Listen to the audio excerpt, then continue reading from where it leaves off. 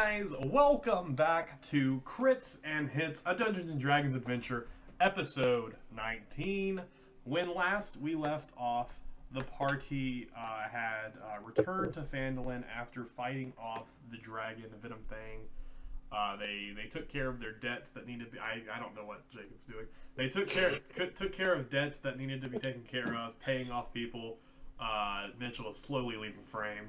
They looked into the stuff that they received, as well as one of the items being a flying broom that Eldak gave to Theron. He tried to tie it to a horse. Nothing happened. The whole thing. It flew. Peck has commissioned a leather bag to be formed for him, so he can now actually start carrying some stuff. Different stuff like that. Some of the spells that they found, I realized I had to retcon some of the stuff I let Eldak do last time with the learning of his scroll silence and revivify. Those have since just returned to Eldak as scrolls, as those can only be learned by silence, ranger, cleric, and bard classes, and revivify being a cleric or a paladin. I know the typical the typical rules for the game for 5th edition being you can only use a scroll if it's within your class, but for this homebrew of it, you can scrolls are used like in Skyrim. Anyone can use a scroll, but only if it's in your class can you copy it down. Also, the two scrolls that you have in your inventory, Jacob, that you got from the dragon's Lair. Horde. Those spells over the course of the time that you guys were traveling. You looked into those. One of them is a spell of Misty Step, which a warlock, wizard, or sorcerer could use. I believe, Eric, you already have that spell, correct? Yes. Yeah, so if you can just hold on to it and use that spell, it's in the back of the player's handbook if you want to know what it is. You also, the other spell was Lightning Bolt, and that spell can only be learned by a wizard. Well, it's a sorcerer too, but to you guys it only matters it's a wizard. None of you are sorcerers. So are you telling me that I can add Misty Step to my list of spells? No. It is not. It's not a cleric spell. But since Eric already knows the spell, no one else in the party can really learn the spell. Unless you want to try and sell the scroll, you can just use the scroll. It's a one-time use, and you can use it once, or you can try and sell the scroll.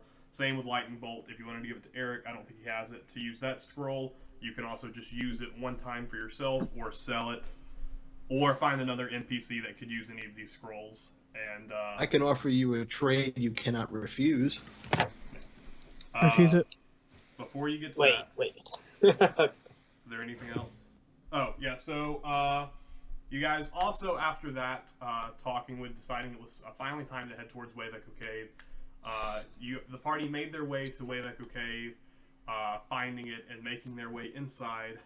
Within the first room, they found the body of a dwarf lying dead. After looking it over, Theron, just from a guess of familiarities, determined that this was most likely Gundred's older brother who lay dead. They also found some interesting boots that the dwarf carried. Eric, using Identify on them, determined that they were boots of springing and striding and springing, which they gave to Mitchell. They do require attunement, so if you ever have time, you can slap those on. I forgot to send you the stuff for that, but I have a card for you. But if we get around to it in this episode where you'd have time to attune it, which would take a short rest, I'll give you the info that you need for that. I don't think there's anything else we're missing. So if you guys don't have anything, Eric, if you want to do your trade, offer him the trade he can't refuse, because you guys would have done that during traveling. Yes. Why, hello, Lyndall. Hello. I don't know why I sound like that. Why do you sound so strange all of a sudden? I had some coffee this morning. I see. Coffee. So, have you found out what your two scrolls are? Yes. One of them is a spell for Misty Step, and then another one is a spell for something else that I can't use. Oh, what might that be? What was it called again? It's a Lightning Bolt. Lightning Bolt? Oh, Lightning Bolt. Well, I know that we're friends, and there isn't really any need for haggling, but I have something that might interest you if you are willing to trade me for that particular spell. Possibly. What would you like to trade? Why, I have 2 scrolls. One is a scroll of silence, and the second is a scroll of revivify. Those sound interesting. Are they? What do they do? And am I able to use them, or am I? Well, you, a man of your particular abilities, would absolutely be able to use them. I find you would find them quite useful, actually. And crap, why didn't I write this down, you lunatic? Okay. Exposition dump, DM. Oh, you okay? Well, I mean, I don't even know what they are off the top of my head. Tyler, look up Revivify. Silence or Revivify? I don't have any Oh, tabs. shit. It's not easy for me to get to. Silence is casted on an area, and it gets rid of all sound within that area. Why can't I see it? Oh, there it is. Never mind, I found it. And Revivify. You can revive a monster that's been dead for. I think it was within the last minute, and you return that creature to 1 hit point. Yeah. But if they've died of old age, it's basically Mercy's ultimate from Overwatch. Heroes never die. I haven't played Overwatch yet. I don't have the money to buy it. You have to say heroes never die when you use it. Fine. It's a touch spell, but... So all it basically is a revive for someone who hasn't died of natural causes. Right. Okay. Now that says that is a 3rd level necromancy. So does that mean I have it's a cleric spell? It means you have to have a 3rd level spell slot, but you can put it into your book and always learn it later. Okay. Like Yeah, I have 3rd level spell slots. That's what I was asking. I have a 5th level modify memory spell, but I can't use it yet because I haven't gotten to the level in which I have a 5th level spell slot Gotcha. available. Okay. So yeah, Lyndall will just he'll say, sure. Okay. All right. Fantastic. So if all things are all good there, so we'll come to where we are within the cavern. Mitch, did you see what I sent you? Yeah, so I sent Mitch his little cards for both Hugh and his boots of his fun boots. I have one made up for you, Eric, as well for your glass staff. But yeah. So inside the cavern, this is where you guys. Really quick. What? Really quick, Chandler. Since I haven't actually gotten spell books and had to learn spells from spell books yet, what do I need to do? You do have a spell book though, right? I think so. You do because that's what you use to cast your spell. So you have a spell book. Okay. So basically, for learning scrolls, you take the scroll. It takes a short rest per scroll. And you just sit down and you learn the scroll and transcribe it into your spell book. And at that point, you can cast the spell if it's one that you have prepared for the day. And Gotcha. have a spell slot available. So I have spell scrolls for Silence and Revivify. Silence and Revivify. Yes. All right, cool. And did I trade those for just Lightning Bolt or for Lightning Bolt and Misty Step? Eric. You get both of, or no. You just Lightning Bolt. You can have Misty Step. I already have that. Eric, I believe that has the spell. So inside the cavern you guys were in. So you guys entered in from right here. It was a little bit of a longer cavern. Entry rate to get right here, but the sun still beats in, so you guys can still see okay from right now. But going forward, you guys are going with those without dark vision will not be able to see more than a few feet in front of them. But for now, you can still see light. In the center right here is a campfire where the dead dwarf lies. These curvy lines indicate a drop-off. There's a giant pit over here that falls off. It is not a deep pit. Looking at it, you feel as if it's something you could climb down into with a little being safe and stuff. And there are at each corner, at the northwest and the south of the pit, are two areas that you can see from right there that the sun is still giving to you that looks like other passageways that this is fall between. So it looks like you have two directions you could go from if you were to go through that pit. So I want to stealth. Okay, make your stealth roll. 16. 16. And I'm gonna get on the broom and fly over the pit, and I want to see if anything's down there. Okay, so as you get up onto the broom, you say your command word, and you float up. You head over the pit slowly. Make a perception check.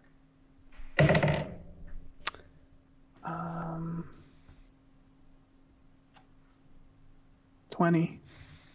Looking down the pit, it's only about a 10-foot drop off as this pit comes in. It's only about 25 feet across at its longest.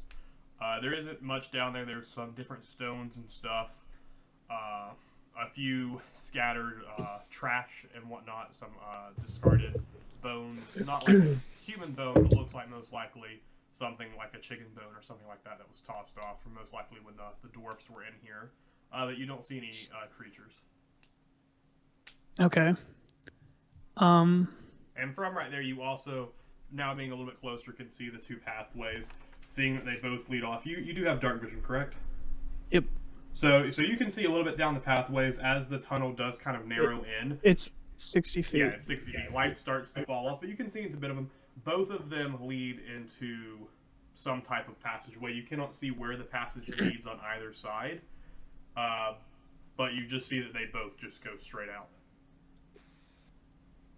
I'm going to relay that to Peck, to everyone, and be like, you guys want to go left or right? How we feel? Linda wants to make a perception check first All right, for the presence secret doors. Okay. Be an investigation check. It says that I can do either perception or investigation. Oh, for your Dungeon Dweller perk? Yeah, it says you have you're advantage right. on wisdom and intelligence checks Yeah, to you're make a good. detect person. Alright. So I rolled a 7 for my first roll. Or actually plus 8. Because perception said be plus 2. It's 9 and I rolled a 9. You spend a few minutes as Theron takes off to go around. You start searching around the room, patting around. You don't find anything that would resemble any type of secret door or anything. Okay. Probably not in the entrance. Well, to be fair, when you guys were in the Red Brand's hideout, there was a secret entrance. Was there one in the entrance? Hates. You guys went through it. No, yeah, that's where the invisibility potion was. Yeah. Ah. That we didn't get because Dude Man took it instead. So you guys want to go left or right? Eldak's gonna go with his gut feeling and say, "Let's split the party." I'm just kidding. Always the smartest Let's thing go to do. left. Eldak's going to say, "I say, let's go right. And if another path comes back or comes up, let's go right again, so we can find our way back." Are you trying to insinuate that it's the right decision? Well, isn't that how you solve a maze? You just stay right? Yes. Is it? I think so. You follow you put your hand on the wall. Yeah, and you follow it the right. It doesn't matter whether it's the right or the left. You just have to follow the wall. I don't know. Okay, so we going right? We can go right. All right. Yes. So you guys gonna try and climb down the pit and climb up the other side? I'm gonna Ooh, fly. hey, fly. Eldak's going to message to Peck to Theron and say, "I believe if you go down, you can send your broom back up to us to come down individually." How much do you guys weigh? I mean, I feel like we would be The able to broom- handle our The broom weight. supports 200 pounds moving at its I normal can- speed. yeah, Anything we can over take 200 2 pounds trips. is at half speed. We can take a lot of people. Theoretically, you could move you and one other person easily and make it to the other side of whichever way you wanted to go. Yeah. Are you so counting who's the our first? equipment in our weight, or Yeah. just? I mean, Who's even then, first? with just Okay. Theron and one other person, you aren't going to hit 400 pounds. Who wants to go first? So it would just be like 2 trips, right, or 3 trips, because there's 5 of us. Yeah, it'll Right. just take time. Who would like to go first? Okay. Okay, I grab Sargus and we go I across don't. the pit. I don't care. We get to the other side. I tell the broom to go get them. All right, so I'll let Asina and Lyndall go next. I tell the broom to come back. So, because We're back over. I tell it to go back for Eric. It's got Eric. Eldak, excuse you. There, we're all across. All right. 7 minutes of text. Eldak will hop on the broom, come over. Okay, so you guys make your way across, carrying Cloud as well. Peck just kind of Forget the wolf. after the you guys get everyone across. Peck kind of sends you a thought, and he's like, "Send the broom." Okay. Why? You send the broom. He can fly. Yeah. Okay, so the broom comes over. Peck jumps up on it, and Peck lifts up, and Peck flies across it. He lands, and then he jumps off the broom and pushes it back towards you. Cool. I'm glad that happened. All right, so you guys come over into this other little chamber here. At many tunnels intersect at this natural. It's about a 30-foot high cavern. The walls are carved with simple reliefs. Each one it's carved with actual what looks like showing dwarfs and gnomes mining at work. It's really old carvings on the wall.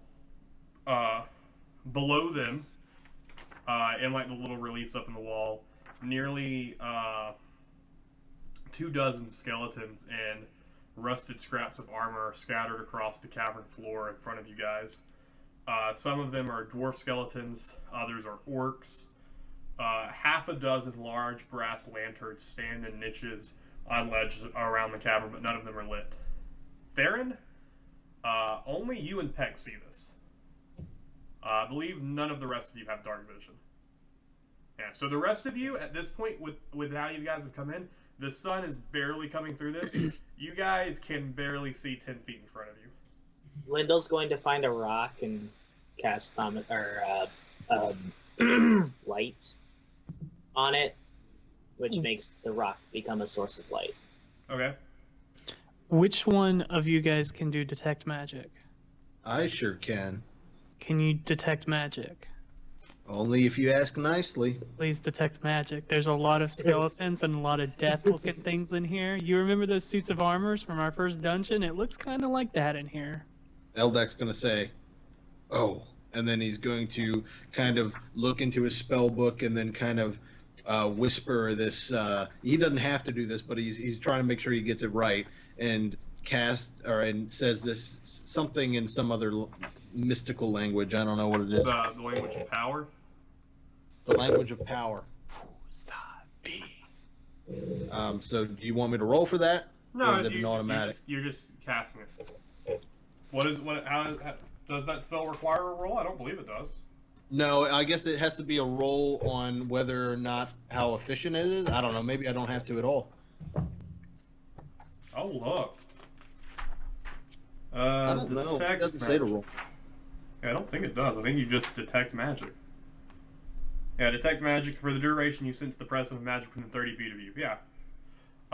So, as you cast this spell, you have it's very subtle, it's very faded, it's very old, but you feel magic all around you. Not coming from anything in particular, not coming from skeletons, not coming from anything. You just feel a magical presence in this cavern. Everyone, make a intelligence check. Can Lyndall read the stuff on the walls since it has to do with dwarves, and I speak dwarvish? Make a perception check. mine's 16. You get the feeling that this is coming from the multitudes of magical items that were crafted within this cave. That there is just a magical presence in this cave. Yeah, I forgot that's what this place was. I rolled a 9. Looking around, the only reason I rolled twice is because I rolled a 1 the first time, but I had the lucky thing. Yeah. Looking around, you don't find any carved words. You just mostly find pictures of gnomes and dwarfs that are working. No real words on the wall. Okay. Eldak's going to say, "Everyone be careful. I do sense this magical presence, but nothing that's dangerous yet. But at this level of ancient magic, I feel like there might be something ahead." Right, so what do you guys want to do? Also, looking around, there are about 3 different pathways you guys can go. Is that those openings in the drawing? That's the opening. You can't really see what's past them from where you guys are at, but there is one to the east, one to the northish, sure? and then there are 2 to the west, and 1 to the south.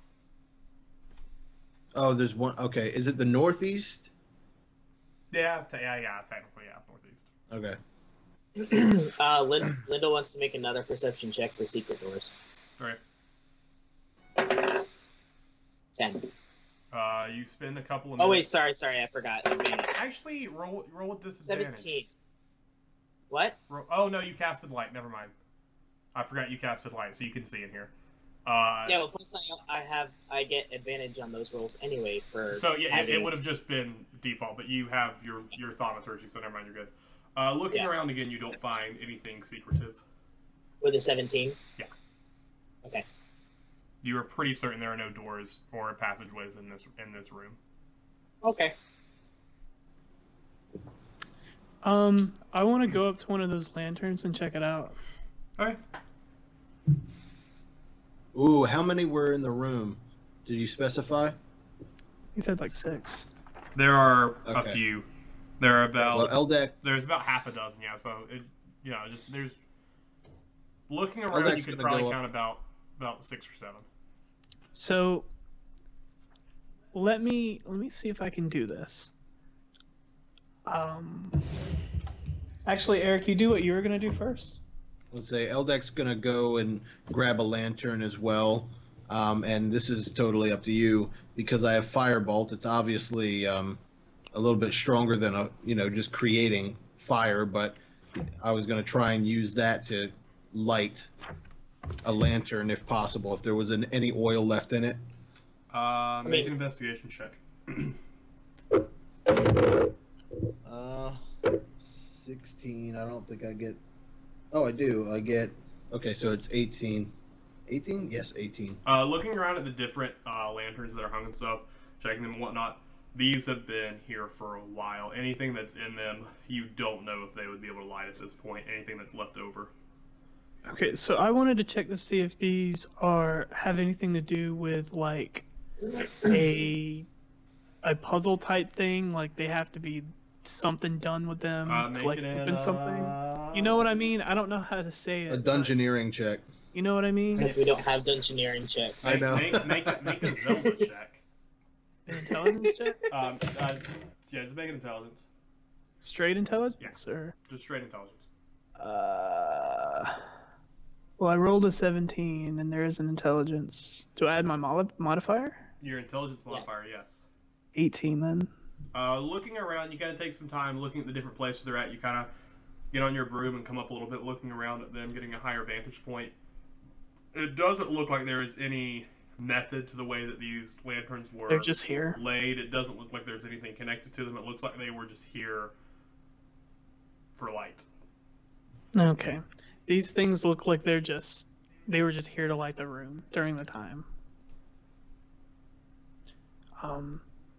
So Well, maybe we should stick with my original plan and keep heading to our rightmost path. yeah, so it would be that one The northwest. northeast. Yeah, so Northeast. you're heading right. Oh, that's one. I didn't see that one. There's one here, one here, one here, one here, one here. I suggest we tread A lot cautiously. of doors. Before we go, can I peek into that one right next to me? Or I guess it's next to Peck. Yeah, you kind of move over to it, make a perception check. And then Theron gets its head chopped off by a door trap. 14. 14. Oh, suddenly that 100. I just want to see if it was just a room or it's a hallway. It's a freaking hallway. You see it go up Can I a look little around bit the corner? and go around a corner. Do what? Can I look around that corner then? Yeah, and you still have your stealth roll from before. Yeah, Uh, it's just a 16. So you come out right here.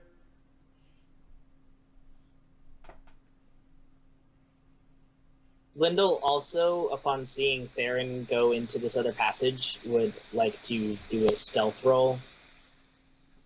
Okay, make your stealth roll. I'm gonna come back, and I'm just gonna say it's just a bunch of hallways that go down that way. 15. 15? Okay. Yeah, Tyler, you see a bunch of hallways. Yeah, I'm just gonna go back, and I'm gonna follow everyone else.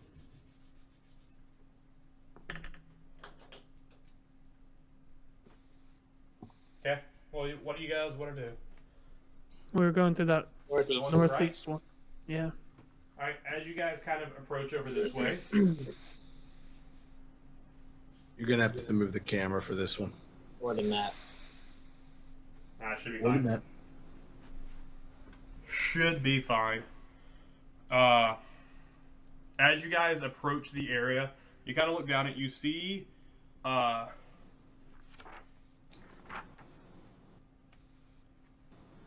as you get closer to it, there is, which I'll pull that back.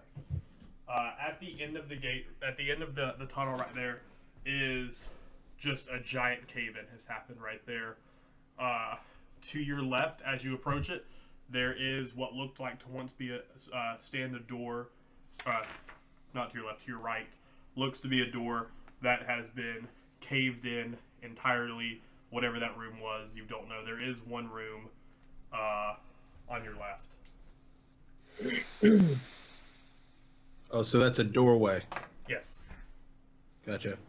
Eldek's going to approach the door. And Perception check. You? Yes. Cool. Okay. Again. He's gonna do that next channel. Let's just say he constantly, every time we enter a room, just let him run.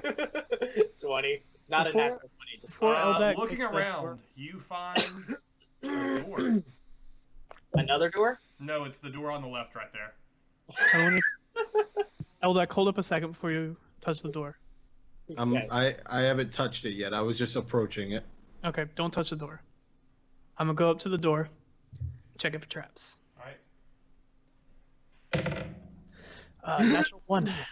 Do what? Natural 1. Natural It's one? clean, guys. I would, my perception... No, never mind. My perception doesn't... Oh, wait. Would my perception check have checked for traps as well, or No. only for the doors? No, it's just you're just checking for doors, traps. Tyler, what you did perceive as you reached up and grabbed the doorknob after realizing there are no traps is that the door is locked. Hey, it's okay. This door is locked. Interesting. Well, maybe we should move Want me to on pick it? to our. I mean, if you are absolute, how about you let me check this first, and I'm gonna do a check for traps. All right. 6. What is it, an investigation? What is it? Right, Tyler. Yeah, Yeah. I don't actually remember. It's been. It's investigation, I believe. I think it was. Alright, it's 9. 9. You don't see any traps. You do still realize the door is locked. want me to I pick it? think carefully. I can pick it. I want to pick the lock. Go for it. 16. The door barely starts to open. Okay. Do you want to go first? No, I believe the one with the dark sight would be better suited for such matters. You're right. You're right. Hey, Peck, Me. Yeah. come Peck, check this door out. Peck flies up to the door, Uh-oh. and pushes past it inside the room. By the No, way, Peck, Lyndall- don't do Lyndall that has been- crap. He's already in the room. I guess he's okay. By the way, Peck Lyndall looks- has been carrying the lit rock. Like, I didn't leave it back there. I've been carrying it. Oh yeah. So Peck comes in. So you guys can see Peck pushes past the door and flutters into the room, teeth bared, hands up, ready for anything. Super intimidating. As he flutters in, he looks around, hovering in place, flapping his wings. It's about a not a very large room. Inside, and Theron or Eldak, Theron, and Lyndall, you guys can see this from where you stand at the door. It looks like this chamber was most likely once an office or a storeroom of some kind. There's a large stone counter that bisects the room, set with 3 dusty balance scales made of iron. There are cubby holes carved into the north wall that are stuffed with dusty paper scraps. And there are several long dead corpses. You can't even really tell skin on them. The smell is, there isn't even much of a smell in here anymore. Just as long as these corpses have lied here. They both froze. I really hope that they didn't get.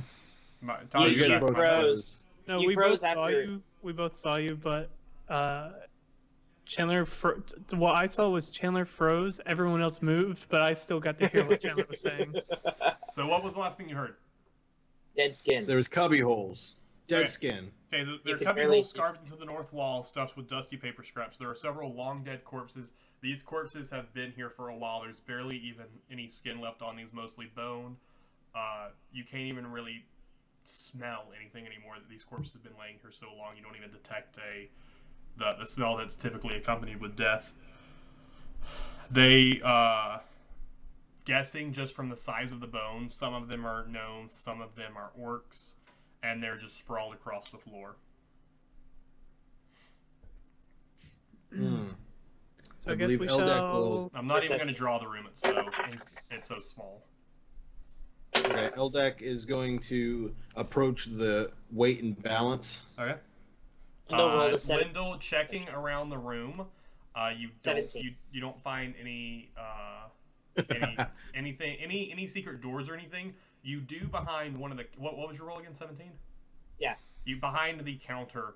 You do find a loose board that when you pull back, there is what looks to be a lockbox sitting behind the counter.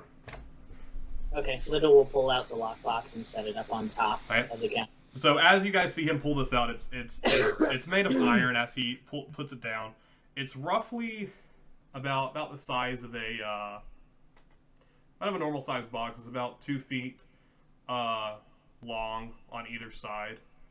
There's on top sits the lock mechanism and all that. It kind of looks like the lid would open up like a smallish chest. I'm gonna loot the rest of the room. See if there's anything else. Oh, the entire thing? Well, I'm just gonna, The entire we do this small every room? time. Yeah, sure. We loot the small room. You guys Go. you're checking out the corpse. He's checking out that cubby hole, and I'm checking out the rest of the room. Well, I'm not checking out a cubby hole. He's checking out the counter with the weight. Yeah, that's what I scales. said. The measure. Yeah, the weight and That's measure. what I said. I'm assuming that Eldak would be at the counter by this point. Yeah, he's over there where it is. It's where you laid it down. There's nothing. The balances looks like it most likely was they used for weighing money, for gold, stuff like that. There is nothing that currently sits in them. Is this is the lock on this box? Is it like a padlock that I can break, or is it like a inside lock? It's built into the lockbox itself. So then Lyndall will just look over at Baron and say, "Hey, Baron, you wanna pick this one too?" First off, I got a 12. You find a couple of papers. Nothing really. A lot of the ink on the papers has faded by this time. Just crap. Yeah, you don't really find anything else in this room. I picked the lockbox. First, before I pick the lockbox, I'm going to examine it to see if there's any fail safes in the mechanism. Tampering. Okay. Fail safes. What would you want that to be? Investigation? Yes. That would be 25. Looking this box over, as long as it's sat here, it has held up significantly well. But I don't detect any, like... Nope. Okay, it's just a good box. Yep. Dwarf made. Is there anything written on the box? Nope. 22 22? to pick it. I'm gonna let you know right now, Tyler. You needed a 20. Huh. I am an expert. Wow. It takes a couple of minutes of him prodding back before he finally clicks it in place. The lock clicks, and you're able to open the box. As the box opens, Pet kind of comes over and lands, and he looks at it. He's wanting to see what you're finding. Peck's gonna get himself killed. He has his bag now. He's really excited. He's he wants too stuff good. now. He's getting too confident. We need to put him down a peg. A peck or a peg? What's in the box? Inside the lockbox, you find 600 copper, 180 silver, 90 electrum, and 60 gold. Cool. Lyndall's going to suggest that we split it. Yeah, Peck goes, that's a lot of "Agreed." work. That's a lot of work. Peck goes, Lyndall "If found not it. Work, me take. You take all of it? Forget that, you stupid dragon. Be nice. Me. Okay, whatever. You can have it. Actually, no. I didn't find it, so it's not mine to tell. Lyndall found it. It's up to him. I don't want it. Lyndall's gonna say, either I keep it or we split it. Split. Okay, Eldak, do you want some of this? Just give me 1 electrum for my collection. All right. Nice. That's half a gold piece you got right there. That's 50 cents. Oh yeah. Lyndall will. What was in there again? How many of what? 600 copper, 180 silver, 90 electrum, and 60 gold. Now 89 electrum. So Lyndall's gonna keep all of the electrum and gold. Peck's gonna look at you and go, And split? he's going to give Peck all of the copper and half of the silver. That's not splitting. That's not splitting. Peck's gonna Yes, look it at is. you and I just didn't. I stare never you said down. it would be split. I never said it would be split evenly. Peck's going to then reach over and he's gonna attempt to take the gold from a handful of gold. How much are you giving Peck again? What? No, you already gave him what you gave. No, I know. No. I was gonna give him all of the copper and half of the silver. Okay. And how much would that be as far as the silver goes? Like, so then I'm keeping the other half of the silver. 100. You're 100. keeping 80. Oh wait, what? Yeah. No. Be 90. No. 90 is half of 180. Okay. All right. I'm just gonna stand back and I watch this happen, and I'm just How like, much gold was it again? Peck I'm rolled gonna a turn to 2 Eldak on and his say- attempt to steal your money, by the way. I'm gonna turn to How much- Eldak and say, and you call me the thief. You call How me much the gold thief. was it again? It was, Well, I never called you a thief. it was You 60 did- gold, 89 electrum. You called me a thief when we found those boots. You said, "Well, you're the thief." I remember that clearly. Where's Sargus? Peck has more. At least Peck has more than he had before. Sargus! Peck flutters angrily from the room. It's 60. I told you. 60. 60. 60 Thank gold. you. I couldn't hear you because they were talking, and so it kept muting your mic right as you would start to say it. I'm gonna walk into the room because I heard my name being called. Hey, buddy. We found some bodies. What else did you find? Well, we found a box that I skillfully picked open, and then Lyndall swindled Peck out of some money. No. Lyndall's going to then say, "No, I didn't swindle. I said I would split it. Sargus, you want any?" Yes, please. And Lyndall will then You now proceed have to give... split from your split because No, Peck's already Lyndall- taken his portion. No, I know. Lyndall will then give Sargus 20 gold, and That's oh, sorry, I put. Now we Hey, know you're racist. Hey, You will then give him don't be 20. upset if Lyndall dies. Now we know Lyndall's racist. Actually, I feel like I found a friend. Someone else who Lyndall hates will- Peck. Lyndall? Lyndall will give him. Oh. Lyndall will give Sargus 20 Oh, gold and 25 silver. Peck flies back outside where Athena and Cloud are just kind of hanging out, and he kind of just flutters over and lands on Athena's shoulder and just like looks at her, and he's like, And as Lyndall's giving these to Sargus, he's just gonna kind of give him a nod, like, agreed, good. All right. So, is there anything else you guys want to do in this room? Nope. No. All right, so moving back out to the main passageway, where would you guys like to head from here? Let's keep right. Let's right. keep right. Wait. Eldek is going to say, hold on 1 second. Walk back into the room and toss 1 gold piece onto the right side of the scale. Okay. You kind of toss it. It kind of hits the scale, loses its balance, and slowly pulls to the right. It seems like, okay, so do you want me to make an intelligence check? Because this is just something I gathered. But it seems like this was just the place where they did their business, where they sold the items that were made here. You can make an intelligence check. Oh. Eldek was also just giving him a tip for all the stuff they just gave us. Oh. So. Well, it was only a 9.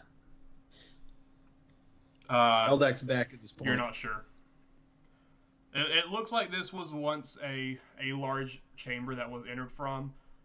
Judging from how close you are, just of your knowledge of adventuring, as long as you've been around, it feels like you're pretty close to an exterior. This was most likely the entrance in centuries gone by.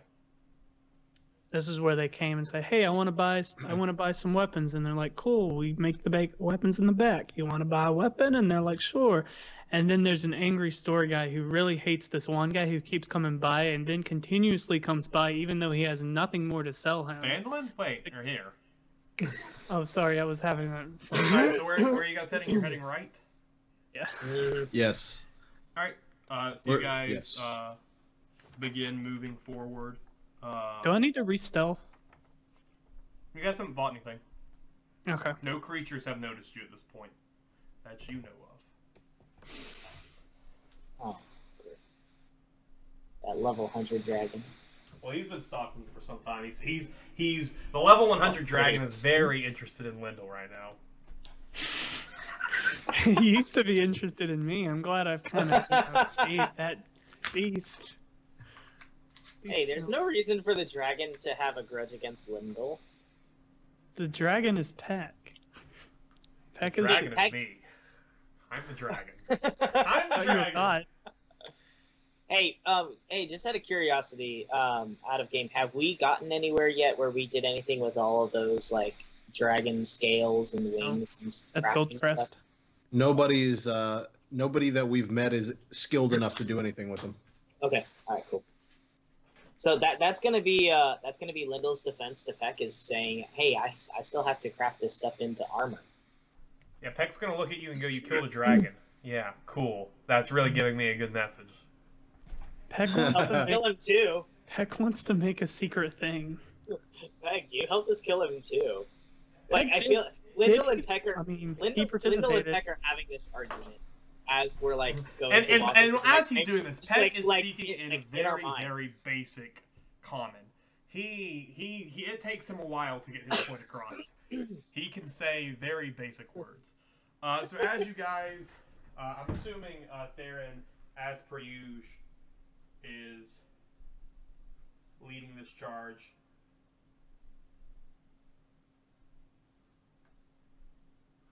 Peck being still on Asena's shoulder.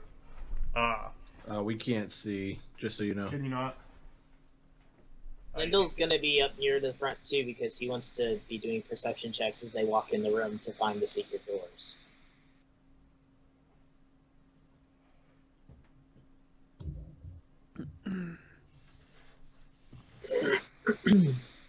Right. So as you guys approach this new chamber, as you look in, as you come in, dense carpets of wild fungi cover large sections of the floor in this cavern. The growth includes puffballs a foot across, weird shell fungus growing on stalagmites, and large stalks and caps of a good 5 feet tall. Some of the puffballs glow with an eerie green color. Magical. Perception.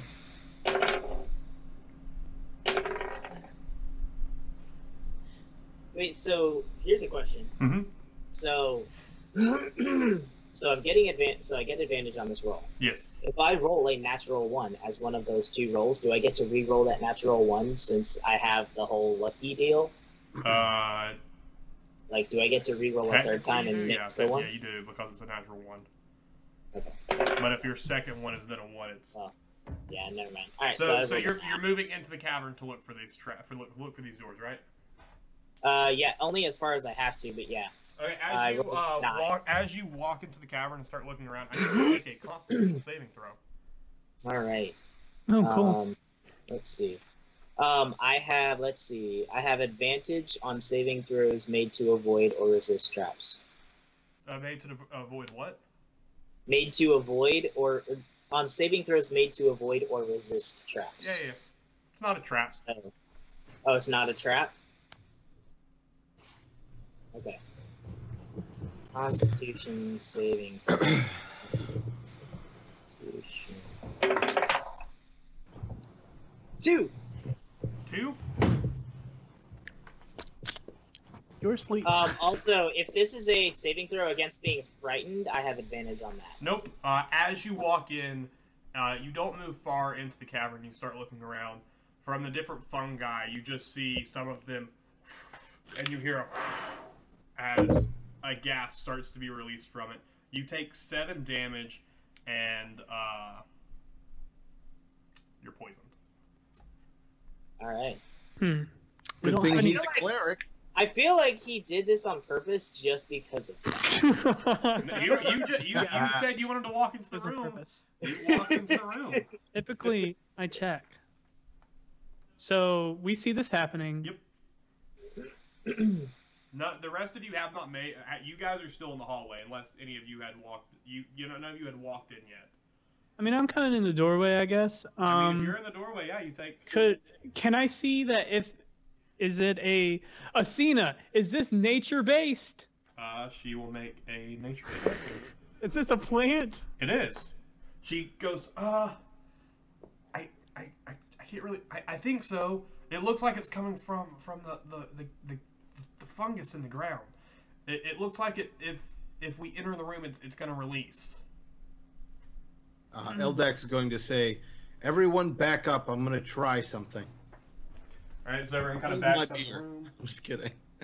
Eldak makes his way to the top, not coming into the room yet. He's going to crouch down so he's easily able to aim towards the ground at almost like a scraping kind of motion. You know what I'm saying? Yeah. Like if he was to throw something like skipping a rock kind of deal. And I'm going to cast Firebolt across the ground. Okay. I'd hope that it will burn up the fungus. Give me 1 second. Okay.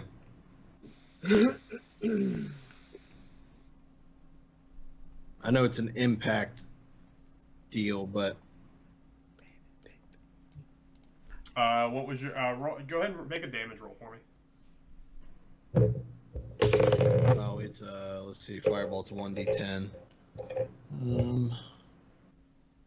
Okay.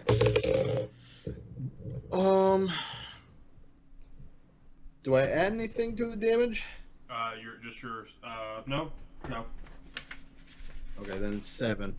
Oh no, it's your spell attack bonus. Yeah. Okay, then it's 9. Or no, spell attack is when you make an attack. It would be damage. So no, you don't add anything.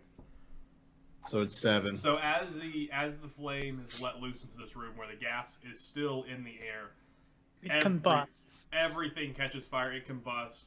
You get blown back. I need you to make a dexterity saving throw, Eric. It exploded. By the way, Lyndall has. Yeah, no. You guys all backed out of the room, and Eric took to the front. Okay, all right. I got a natural. Oh, I thought he was still in the room. No, he backed out. He ran out. Okay. It's a natural. Yeah, of course. I got a natural flippin' auntie. You take 2 damage being knocked away from this as you hit back and kind of hit into the rest of the group. And you just, the beads of heat coming off. After you collect yourself and walk up and look back inside, you still can see that there is some poison hanging in there is still some gas hanging in the air. Well, obviously, that didn't go as I planned. Doesn't Asina know a wind spell? I don't have her character sheet. Pretty sure she does. She has Druidcraft, but I don't know if it will. Druidcraft is just like a sensory thing. I thought she Yeah. had gust. I don't think she does. Okay. No. So should we just wait and see if this dissipates, or see if we can Does anyone withstand the have a poison? fan? I don't have a fan. I'm not a monk. I have glass staffs of robes if you want me to fan the room. Now, how filled is the room, DM? With gas, not completely, but you can see the giant puffs of it into different areas. Are they manageable in the sense of we could get around them? You don't know. Okay. Is this a big chamber? Is the gas all the way? Can I see the gas up to the ceiling? Yep. The gas is up to the ceiling. In some areas, it's floating up. Eldak's going to say, okay, everyone back up much farther. Can we crawl?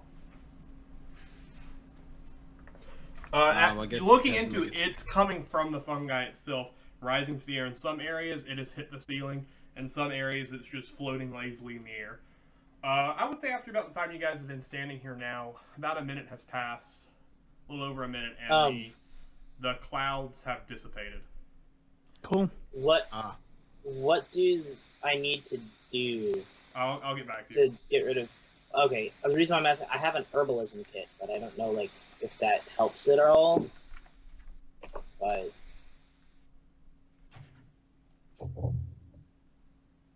I know that that's used to create like antitoxin and stuff like that, but I don't know like if I like how do I know if I have proficiency with it? Give me just a second.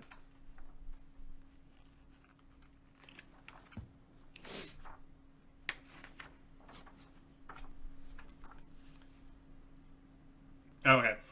So for your being poisoned, pretty much while you're poisoned, you just have disadvantage on attack rolls and ability checks. So anything that you would have advantage on, it's just one roll. Okay. What about like so? How do I get rid of it? You can attempt to find a healer or find someone. Some spells can remove poison, such Can as. Can I I do it believe with my Greater herbalism Restoration cures it. None of you guys have that, but kit? Can I do it with my herbalism kit since I'm a cleric and since I have proficiency in medicine? You can attempt to. All right. I make will. a medicine check. All right. So do I take disadvantage on this? Yep. All right.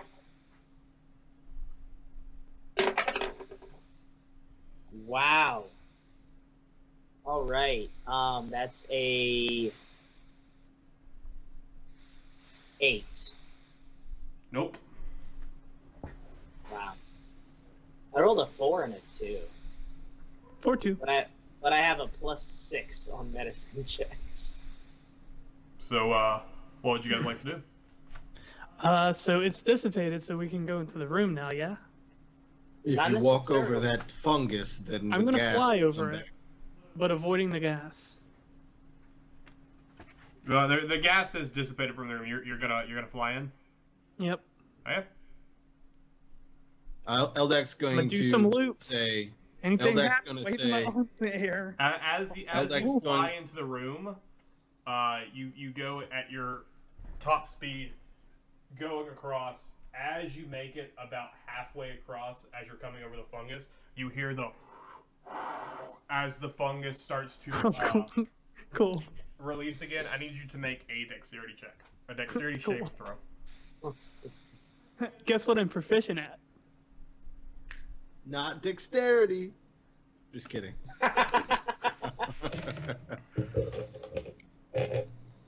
21.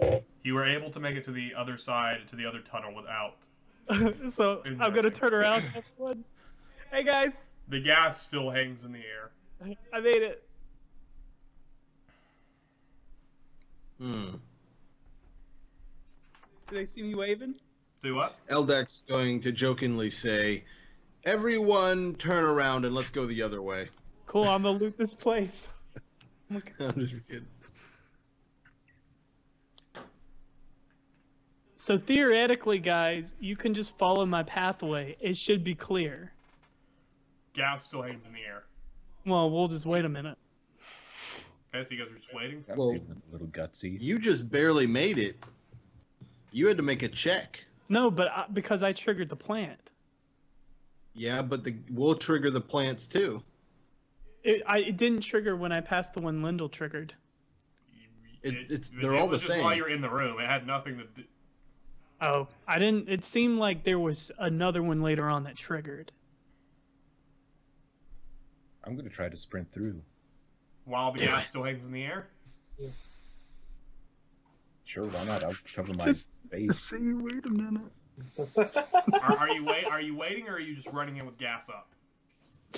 Eldek's going to kind of put his hand on Sargis' shoulder and say, "Just wait one moment, please." Un momento, por favor.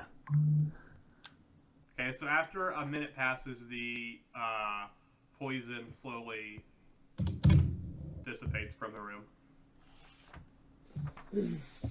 What if that's when it's at its weakest? I'm gonna sprint. You're gonna sprint? Yep.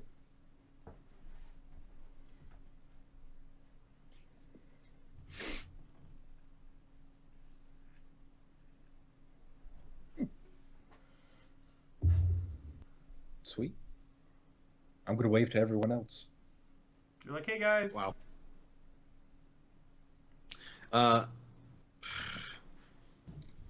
That was it?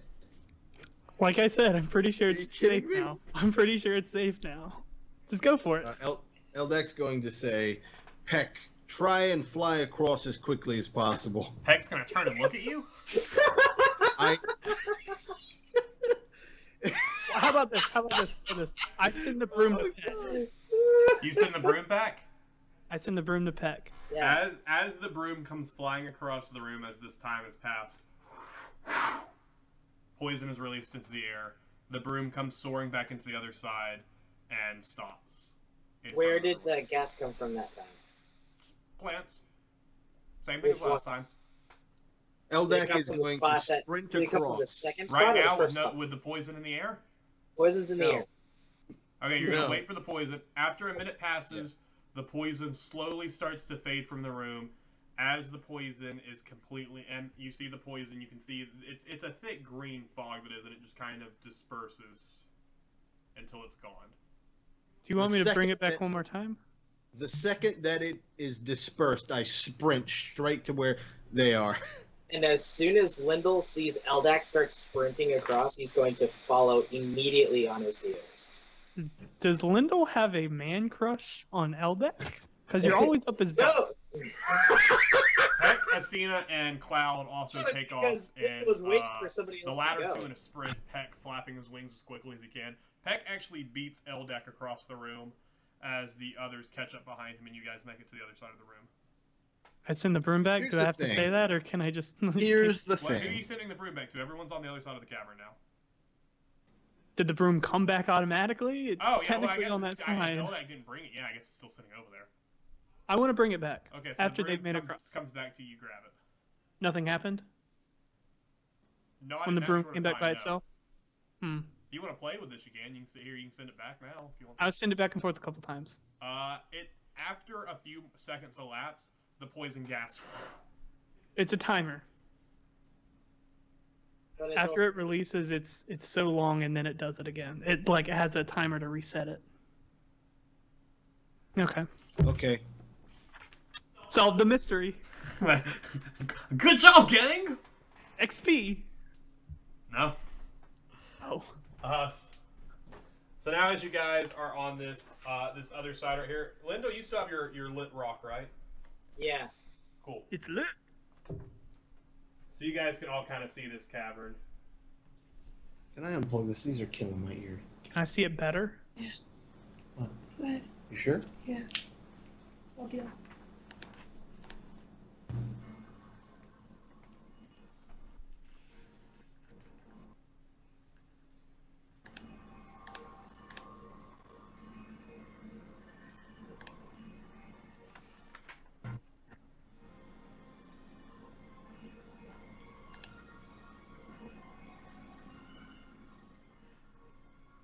Wow, so that goes like almost right up to that next door from that second cavern.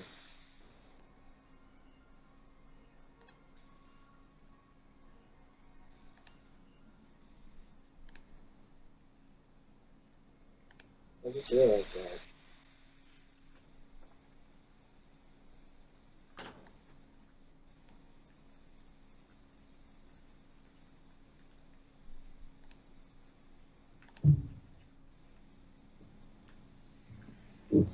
Alright, so as you guys come into the next cavern, you guys see it pretty wide in front of you.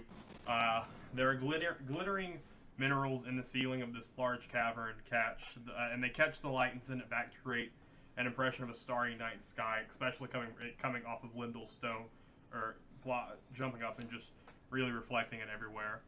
Oh, by the way, sorry. It only lasts for an hour, though. Okay, So you guys haven't been in here an hour. I figured, but I just figured I'd throw that out there. After an hour, it's gonna fade. Dozens of skeletons, many crushed under fallen debris, are scattered across the floor. The cave is large enough that it contains 2 freestanding structures. Each of these stone buildings is proportioned for human use, as opposed to the dwarf-side doorways and furnishings you've seen elsewhere in the mines, like when you guys the door that was collapsed was a little bit smaller. They froze. It's frozen. Like Arendelle. Ah, there we go. Good. What was There the you last thing go. you heard? Something about standing statues is when I heard you cut out. I didn't say anything about statue. The cave is Well, large. man-made Okay, things. so crushed under the falling debris are a bunch of different skeletons. The cave is large enough that it contains 2 freestanding structures. Each of these stone buildings is proportioned for human use, as opposed to like the dwarf-sized doorways that you guys have seen earlier in the mines.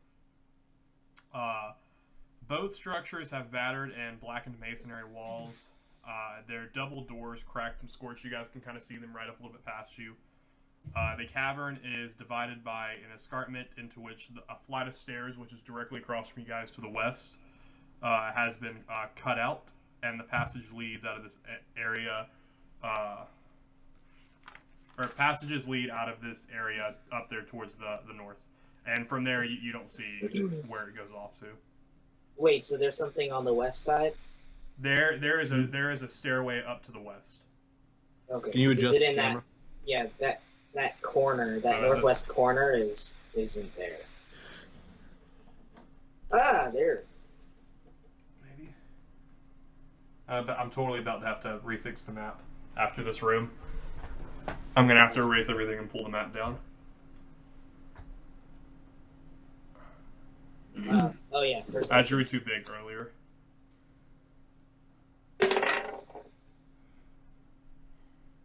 15. Was that with your disadvantage? Yeah, because I have the advantage Yeah, okay, so on it's it, just but straight. with the disadvantage, it's just one roll. You find the 2 doors in front of you, and that's about it. Okay. What's the circle? The man-made building? The circle?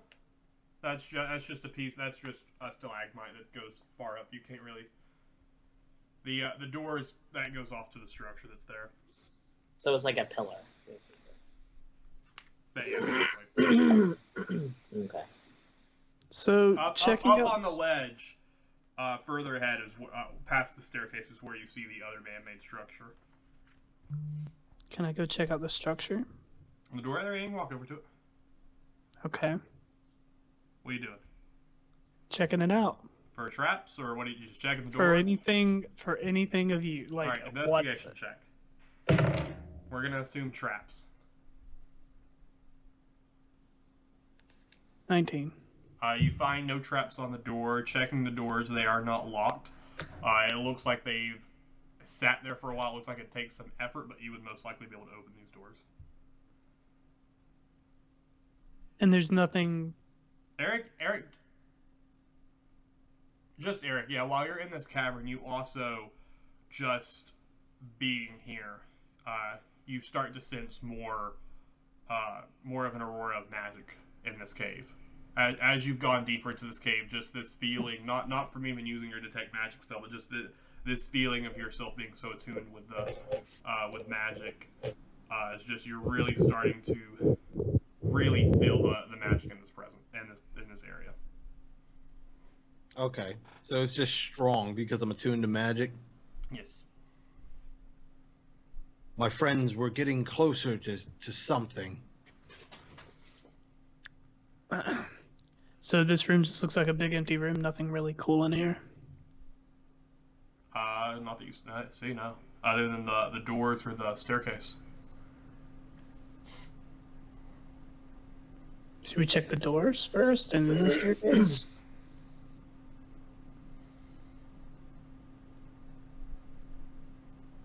I check the doors. Okay. As you go to open the door, we're going to pause and I'm going to fix the map. So, there you guys are, back in the area, standing right outside that door. Tyler, did you say you wanted to go inside that door? What? Yeah, But of course, Door. stealthily and stuff.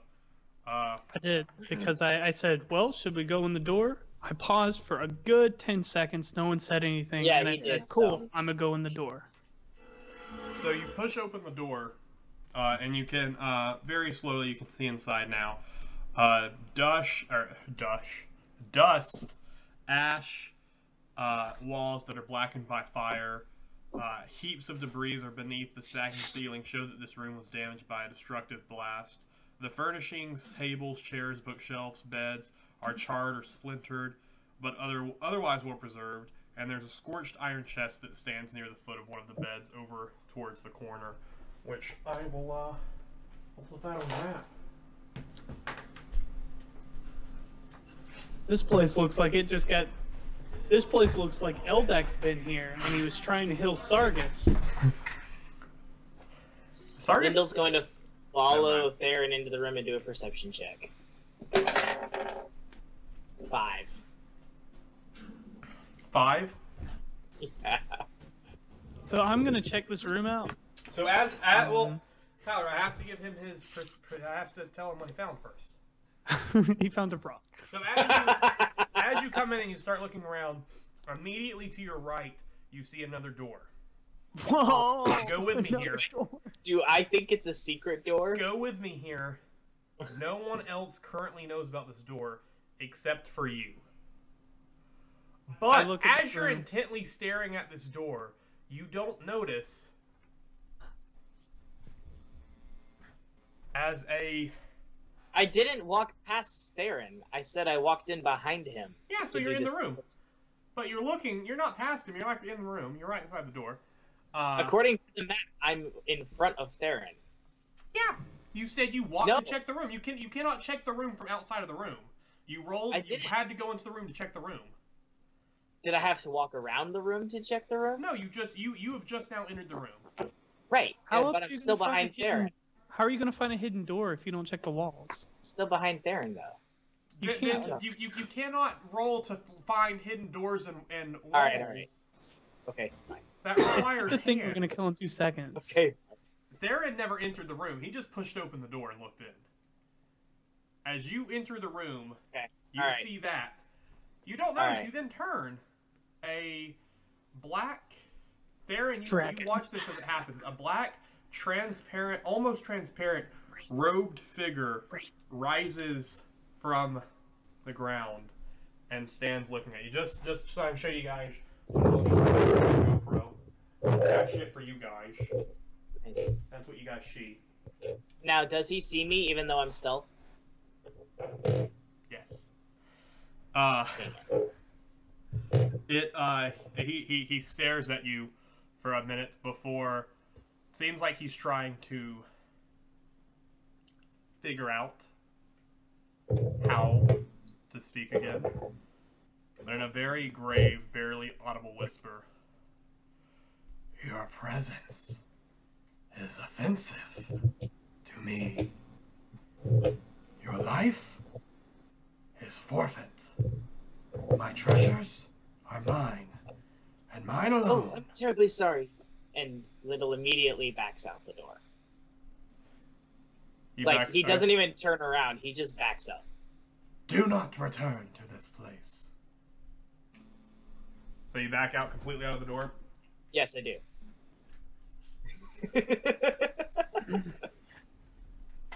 As you guys leave, the door's still ajar. The wraith stands there staring at you. Okay, that's what I was gonna say. I was gonna say, do I know what this creature is? I have Fey ancestry, if that helps at all. Yeah, you can. It's a wraith. It's a wraith. Why don't you just turn undead? That's a good point. I'm not. Hold on. Yeah, hold on one sec. Sorry, I forgot that I had this stuff. What does that do again? Does it work on wraiths or just? Turn undead. As an action, present a holy symbol and speak a prayer censoring the undead. Each undead that can see or hear you within 30 feet must make a wisdom saving throw. If it fails, it is turned for 1 minute or until it takes any damage. It is technically undead.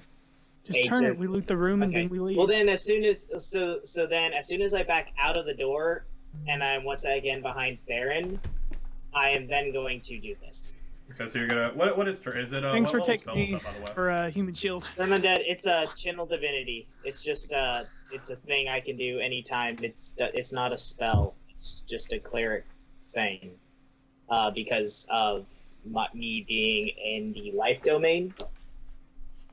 Oh, gotcha. It's a domain. It's not a domain spell. It's just a domain thing. Like. It's just part of being a cleric, or. Let me see. It's a thing. Is it destroy undead or? No. Turn undead. Destroy undead. I don't get. He did it at Heyman's place with the skeletons. Yeah. They just ran away from him. Yeah, they just. So each undead that can see or hear you within 30 feet must make a wisdom saving throw. If it fails, it is turned for 1 minute, as in like it physically turns around away from me for 1 minute, or until it takes any damage. A turned creature must spend its turns trying to move as far away from you as it can, and it can't willingly move to a space within 30 feet of you. Oh, okay, gotcha. Yeah. So you could do that and make your. So here's what we do. You do that. Yeah, I'm going to be backing out, and I'm going to immediately look at it. As soon as he does that, I'm gonna run in, check that chest. What is your Wraith has to make a wisdom saving throw. Yeah, what's your spell DC? Spell DC is 8 plus 12. 12. Okay. Does that ever go up, except for with like my wisdom modifier and my proficiency bonus? You can maybe find stuff to do it. Magical items, stuff like that. Just depends. Interesting. Okay.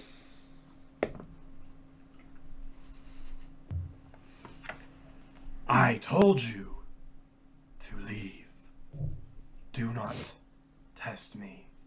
Does it see me?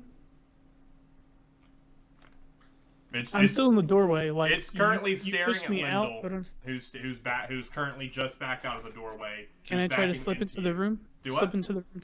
I want to slip into the room to the left. See if I draw its attention.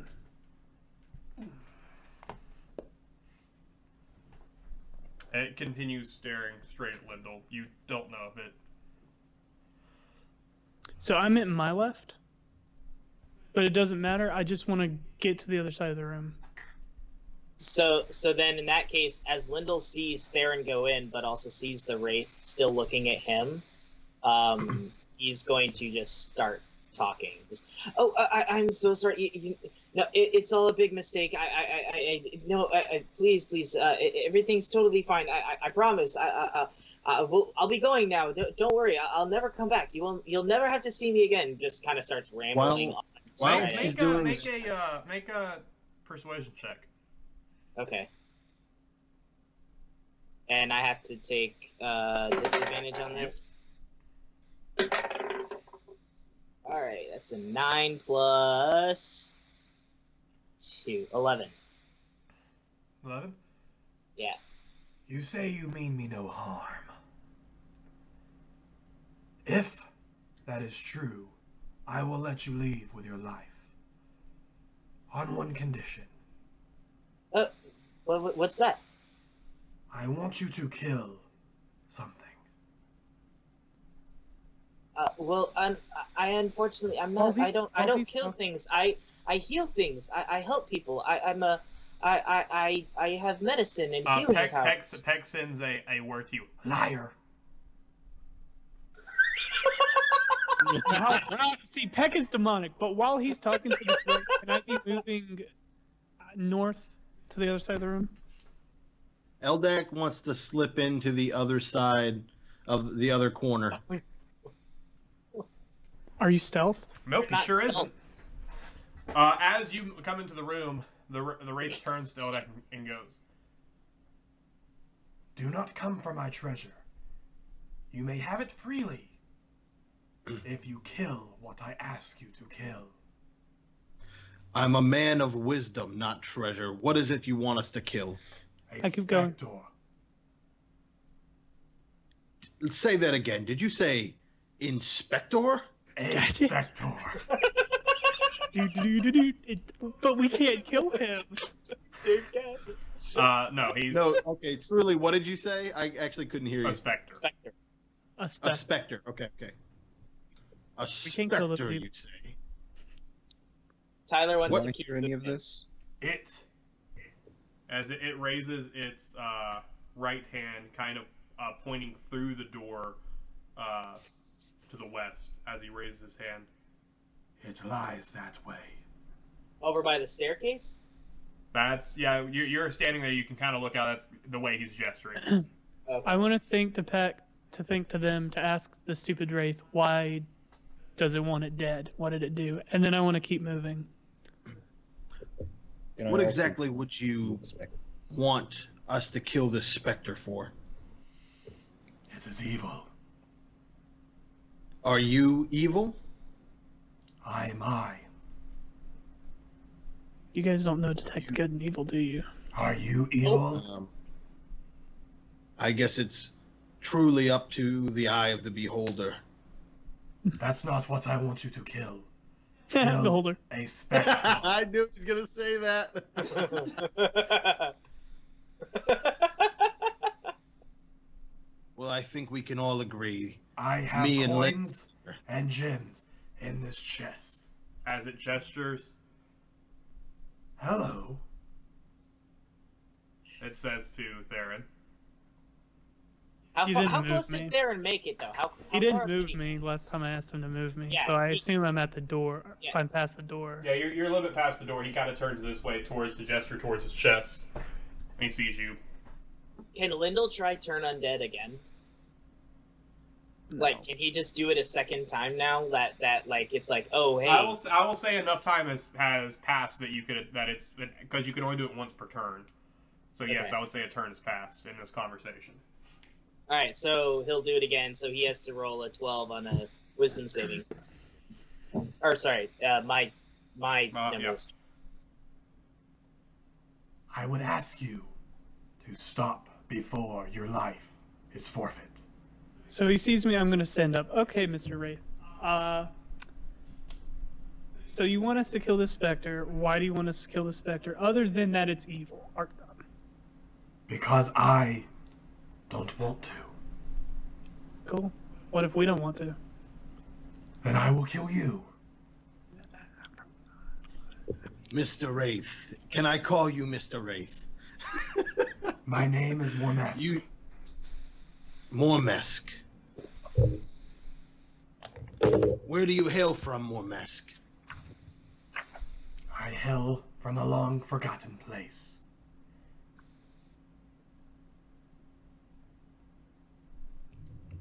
Do I have any knowledge of Wraiths? Make a history check. I just want to know if they're evil.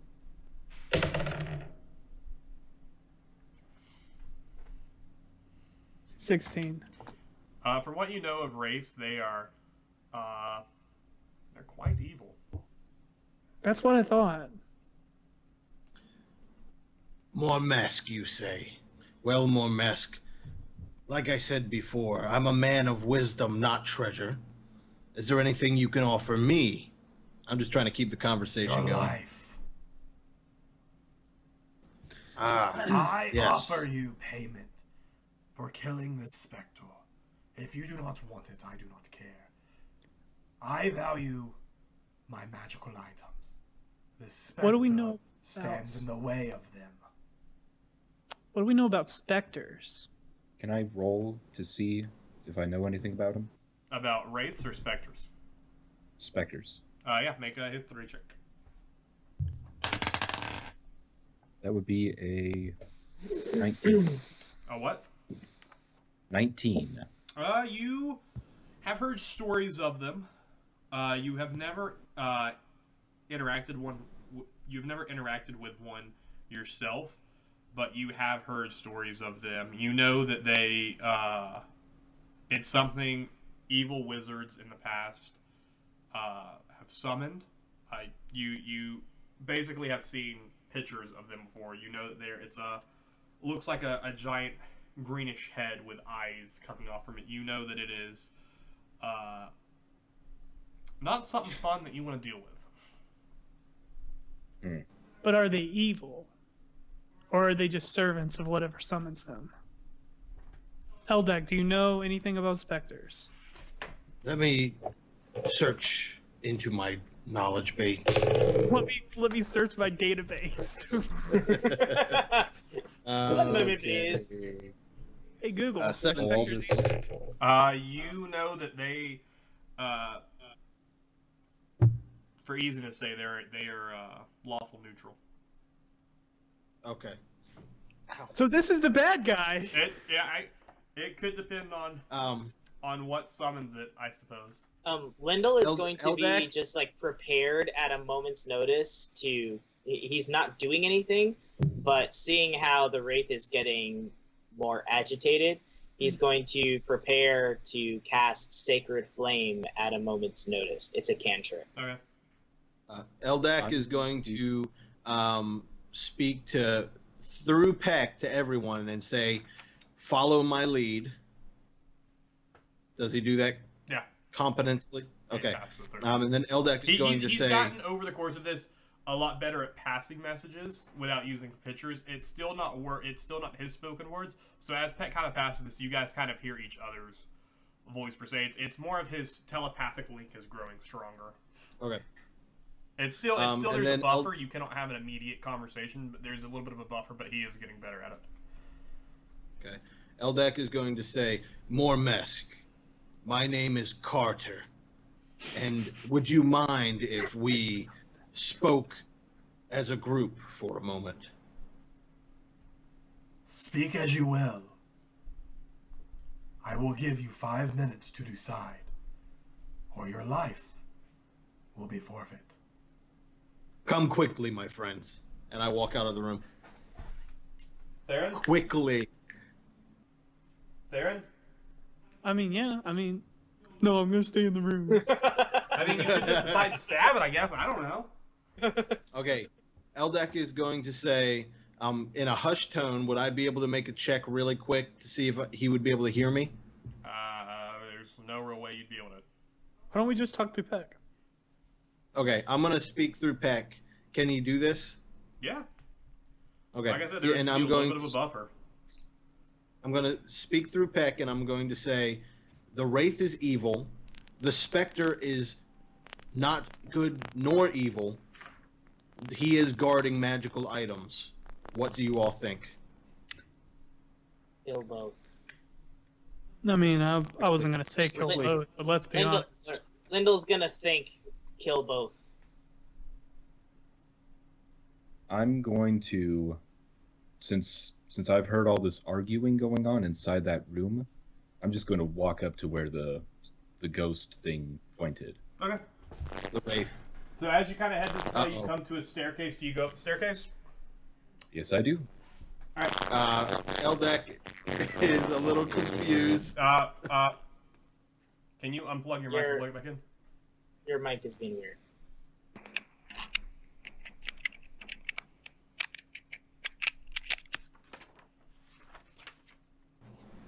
We should probably pause also. Try that. Say something, Eric. Say something, I'm giving up on you.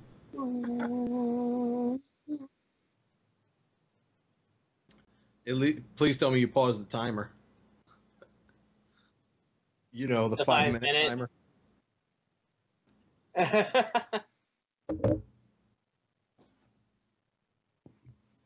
So I guess then Lyndall's gonna just kind of look around and follows. Oh, we're still paused. Okay, sorry.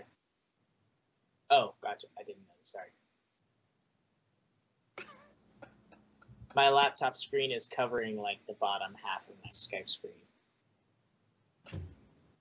Okay. All right. So Eldak, as you get to the top of the staircase, you kind of look over. You can still kind of see them quite below. The staircase is only a few feet high as you come up to this higher area. Now in front of you is another, looks like human-made structure that kind of sits right there. The walls look in a bit of better shape than the ones down below, but there are another 2 doors that sit there. There are some other pathways off across this cavern, another staircase descending off past the man-made structure, and another chamber going off that way. Lyndall's going to follow Sargus. Okay. Eldek is going to look at Theron and say, "What do you think?" Okay. I don't know what everyone did. They just walked up the staircase. Yeah. Everybody walked Sargus away. said he wanted to go towards where the wraith was pointing. He didn't say anything. He just turned and walked. I mean, the only thing I'm worried about is if we kill the Spectre, we unleash the Wraith. Exactly. At this point, they've already made their decision, and I don't believe we can take on you-know-who by ourselves. Voldemort?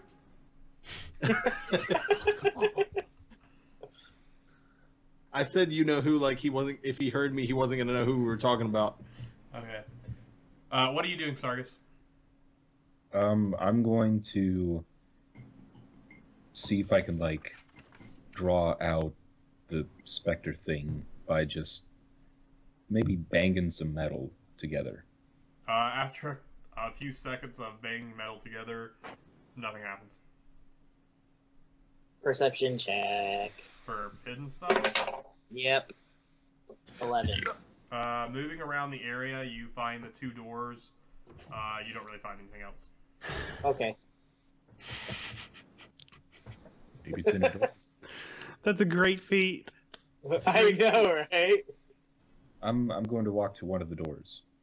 Okay. Hey, I found that chest of money. So. Alright, you walk up to the door, you heading into it? Sure. Okay.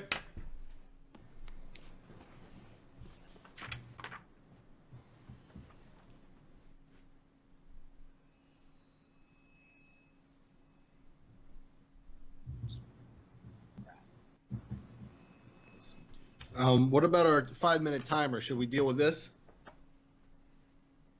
Well, no, we're just going to kill the Spectre.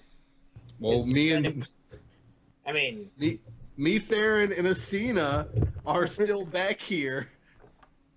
And Peck. And Pack, the only people who left was Lyndall and Sargus. I I'm know. going to whistle for... I'm Peck just to waiting. I'm just waiting for this to play out. I want to see what's gonna happen. Oh, the Wraith. Wraith is dead. Lyndall he's is just going to resting. Lyndall's going to think to Peck giant to like communicate to the rest of the party. Giant creepy room with the unspoken intention of hey, come help us. Peck relays none of which that Lyndall says. Because Peck That's hates not an you. option. It is an Peck option. hates you though. It's Peck's mind. Peck can do whatever he Peck- wants. You don't Okay, know listen. that he doesn't relay it. Peck's done it to me before. Oh my. You don't know that Peck doesn't relay your information. Oh, look, it's literally like the 2 rooms No. side by side, good and evil. As you open the door and step inside, Sargus, you see that this is it's a large workshop. It was badly damaged by the ancient spell battle that laid waste to the mine. Work Spell tables battle. taking up 2 corners of the room are scorched, and the plaster has been burned off the masonry walls. In the middle of the room, a stone pedestal holds a small brazier in which an eerie green flame dances and crackles. The brazier and its pedestal appear to have been untouched by the forces that destroyed this area. Right behind the brazier, a green flame floats. Behind the green flame floats a spherical creature. measuring roughly 4 feet in diameter. 4 eye stalks protrude from the center's mast, 2 on each side, and the center of the body. So like 2 coming out this way. And the center of the body is a large eye that stares at you. In a thick, blurring voice inside your head, you hear, "Hello." So we can't kill it. We can't kill it. That doesn't sound like the description of a specter. Is lawful neutral. It's a happy little thing. That's a freaking. Oh my gosh. Hello. It's like something from Doom. Do we know if this is the specter or if it's something else? Are you sure that's not a beholder? Sargus, from your knowings of history of different sketchings, this is a specter. Okay. Sweet. I'm going to relay to Peck. I found the beast. That kind of sends that back to you guys. Well, he's with you guys, so he sends it to the people around him. Is it bad? How may I help you? I have not had... This is just in yours, and Lyndall, you followed up there, so you're also hearing this. How may I help you? No one has come this way in quite some time. Welcome to my simple shop. Partner with it. Hello, my floating friend. Can we keep it? No, you know what happened the last time you kept something, Tyler? What are you doing here? I am doing what I was instructed to do. I am guarding this area. Mind if I ask what is in this area? Should you know what's in this area? Who are you? My name is Sargascoon. I am a friendly lizard. Are you one of the wizards that work here? I possess no magic. Then I am going to have to ask you to leave. If that is your wish, but I have one question for you, my little floating friend. Sure. There is a wraith in an adjacent room. He has been sending many a zombie up here. He really likes magical... I mean, he really doesn't like me. What is that? I'm green. Cool. Are you green, Mitchell? What color are you? I once killed a beast that was green. I have his skull in my pocket. You don't like green creatures either? I love green Please leave creatures. before I am forced to attack. As he kind of hovers around the brazier, kind of raising a little higher, his eyes protruding a little bit further from him. His tongue kind of coming out, slithering out, and it kind of like as a snake would testing the air. Lyndall is going to step forward and hold up his pouch of 188 gold and say, "If you help us with the wraith, you can have my treasure." Treasure is of nothing to me. You may do what you would like, just I need you to leave this room if you do not work here. Well, if treasure is not what you seek, then what is? Why do you do what you do? I seek nothing. I am instructed to guard. Please leave if you do not work here. Can I? But I do work here. You do work here. I'm going to. I have magic. You're one of the wizards that worked here. I'm not a wizard per se, but I have magical powers. Just say yes. That is... I was instructed to wait for the wizards to return. Please leave if you are not one of the wizards who worked here. Just get me there. Eldak, what do you think they're talking about? I wish I knew, because this 5 minutes is probably almost up, and this You raid wanna is go going to check kill us out? all. You want to go Lyndall check it is out? going to think back to Peck. Eldak, get up here now. Okay, Eldak, do you come? Peck sends it to you? Yeah, Peck I kind come. of on your shoulder, kind of joins you up here. I'm tempted to And then poke this thing in the eye. Lyndall's going to say, Don't "Oh, kill look." it. Lyndall's going to say, "Oh, well, if it's a wizard you seek, this is my one of my compatriots. Theron, what are you He doing? is one of the wizards. What Oh, time? no, I'm gonna stay here. I'm gonna stay here. You're staying there with Athena and Cloud? Okay. Yeah. So, Eldek, as you walk into the room and say this, the specter kind of turns and lays its, continuing one eye staring at Lindell speaking to him. Two of his eyes are pointed towards Mitchell, and now the other two are now looking towards you. You hear the voice in your head. Hello, are you one that worked here? Hola, ¿cómo estás? Lindell, please explain to me. Oh, you used to work here with all of the other wizards, and now you're back to claim the whatever the thing that the specter here is guarding, because you are one of the wizards who was here before. He immediately turns all 5 eyes to Eldek. You were one of the wizards that worked here? Yes, our wonderful specter. How great you have done this many centuries. Make a deception check. This is gonna be tough, guys. So sorry, Eric. Okay. All Lindell can think about is finding this magic mace. All right, 15. 15? 15. Ah, thank you. It has been so long since you guys have returned. I'm glad you made it back.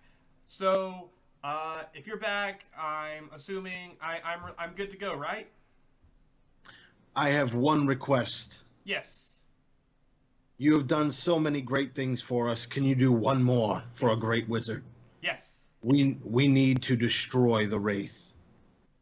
I was instructed to guard this room from the Wraith and from any that might come to this room.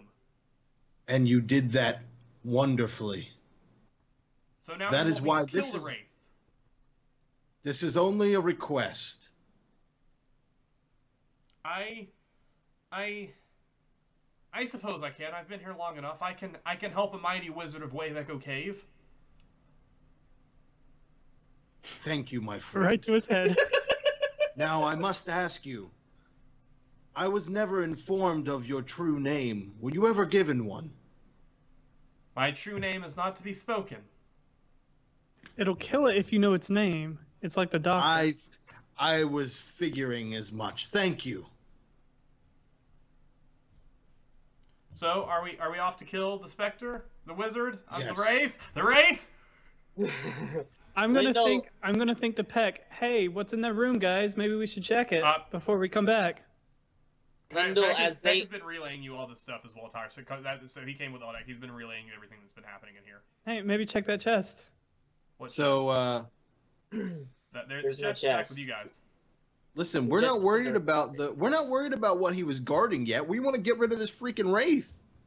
Okay, About this we're time, coming Tyler, back. where you're standing, the Wraith starts. You hear his low voice.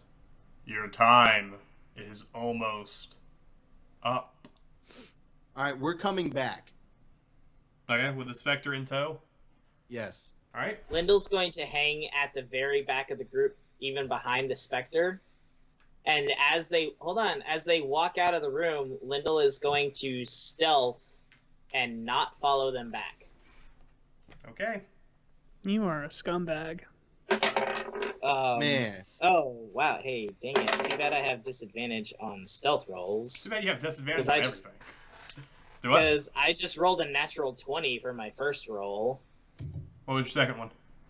a 4, which Are you then really a cleric? Because you're not acting So like No, everyone it's who's 6. everyone So it's a who's 6. everyone who's walking out of the room because of your passive perception, you notice that Lindell has fallen behind.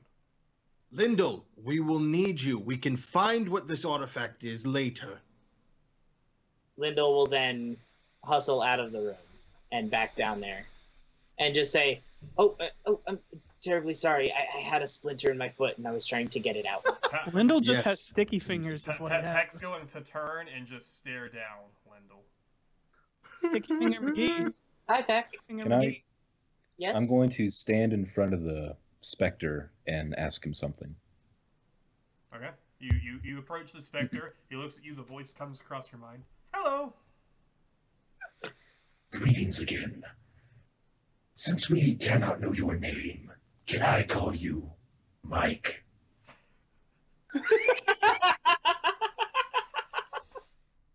Sure. Mike Wazowski! Very well, Mike. So we gonna kill the thing? The Wraith. I'm gonna put a thumbs up. Hey guys, welcome back. Theron, we I have know. decided, if you haven't realized. I know.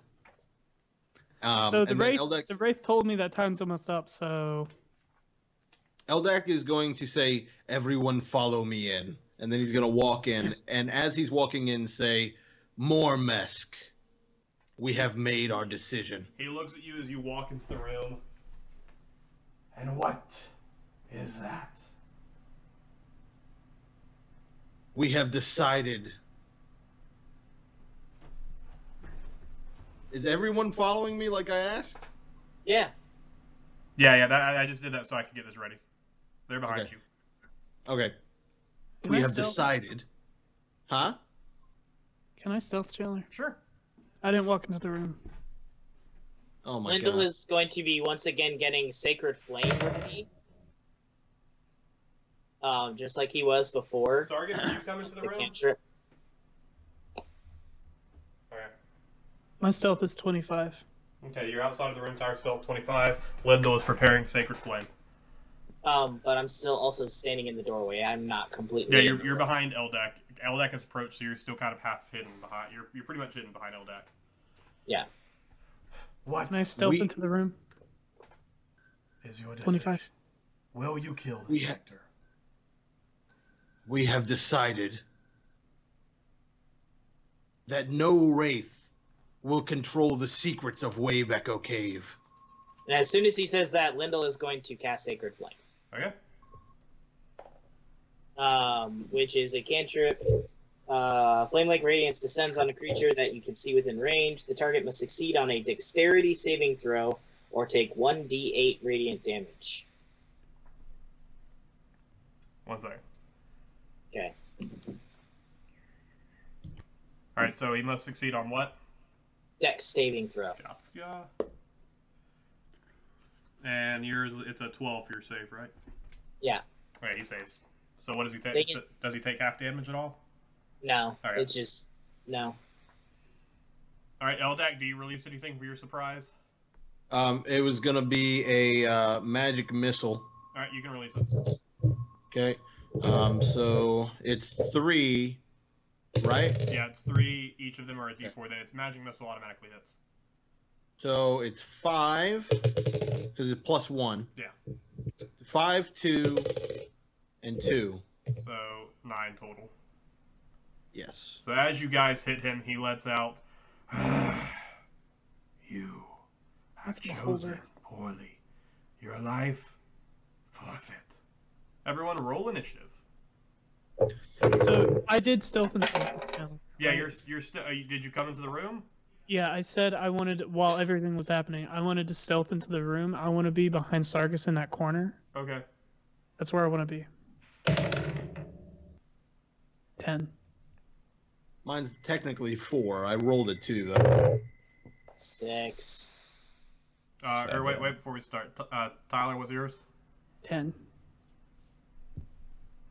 Am I supposed to take disadvantage on initiative too? No. Eldak? 4. Sargus? 7. Eric, can you roll for Asina? Yep. She gets a 21. 21. Lyndall? 6. And that is everyone. So at the top of the round will be the Spectre. He has a movement of 30 feet. So he's going to Who move has, into the who room. has a remote controlled car? Tyler's That's right. my litter box. Asina and Cloud stand outside the room. The Spectre comes up to the room and goes past Sargus. As he enters, his voice going across everyone. Hello! As Hello, he, welcome to your doom. do what? Hello, welcome to your doom. So he, two of his, the Spectre.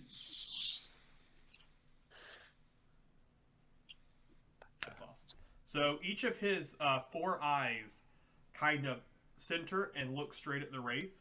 And out of each eye comes a as these rays come flying out.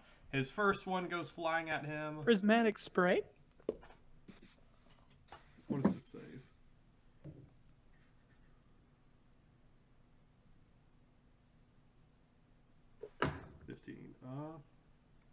Okay, so he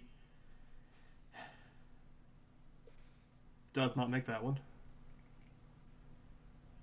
So, no, he does make that one. Never mind. So the other one hits him. Natural 20 on that one. He makes that one. The next one hits him. Makes that one. And the last one hits him. He makes that one as well. So all of them just and does nothing. The specter stands there, still floating. Well, and at that point, it is Acena's turn. Eric, do you have her? Do you have your player sheet at hand? Player sheet that I can use? I think I can. Not right at my hand. I think I have her couple. I think I have her spells written down, so I might be able to. All right, so she's going to step into the. Well, she's kind of out and about. She's going to kind of step around Eldex so she can stand next to him, and she is just going to shoot a produce flame at him. Nope. Oh boy. She rolled a 2. So she casts her produce flame into the room. She rolls a 2, and the flame goes right past the wraith and joining the scorch marks on the wall. And she's going to. How would she feel about this? I feel like she would not want to send Cloud towards this thing, so she's going to tell Cloud, "Stay back. If he comes for us, attack him. But don't just be ready." And with that, it is going to be Peck's turn. And guys, Peck is going to do something he hasn't done before. He's finally going to cast a spell using some of his spell points. So he is going to cast Firebolt, the spell he's cast many a time before because he can't really cast Chromatic Orb because he doesn't have the gems to do it. But he's going to cast Firebolt, which will cost him 1 spell point, leaving him at 16. Who knew? That's not what I meant to do. 17 is his max. So he's going to be sitting at 16, so he's going to cast Firebolt as well towards the Wraith. I don't even know what this thing's AC is off the top of my head. Oh, sweet. So he hits it. Peck, hey Tyler, Peck was the first one to do damage. How does that make you feel? That makes me feel pretty proud. Ooh, nice, Peck. Peck did 10 damage. Nice. How's it looking?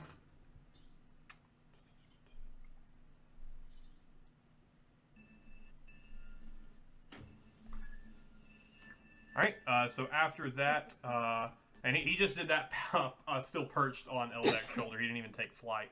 At that point, it will be Saren's turn. Okay. So I'm stealth. Yep. I want to other side of the room behind his back. Okay.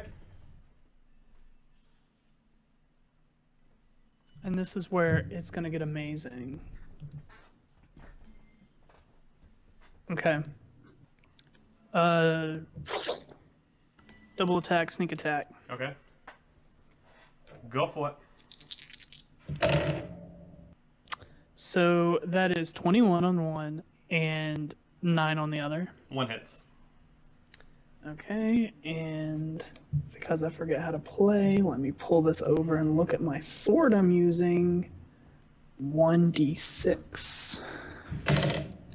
That's 4 plus sneak attack damage, which is so 4 damage right now. 14 damage. On top of the 4 total. Total. Okay, so 14 damage? Yeah. 14 damage total. Nice. As you hit him, he goes, that point, it is Sargess's turn. Two-handed attack with my battle axe. That's Hugh, right? Yes, indeedy. See, Tyler, I told you he uses Hugh. No. And now he has that sweet little image I sent him. Yeah, I do. That was a 16. 16 hits. Yes. 1d10. 5. 5 damage, okay. Yes. Alright. And then it is Lyndall's turn. Yeah, sorry, I'm trying to find it. Let's see here.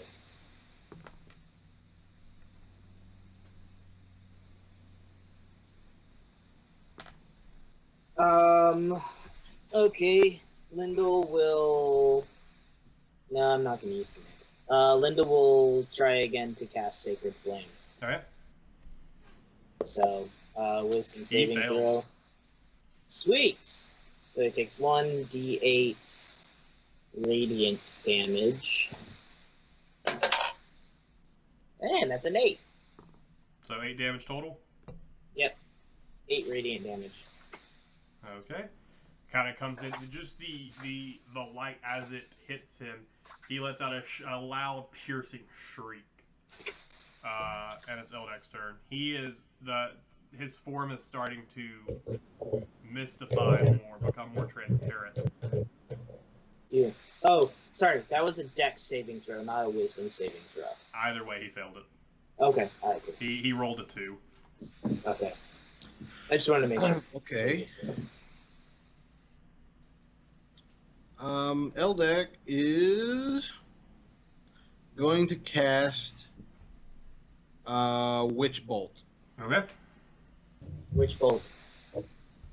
Which one?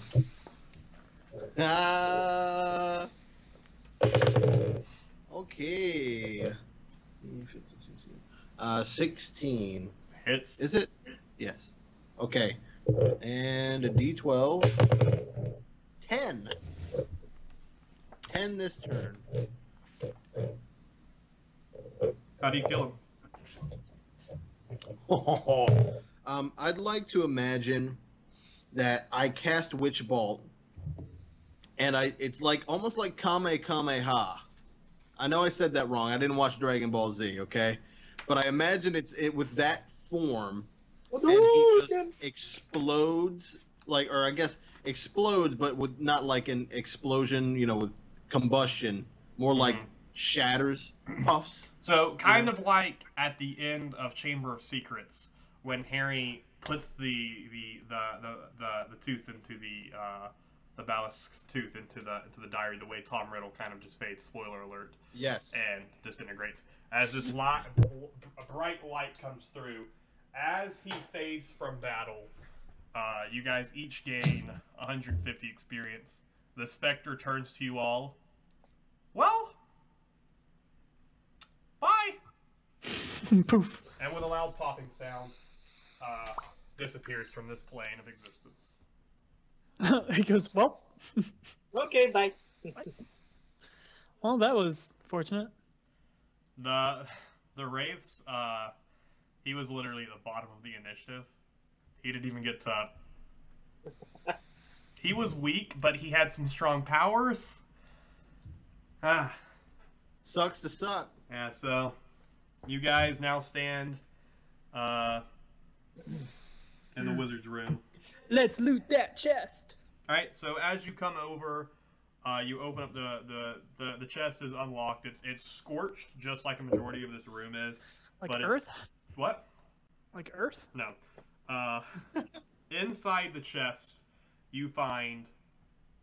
you might want to start... Okay. You might, Tyler, just grab yourself an extra sheet of paper. What, Lyndall? Lyndall is going to stay by the door. Stay by the door? Okay. Tyler, you find... Hold on. Okay. 1,100 copper, 160 silver, 50 electrum, and 3 diamonds that are each worth 100 gold. You also find a wooden pipe that's adorned with a platinum filigree. Lyndall is going to think to the group, that it? we should give it to Peck. You also find a handful of magically preserved tones that remain on the shelves around the area now that you're in here, and you can actually loot this area a bit better. Eldek will go to those. How many of tomes. those? There is 3 of those that you can find. Eldek will read through them. Lyndall at this point is going to walk back to the other room that the Spectre was in. Okay. But yes, I forgot. he's going to sneak though. Okay, make a stealth check. So, all right.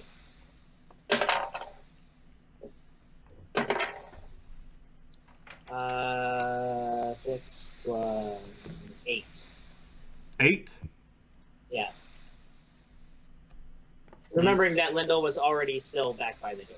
Yes, but Asina is standing outside of the door. She never came into the room.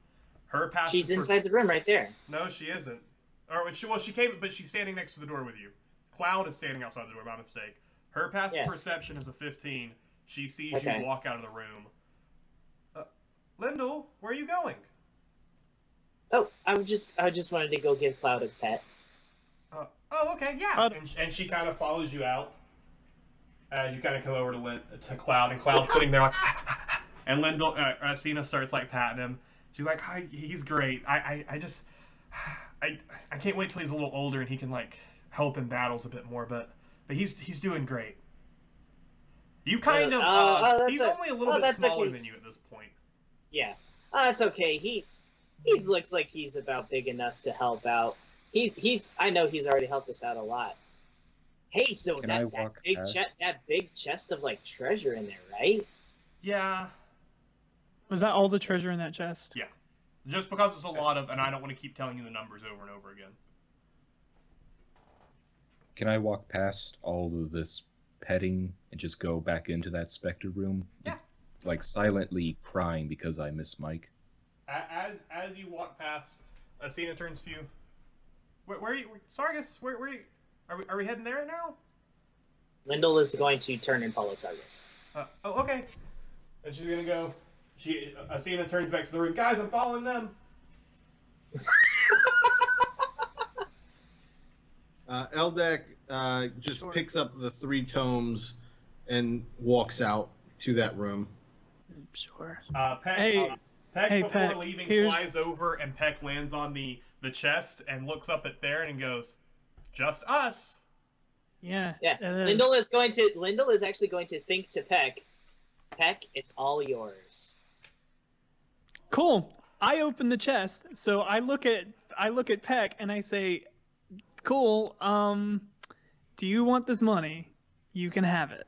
What is this pipe though? You said it's a wooden pipe with a what? It's called a it's a fancy word for a wire that's kind of adorning the top bit. It's in a shape. It's a for grill. Do I know what it is? And that part's made out of platinum. No, but it is made out of. Oh, I'm on the wrong page. I was like, I keep looking for it, but it's made out of. You can't really tell what it is. It's just a wooden pipe it's adorned with this platinum wire. Wooden pipe. Peck looks at you and he goes, "Diamonds spell?" Do you want to use the diamonds for a spell? Yes. What kind of spell? He kind of turns his head.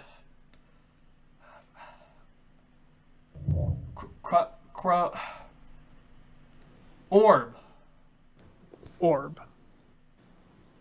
Yeah. You want to use the diamonds for a spell for an orb. Power orb. To power an orb. Yes. For what? How many of these diamonds do you need? One does one spell. And you only needed one time. Per spell.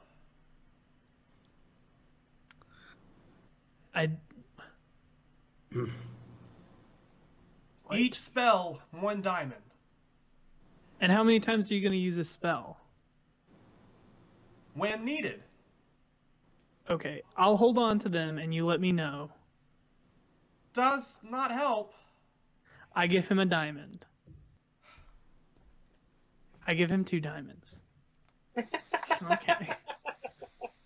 He has all of that money though, Chandler. He's only going to take the silver and the electrum. He wouldn't be able to hold all that copper in his bag. It would weigh him down. Because it's like 110 copper. And he already has 600 in there.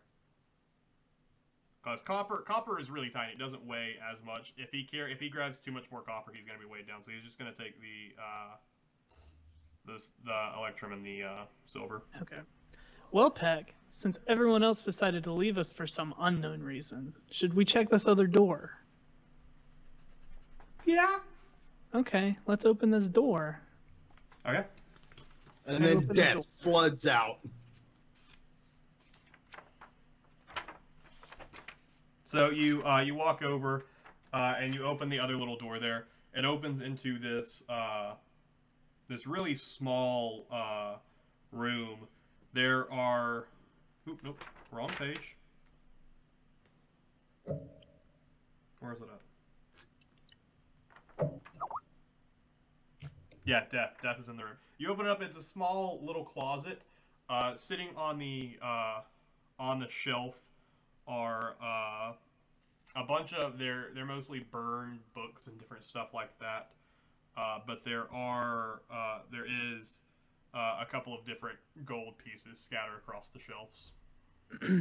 Nothing else interesting in here? No. Can I check it for hidden compartments? Yeah, make an investigation check. 16. After checking through the different shelves, you finally are moving your print, and you feel an indent as you come in with your hand. As pushing it, the stone kind of turns slightly, and inside you kind of reach and you pull out a small parchment. What does it say? Rolling it out, it's been here for a while, but you can roughly make out it's a map. Who? But looking at it, you kind of sit there and study it for a second. Pet kind of comes flying over and lands on your shoulder, looking at the map. You make a intelligence check, straight intelligence. Is Peck my little champion? This is an arc. 17. 17. So he also rolled an 18 for his intelligence. So you guys are kind of looking at it. You guys both look at each other, and then about the same time come to the realization it's a map of the cave. It's a map of the cave. Are there any points of interest on this map? There is. Over to the you can kind of see the area you guys came in from. It doesn't mark the entrance you came in. You just kind of can tell from the way it looks on the map. The entrance, it looks like something that the Rockseeker brothers most likely mined in themselves. Looking at it over to the northwestern portion of the map, which would be the far west from where we've been looking at the map. It seems to detail a smaller room with the coloring looks like it could be a body of water that looks like it marks something being in there. Is that the only thing? That's the Like, only thing in the compartment. Yeah, that's the only point. No, of I mean interest. on the map. On the map, it just on shows. the map. That's the something. only point of interest. Although over looking at the map where you are, right next to where you can roughly guess you are on the map, is a small symbol that resembles a forge, like an anvil type thing. So at this point, the rest of you guys make your way back into the room where you guys met the Spectre. The green flame is still there, but nothing else. You don't really notice anything else. There is a door across the way, though. You're gonna have to move the camera a little bit. Oh, do I? What are you talking about? Camera's fine. No, it's not. Yeah, we could see it. That's the door. I can't see it. How can you not see it? There it is. It might have just been frozen for you when I moved it. It changed it because I literally barely moved it an inch. Oh. All right, so you guys are back in the room. Lendl wants to make a perception check, specifically looking for a mace. Okay.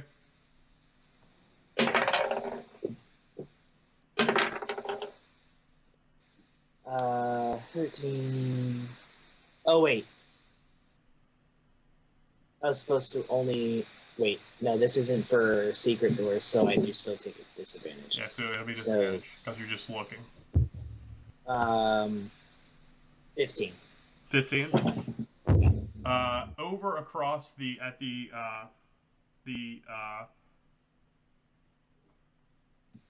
northern part of the room right here. I don't know why I blanked. Right over here, kind of coming around.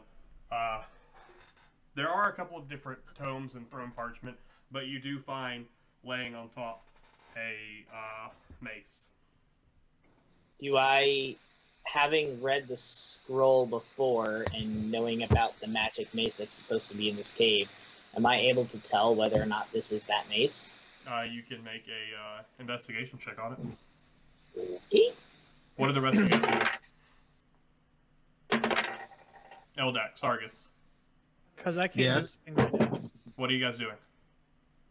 I guess I want to detect magic to see if there's anything specific that draws my attention. Okay. As you do that, the middle of the room where the brazier is with the giant green flame. Yeah. It's like. All right, I'm going straight there. Okay. I'm also intrigued by the green fire. Do I need to do an investigation check or something to see if there's anything? Arcana. Arcana? Yeah, well, Arcana then check. I'm freaking balling today, boy. What did you get, Lindell, on your roll? 21. It is. I rolled a 19 and a 20. It is. Yeah. Wait, why did you roll twice? Disadvantage. Oh. Yeah, I was yeah, you're good. Did you get a natural 20, Eric? I can't see. It was black. I couldn't see anymore. Yeah. So yes, that is the mace, Lindell. Eric. It is this. Looking at this, this is a source of magic that you have been feeling throughout the entire time you've been inside this cavern. It is. You can feel just by looking at it. Looking at it has definitely waned over the years to the extent that it can no longer. It most likely can't be used as it once was, but you can still feel magic coming from this fire. So the fire, I don't understand. This fire, looking at this was most likely, this is the Forge of Spells. Oh, I see. This was, you just from the magic coming from what you've learned of this cavern before coming here, this is what they most likely use to bathe their weapons into, to imbue magic upon them. But you can tell now, being close to it, is not as powerful as it once was. I see. How deep is it? The brazier isn't that deep, but the fire just kind of sits inside of it, kind of peeking up a little bit. But the brazier isn't that deep. Okay, can I do an investigation? For what? To see if I move my glass staff through it, if I can imbue some kind of more strength or something like that. I don't know. You can just stick it into it. You want to do that? I sure as heck will. Okay. While Do you Lindell just is stick going it to and pull just it out, or walk like what do you and do? swap. I think I'm going to do it a little bit more gently because it's, magical already. I'm going to stick it inside, and just see what happens, I guess. How long are you leaving it in there for? Not long. Maybe 15 seconds. Okay, after, it's been in there for no effect it's had as you pull it out. Okay. Lindell is going to... Sorry. Lindell's will have nonchalantly just swapped out maces, and will have then also been watching this as Eric then, as Okay. That's Eldak then speaks. This Make a sleight of Is hand meant- check. Well, I'm not trying to be sneaky about it. I'm just. He's I'm just literally nonchalantly going to use a mace he's not attuned to. That's no. I see that it's. I like. It just looks like it's a better mace, and so I'm just gonna swap out maces. okay. Elec's going to say to everyone in the room, this is meant to imbue weapons with magic. I do not know how to use it, though. After about this time, I feel like enough time has passed. Tyler, Theron, you guys have kind of caught up if you want to head up this way. Yeah, I want to, like, whenever we can enter the room. Okay, about this time you kind of walk in. Peck is kind of fluttered ahead, and he kind of comes over, and he lands on the north shelf, kind of looking at Lyndall as he holds this mace in his hand, and he looks at him, kind of stares him down for a second, and then turns back and pays attention to the middle of the room. Lyndall's gonna walk over and put the mace in the brazier. Basically, it's the just new kind of mace or your old one? The new mace. Just kind of copy what Eldak did. No effect. Okay. That's Lyndall. Lyndall's just gonna put it back on his back or wherever he. Or no. Sargus, does your weapon have a magical effect? I'm gonna shrug. It does. Well, You know Hugh does. Hugh gives you a +1 to both attack rolls and damage. I know that. It's just I'm not gonna share my axe because I like my axe. Asina, let me see your scimitar. My bag of holding's magic, too. She kind of slowly hands her scimitar out towards you. And then I'm going to... Do be careful with it, though. Well, I have one to replace it if something happens. I just figured if something good happens, you would want it to be yours. And so I will place it wholly and let go into the flame.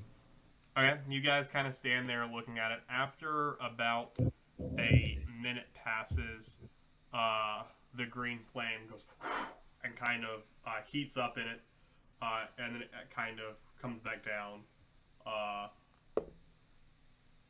as the sword now kind of shimmers with a light down it.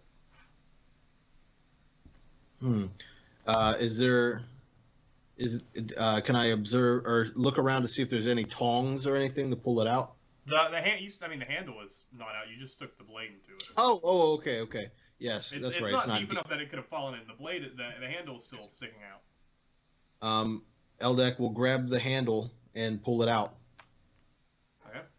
You know what that makes him, Chandler? King Arthur. I can't remember the name, but Game of Thrones, the flaming sword. I forget. Chosen one. Asina. Stannis? Well, what Stannis was promised to be. Yeah.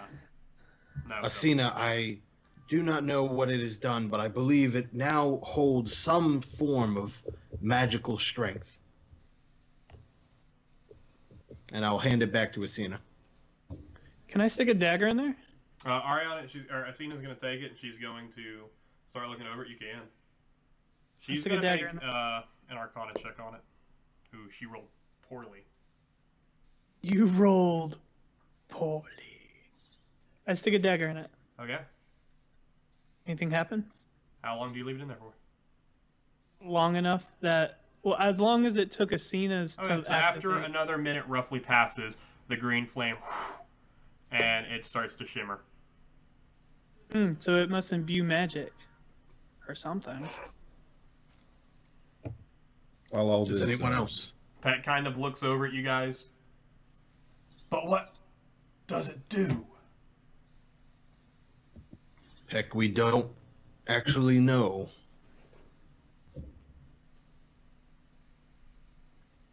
Lyndall's gonna say, "Can I try my mace again?" Your new one or your old one? The new one. Okay. But like he's gonna ask the group because like he already kind of passed it through like Eldak had done, so he's just gonna be like, "Can I try again?" And assuming nobody objects, he's gonna do the same thing. Peck, as no one objects, as it starts to go forward, Peck goes, "No." And Lyndall's just going to ignore him and continue. Okay. You kind of put it in and start to rest it on there. Yeah. And I leave it there and it's about the same amount of time that it took for the other. Minute passes. 2 minutes pass. No effect. Okay. Lyndall pulls That's it back. weird. Why doesn't your mace affect when it affects our stuff? And Lyndall's, I don't know. Yours must already be magic. Huh.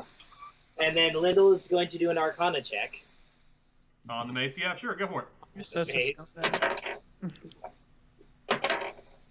Wow, my second roll. Wait, no. It doesn't even matter. You know it's magic. 7. It's a mace. While all this is happening, can I roll to look around the room to see if there's anything else of use? I'm surprised that wasn't Tyler's first action as he made his way into the room. I just wanted rolled. to stick it in. I rolled my first natural 20 of the night. Hey. So behind you, you immediately, as you get bored with this, you kind of turn around and on the countertop behind you, you kind of walk over towards it. You pick up you're immediately drawn to it because of who you are. It's this breastplate, and on the front of the breastplate, a motif, not a mofot. Motif. Mofot is from Doctor is the Motif. a motif has been worked into the design of a golden dragon. Does it have 3 heads? And no, just one head. Okay, we're okay. This isn't Game of Thrones. I'm just gonna yell dibs on this. Oh, yeah? Can't wear it anyway. I'm pretty sure I could just yank off my chainmail and shove it on my body. Yeah, just It's heavy armor. yank that chain. Okay. Did I see mean, that? it looks it looks like a strong breastplate. Just from looking at it, it is heavy armor. Okay, so I could put it on. You can, yeah.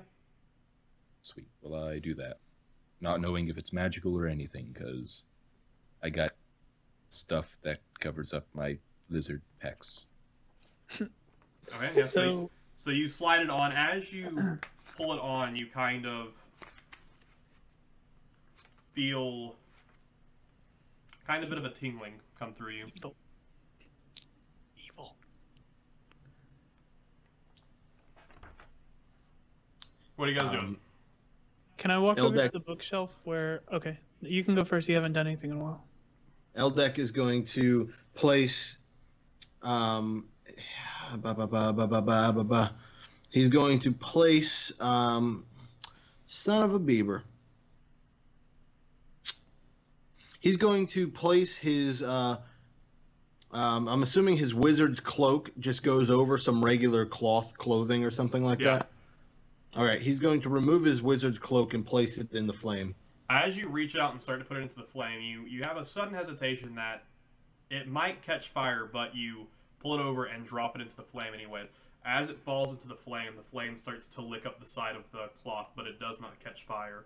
After about a minute passes, you hear a as a silverness runs down the length of the cloth. As nearby, you do find some tongs that are literally next to the brazier. You grab it, you pull your cloth out, and actually pulling out, you don't actually feel the heat on the cloth itself. You now are the owner of. You are now Doctor Strange. Can I walk over to that bookshelf where Peck is? Yeah, it's not a bookshelf, it's just a counter. But yeah. Can I check it out?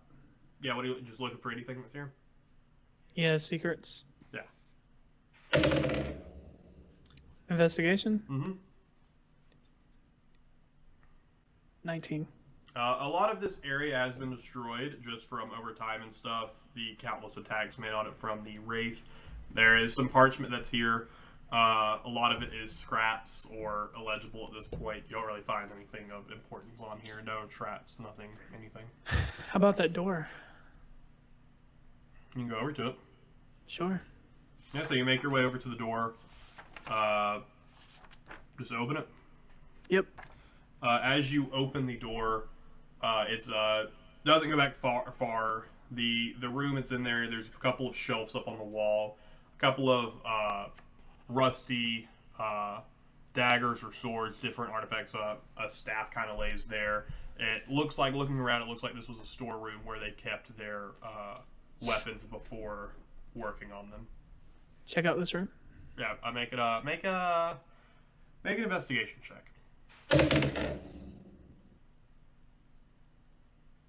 15. 15. Looking around, none of the weapons seem to be in any working order. A lot of them have sat here for a while. Even the daggers themselves, just the rust has gotten to them of sitting in this room. And a lot of the room does look destroyed. A couple of the shelves are collapsed over in one of the corners. Nothing else No. of interest. What would you guys like to do? I can say you guys can either, if you want to at this point, you feel like you're in a relatively safe area, you could take a short rest to spend any hit die you wanted to spend, if any of you have taken any damage, Okay. as well as look at the stuff you found, or you can proceed into the cave. I want to check out the flute. Okay, so do you guys want to take a Yeah, short rest? Sure. Yes. All right. So over the course, I'll say you guys take about 2 hours to be able to look at all this stuff sitting there. You can expend any hit die you have if you want to recover any HP. I believe only Jacob took damage. Yeah. I What, believe the what rest- do I do as far as rolling? You have so many hit die allotted to you. You can roll them to regain hit points, and you lose those hit die until you have a long rest in which you recover half of your hit die. Whatever your hit die is, for Peck, for instance, he has 3 1d6 he can roll. Okay. So I can roll 3d8. Yes, or it's just 1 or 2. While you guys are doing that, Eric, what are you studying? I am going to study the scroll of lightning bolt, and into my to try and put it into my Book? Well, no, you know what? Screw that. I'm going to look at the dwarvish book, the Journal of Ermon, or did we already decide that that wasn't something I could read yet? It's I mean, I know I right? can't read it. It's the book Lyndall translated, correct? It told you about Wayvek Cave, if I remember correctly. Yeah. Oh. Yeah. Okay, never mind. Yeah, and he left out the part about the mace. Sorry, did you say that I can only restore hit points up to half of my No. max? However many hit die you want to expend, you can, but you don't get any of your hit die back until a long rest. Then over the course of the Gotcha. Peck, for instance, has 3 hit die. If he uses 2 of them, he only has 1 left. Over his next long rest, he recovers half of his total, so he will only recover 1. Then after another long rest, he'll recover the other one. Gotcha. Okay, thanks. The first thing I'm going to do is put on my wizard's cloak. Okay, you put it on, you feel a shimmer go through you. It's definitely magical, you don't know the properties. Okay, and then I'm going to choose one of the 3 magic tomes and start trying to decipher it. Okay, Tyler, what are you doing? How many things can I do? Depends on what the first thing you tell me you want to do is. I want to check out the pipe. The pipe. Okay. What else do you want to do? And I want to see if anything new has happened to that dagger. Okay. Sargus. I want to learn what these shoes are and what this new chest plate is. You know what the shoes are. You can either be taking this time to attune to the shoes, or Yes. you can figure out what the chest piece is. You can only do one or the other. Poop. Let's figure out what the armor is. Okay. Lyndall, figuring out what the mace is.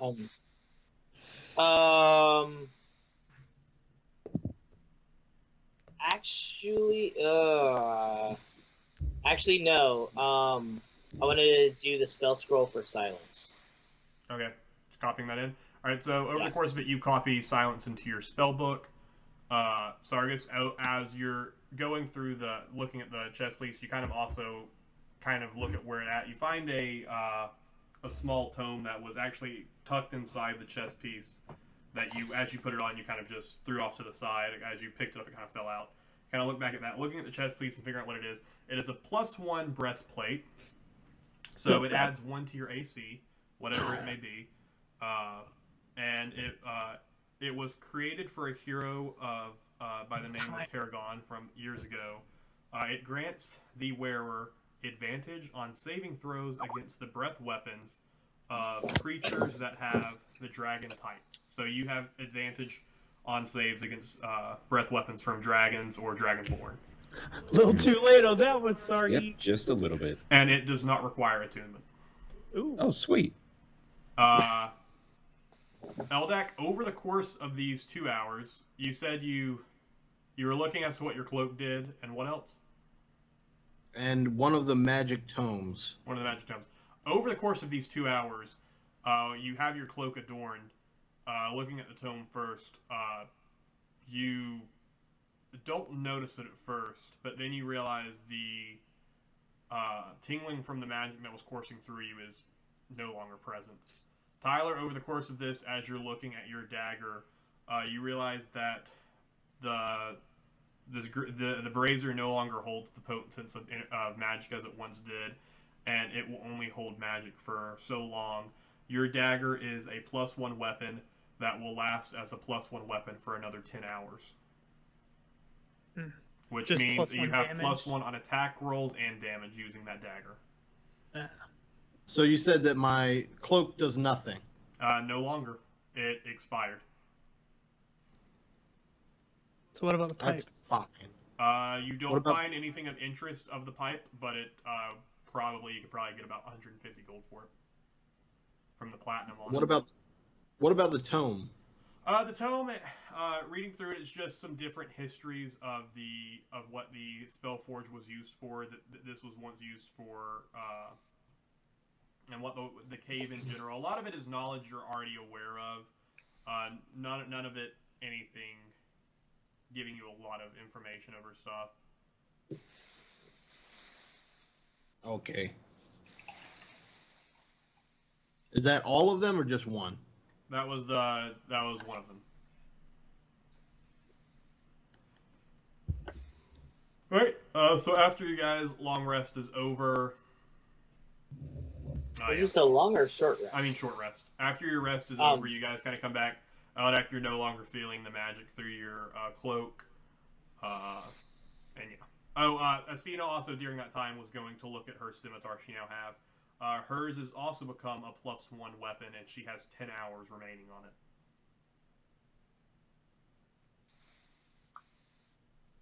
So what would you guys like to do? Do I get silence as a prepared? Like, can I have it also prepared? It's not prepared, it's just in your book now. Okay, so I can't use it. There is like I have a space available still to have one more spell prepared. Since you're just now transferring it, it's not prepared for the day. You spent that you didn't spend that time preparing the spell, you spent that time transferring it. Gotcha. Okay. So what would you guys like to do? I'm going to let everyone know. I'm going to be like, hey guys, so I found some diamonds and a map of this cave. And that room you guys all ran away from for a mysterious reason. Does anyone want a diamond? Yeah. Says A diamond Peck. Sarkis. Peck says me. Already gave you a diamond, Peck. I You gave gave you him- 2. Give him 2. Sarkis, you can have the other one. Well, Ooh. I'm Oh, also, by the way, Mitchell, Eldek's- the other information I was supposed to give you from that book, the breastplate is called Dragon Guard. Ooh. Oh, that's cool. What were you saying, Eric? So I interrupted you. What were you going to say? Eldek is going to say, I don't need a diamond. I'm the diamond in the rough. Eric, So you you're have allowed- disadvantage on everything for the rest of forever.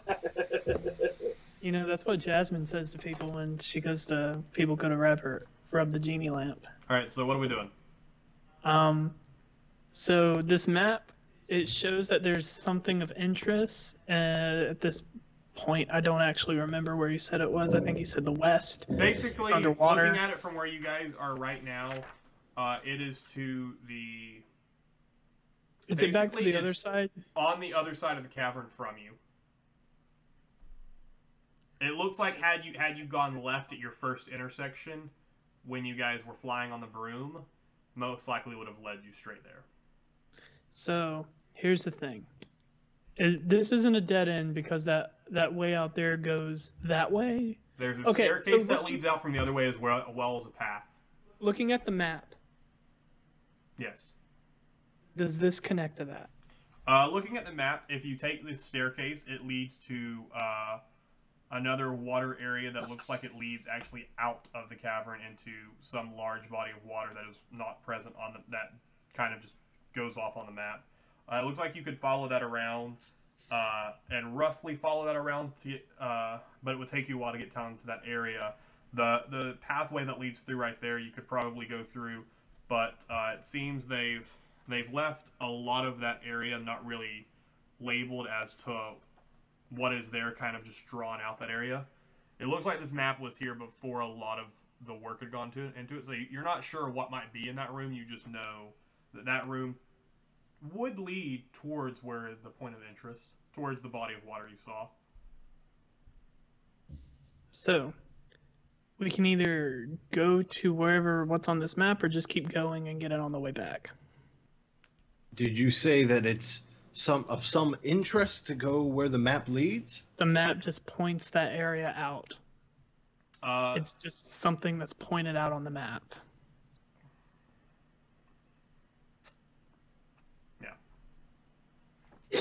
Well, maybe we should check that out, unless you all want to go into uncharted territory.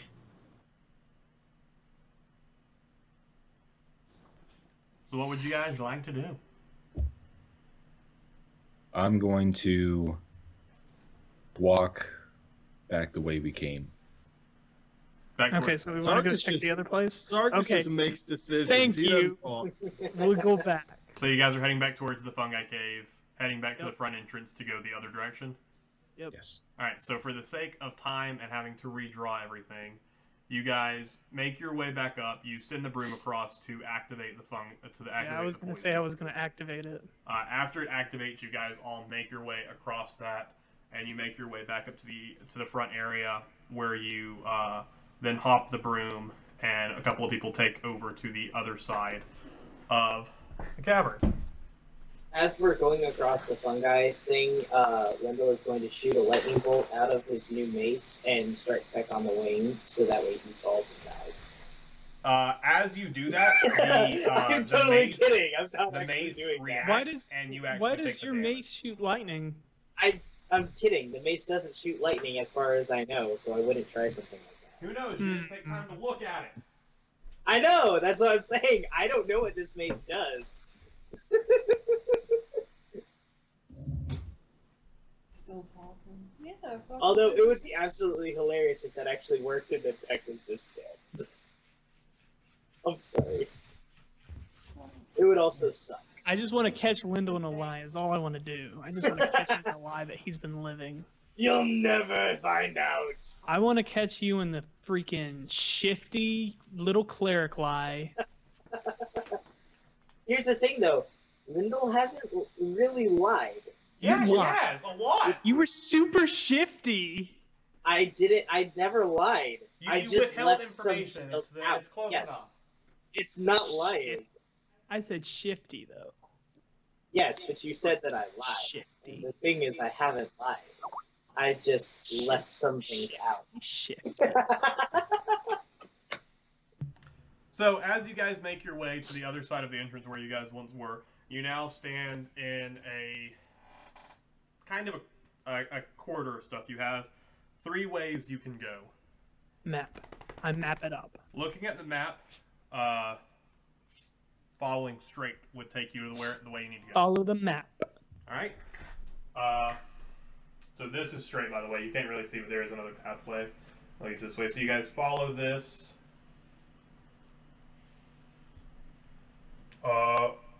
There is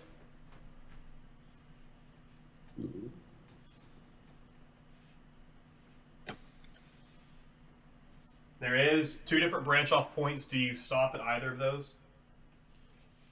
Follow the map. You guys can see this, right? Yep. So following the map straight. Yep. Do we not know what the map looks like? Tyler like, does. Like, I do. like, is Tyler the only one that sees the map, or is he I showing mean, he currently everybody? holds the map in his hand, so Holding the map. Okay.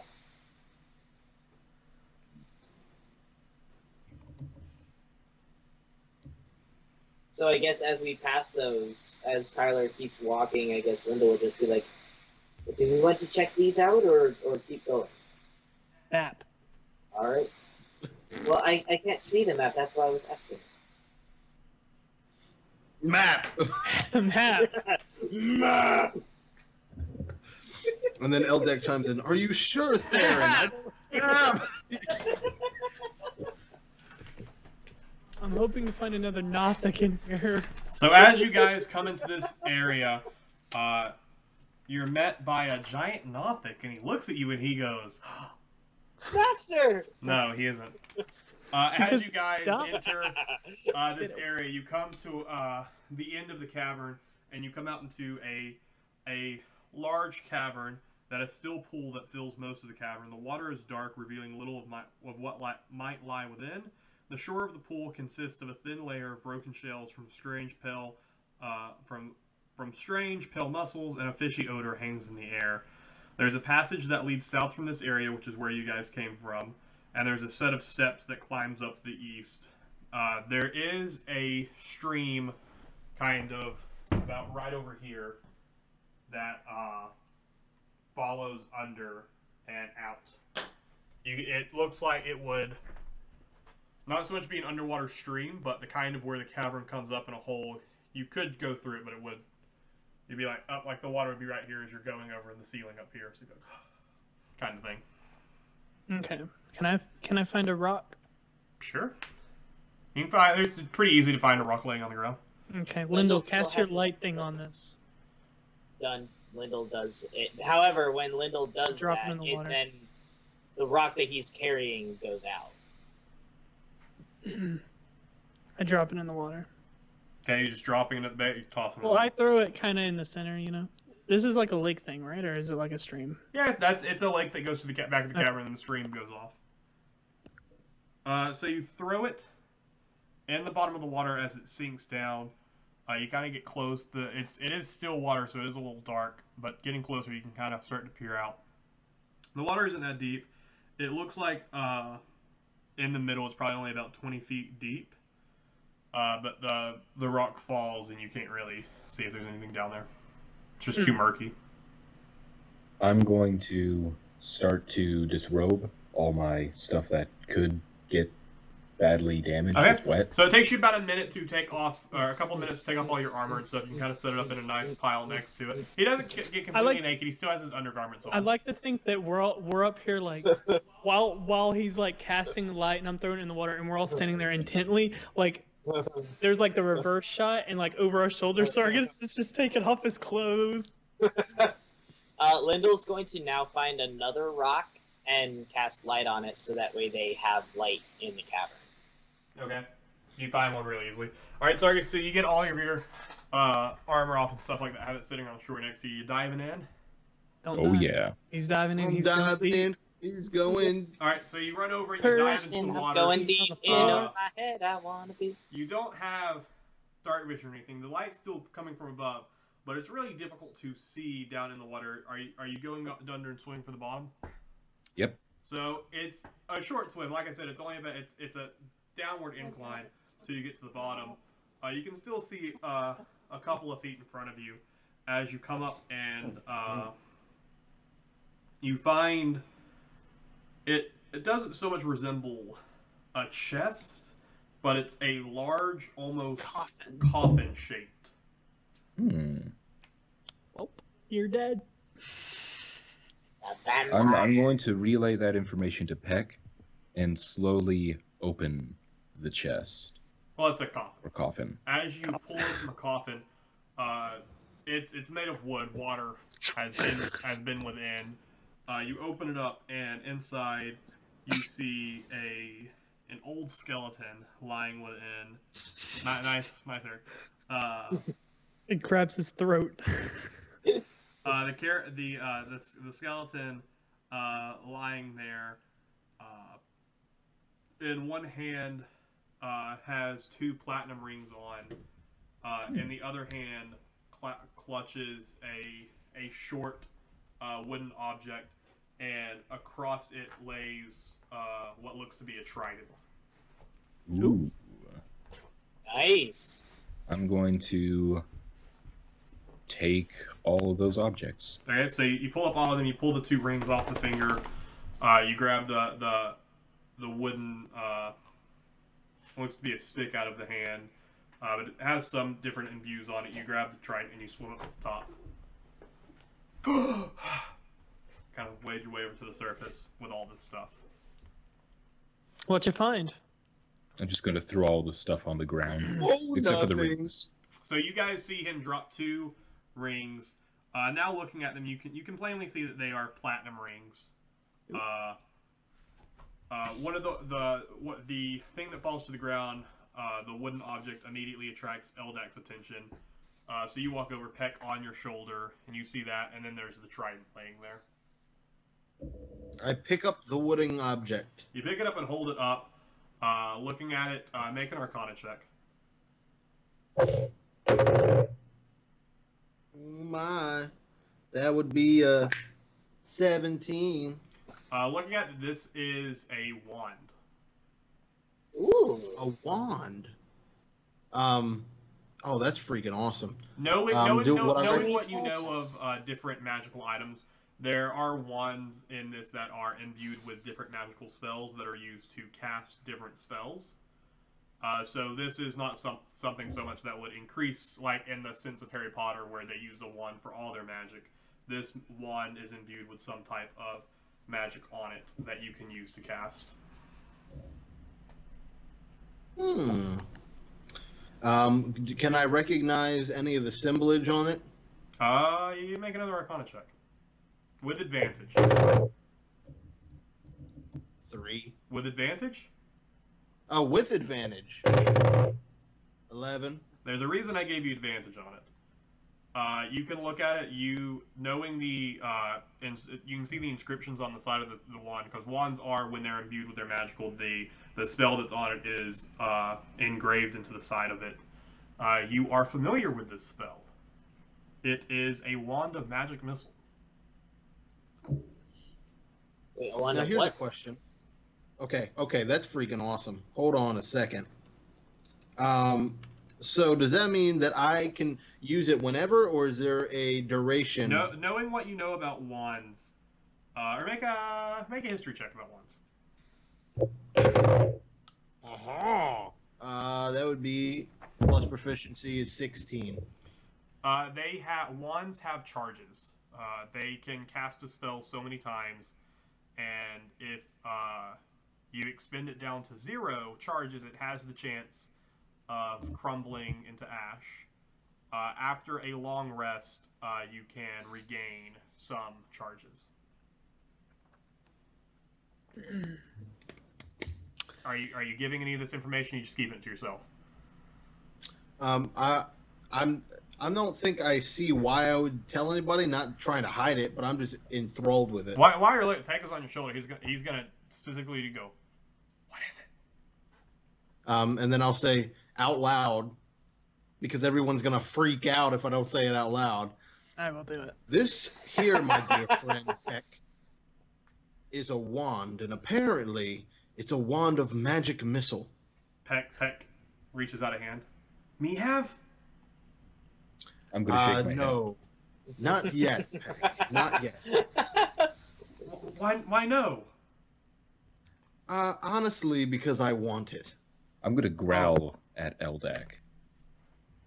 Eldak is going to look over. Can I Can I check whether I'm phased by that or not? Can I pick up those rings? I was gonna say, I was I'm actually also standing I wanna keep over. wondering. I'm standing you, over the you trident. can make a intimidation. Who, me? Yeah, for your growling at Eldak, and then Eldak can have it. I'll have him make a. I like having a plus on intimidation. So, 22. Little and Theron are both. Oh yeah, reaching- I'm gonna say you a little intimidated by him. All right. With a 22 overall, yeah.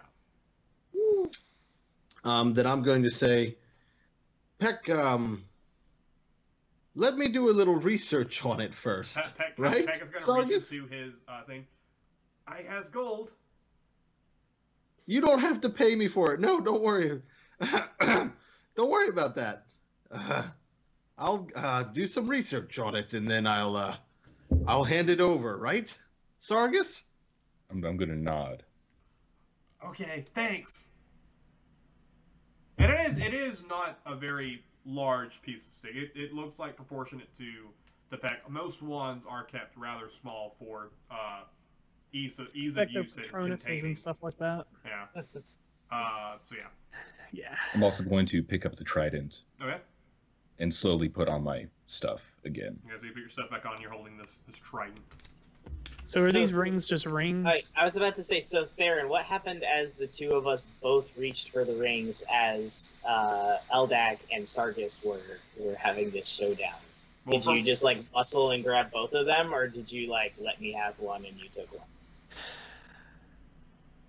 What are these rings, first of all?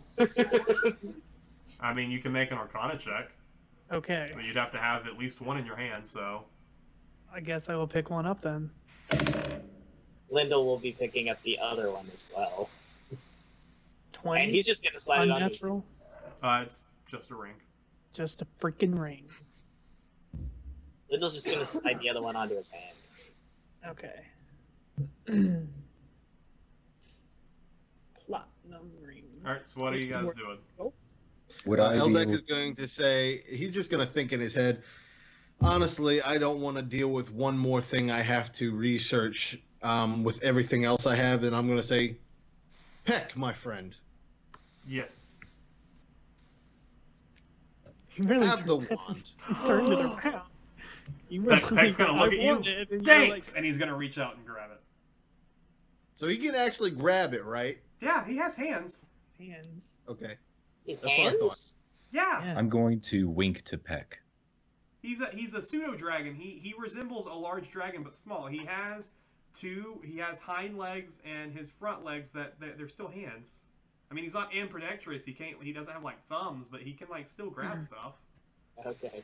I know you're racist against him, Jacob, but he can still operate. Yeah, it's kind of like Jacob little is pretty claws. racist. So And- I'm going to wink to Peck. So Pet kind of takes it and he kind of looks at it and he kind of stuffs it into his bag. I'm also going Now, to... Peck, that is a wand of magic missile. Yes. Magic. Do you know how to use magic missile? I learned.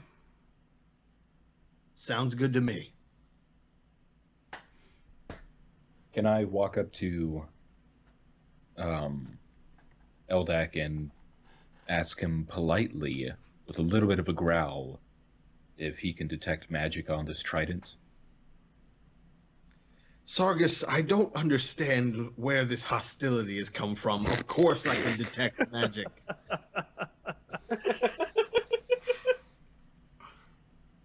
But you must understand, if I do this to the trident, I will no longer be able to cast many of my spells.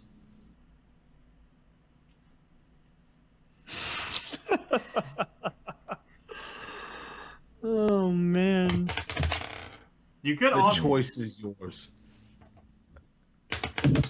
What? you could also just do an Arcana check just to see if it's magical. You wouldn't be able to determine its properties, but you could always determine if it's magical and then over a rest figure out what it is. Okay, I'll just do that instead. Oh, you'll do that, huh? Yep. Roll the natural 1. It's a trident. It looks like a weapon. It looks like it could hurt. It's pointy. It looks like it could Let stab me someone. try something. Well, that's not going to help you. 7. It's pointy. Hey guys, let me check out the trident. Hey, let's No, all no, no, no, check out no. the trident. Peck is 19. there. Peck is there on him. Peck's gonna go. Me look, and he's gonna reach out and grab it. He I cannot rolled hold it. 19. So Eric is holding it, but Peck just puts a hand on it. I rolled a 19 though. Peck rolled a natural 20. But what did I learn? You have to tell me what I learned.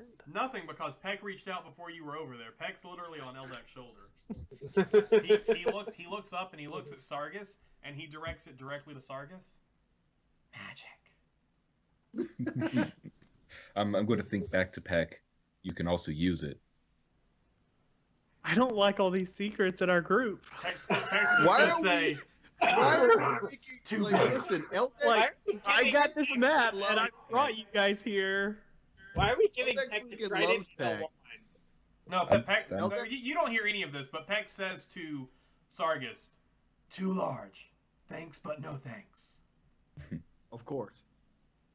This trident, by the way, is about the size of your battle axe, Mitch. Okay. I think the Um, real racists are Sargis and Peck because they're the only two that are similar in race because they have dragon. Here, by the way, That's let's racist just thinking. take a step back That's from this and racist thinking. let's look at the character of Lindell. He seems to get people really mad at him really quick. Maybe it's you. Have you ever thought of that? Maybe it's Lindell. There's Heyman. There's No, Pat, Peck. because you're Heyman's being a a bit human. shady. Friggin' Eldek loves Peck, and he refused Peck one time. Peck And then doesn't have a problem Sargis with you. Hey, he's still on your jumps- shoulder. Then Sargis jumps on his back about not sharing a wand with him. I'm looking out for my fellow lizard folk. So I think while that all this is Sargis- That happening, sounds pretty racist to me and Asina are just standing back like, cool. What's the damage? Lendl is with going it? to take his platinum ring and propose to Cena. You have no idea.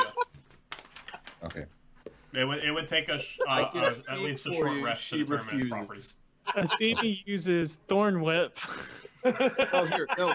Actually, I can ask her real quick. Asina, do you accept the proposal of Lindell? With a platinum Do ring. you accept With the a proposal platinum of ring. Lindell? Like, While he's Really? doing this, Peck is going to flutter over and attempt to grab the ring from your hand. I need you to make a strength check, Lindell, God. Why not a dex check? because it's strength to see if you can hold on to it. He's also going to make a strength No, check. but and- I'm gonna just like yank it out of the way Nah, before he you're grabs it. trying to propose. Peck is going to grab it. You're going to make a strength to see if you can hold on to it, and you're basically going to put strength against strength. I've gone 2 times and you ruined my character. What are you doing? I didn't do anything. You're the one. He asked you. He proposed to you. I didn't do anything. What was yours? What am I? You're making a strength check Five. with disadvantage Five. because you're poisoned. 5. You are poisoned. 5. I know I'm still poisoned. Peck rolled a 16. His strength is a -2, so it's a 14. He snatches the ring from your hand. All right. Peck now has a platinum ring. BT Dubs, Asina refused. Okay. Not gently either. Peck's kind of looking at Cena and he goes, "No ring, no way." No ring, no way. Cool. Well, I'm gonna still studying this map. Say, you guys done? I'm going to walk over to the map and look at it also. Okay. So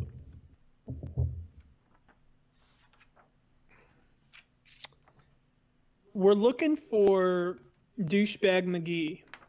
Does this map, Chandler, look like a place where they would be? Does that make sense? A place they would go to? Man, McGee, does this Black place look Spider? like where they be? Like a big antechamber or a boss room? A big room is what I'm looking for. Looking across this map, there are no large chambers.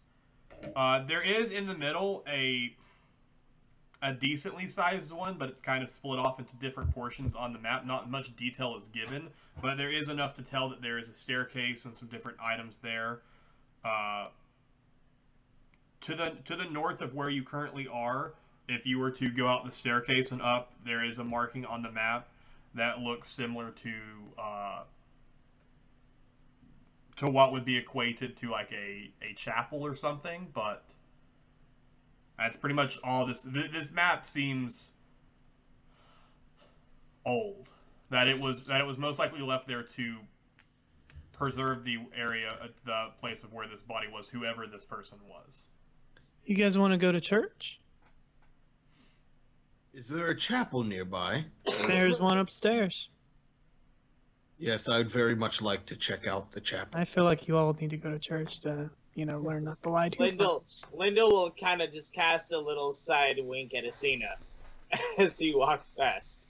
Asina's gonna look at Lyndall, shake her head, and Cloud is also beginning to. And Lyndall's going, Cloud, no, not yet. And Lyndall's just gonna go. And Lyndall's just gonna look at Cloud and go, "Hey, buddy," and toss him a little piece of food. He doesn't. He ignores it. Come on.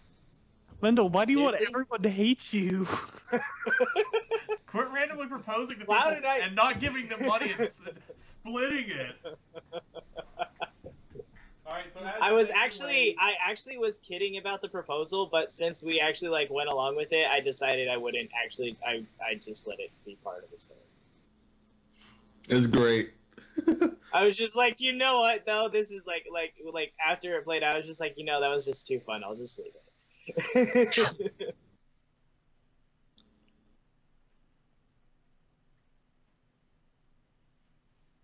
But Cloud and I were best buddies earlier. I gave him a pet on the head.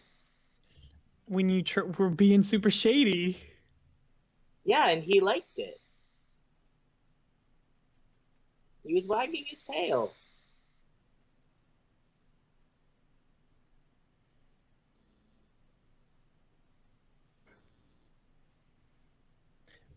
Baby. I feel crazy. Okay, so as you go over to the stairs, you climb up the stairs. As you make it to the top of the stairs, you're in another little chamber here.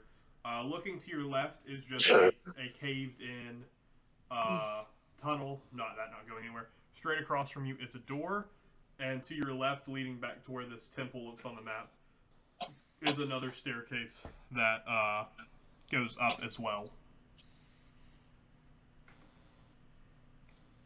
Where'd you say that chapel was? It would be to your left. Let's go in there. Okay, so everyone following, you head this way and head up the staircase. At the top of the staircase, there is another staircase to your right that leads downward, that goes into another chamber, and then past that is a hallway that goes to the left towards the chapel. Chapel. Yep. Come out this way and go this way. I would say, I know you guys can't see this. I think this hallway is about to become a lot longer than it actually is, just so that way I don't have to erase stuff.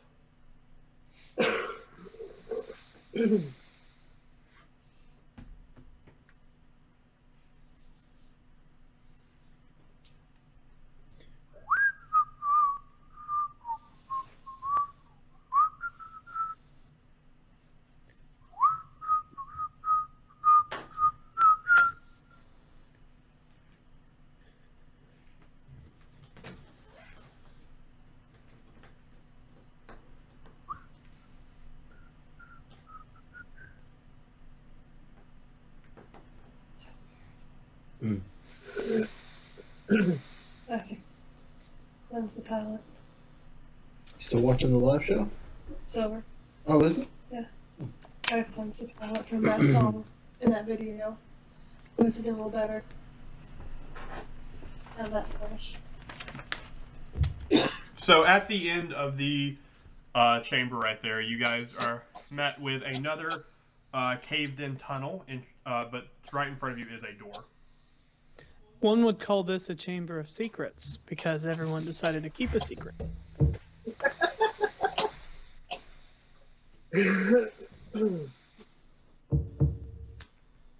I think that might be the curse of this area. It must be a magic spell. That's all the magic. Must be. All right, so how would you like to proceed? I'd like to go in. You'd like to open the door? Yep. All right. You open the door. Hey, can I stealth? I haven't stealthed in a while. Sure. You don't currently have a stealth roll, so it'd probably. What? I don't have a great one right now, anyways. You don't have. You didn't have one at all. Well, now I have one slightly better, but not as good. I have a 10.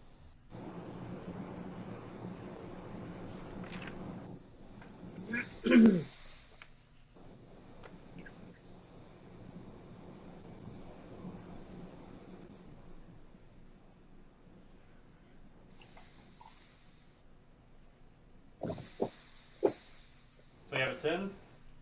Yeah. Is anyone else? You're just barely inside the door. Is anyone else kind of there prepped to walk in?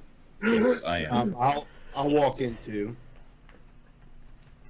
Alright, so as you kind of just open the door to look inside, a bit of light is coming from the room. There are 6 cracked marble pillars that line the walls of this hall, at the north end of which stands a 9-foot-tall statue of a dwarf seated on a throne, which is the brown circle right there. A mighty stone warhammer across his lap. There are large emeralds that gleam in the statue's eyes. The dust and debris covering the floor has been swept to one side, and a campsite of sort now spreads in front of the statue. Half a dozen bedrolls and packs are neatly arranged around a rough-built fire pit. A wooden table stands at the west side of the room between the pillars. 2 bugbears stand beside the table, flanking a dark elf dressed in black leather armor and robes. He clutches a black staff with a carved spider at the top of it and frowns. He looks at you. My nemesis. Does Seems I must screen, deal with you myself. the screen comes in like this. Seems no one has been able to deal with you. He then turns to his left, to his right, and you guys see standing next to him a very familiar person. That's why it went like this. Vrinthia stands next to him. The woman I hate. I'm sorry, Master. I did the best. I didn't think they'd be able to follow me. Shut up. She left behind traces. This is your fault. It is her fault. We followed her here.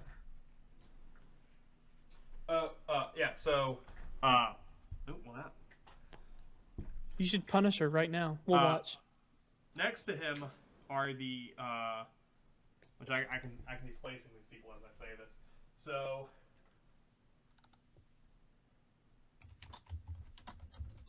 the black spider stands.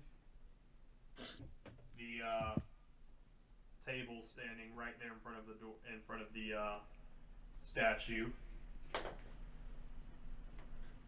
Next to him stands one bugbear, and I'm going to use this goblin, since I only have one bugbear, as the other bugbear. So that goblin is a bugbear.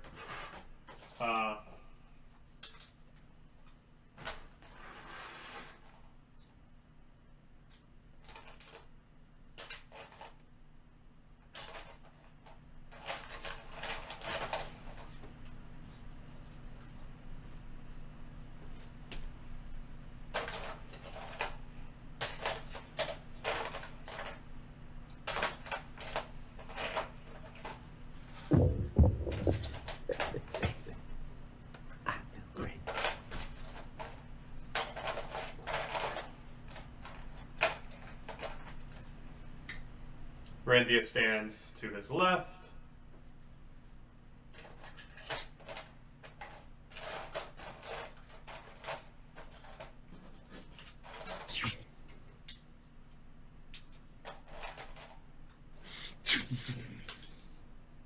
You. Oh!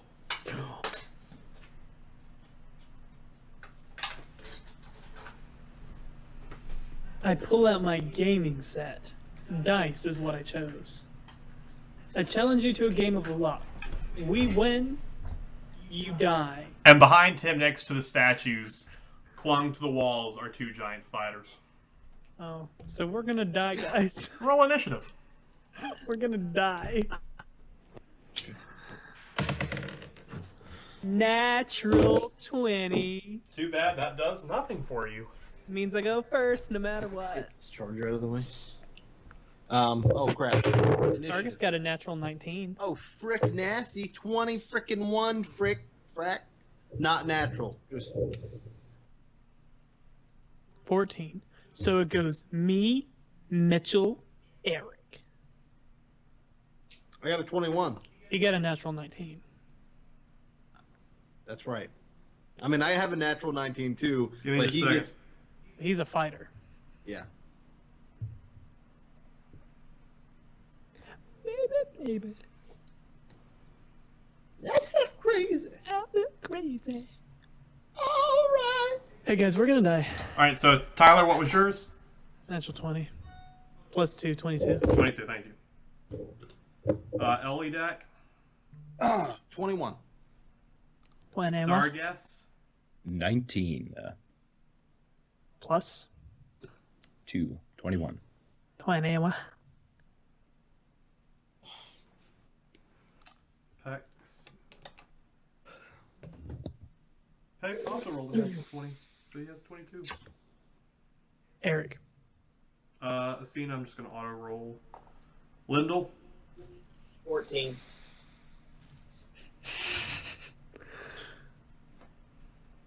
There we go. I feel like that's nope, not everyone.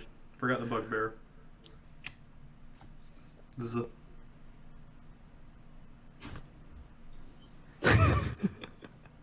There, 2 of them.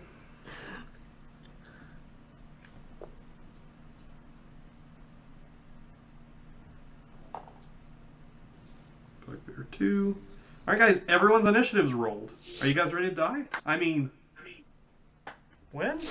Guys, I I'm know glad we what you're fighted really it. doing, Chandler. I know what you're really doing. You're really about to clean house so that we can start over because you want to get to your story, which this all ties together with. Theron, you're up first. I'm glad we wasted all this. Well, I'm gonna say I'm glad we wasted all this time fighting amongst ourselves. We're now all gonna die. What And is then your a HP? beholder Yours is at comes full, in. right? Everyone's at full HP, right? Yeah. Yep. No. And Lyndall is poisoned. But he's at full HP. Actually, hey, quick question. What does the potion of supreme healing do? Does it Heal. only restore hit points, or will it also remove poison? The potion of supreme healing, not the spell. Yes, I realized. Give me a second. Okay. Ooh, I know what I'm gonna do. I already tried looking it up in the book, and I found the spell, but I couldn't find the potion. Yeah, I'm looking in a different book. Okay, great.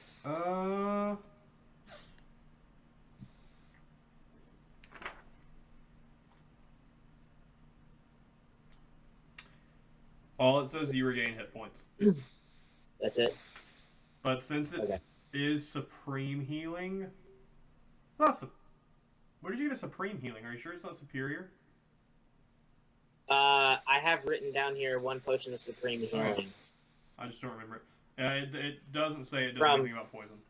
There was like a bunch of stuff. There was like a chest or a bunch of stuff that we got like either the last time or the time before. Yeah, it That, doesn't say it heals poison at all. Okay. Is there another check that I can roll before like we would have gone into initiative to try to take care of my poison? You Or can was it try. just You a can one? try and use your herbalist kit again. All right. But What I mean, am I at this rolling? point, we're already going into battle, so it would have to be Right. No. Fury. I mean, like, right. No. I mean, like, I would have been doing that like before, like as soon as I saw that there were enemies in the room, trying to see if I could do it again. Like I was just assuming it was a one-time deal that I only got to try it once. That's I what mean, I'm asking. it would take you an action to do that, so your first turn would be spent trying to do that. Gotcha. Because you see the enemies, they see you. There's no surprise. This is you guys are just doing it. Right. Okay. I meant like during the dialogue time. No, No. no, Okay. it would require an action to do so. Okay. All right. Okay. So Theron is up first. Okay, so Technically, you and Peck are both together, but I'm gonna just let you go first. cunning action, fast hands. Pull out my scimitar, imbue it with oil of sharpness. Ooh. That's your bonus action? As my bonus action. And then now that it's whatever it is, because I forget what oil sharpness does to it, I believe it increases the... it makes it magical or something for an hour. Do you not write it down? I wrote down oil of sharpness. I can Google oil of sharpness. I'm already looking at it.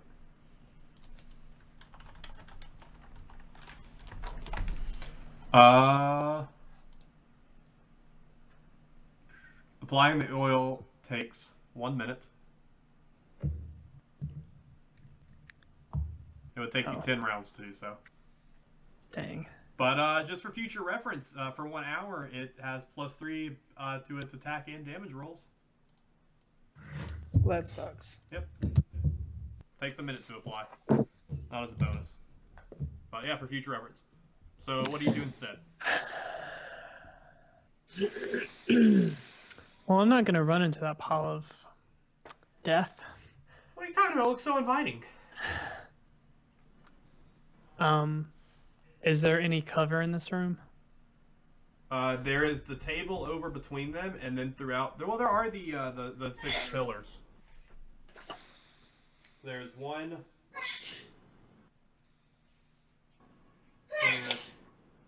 This one's pretty much crumpled, so can't really get much from that. There's the one over here.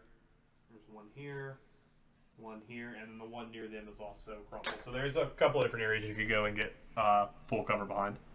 Okay, well, I'm going to go and get full cover behind one of the pillars. Alright, so you're moving up to this first one right here? Yep, pull out my bow, light it on fire, and shoot right in the middle.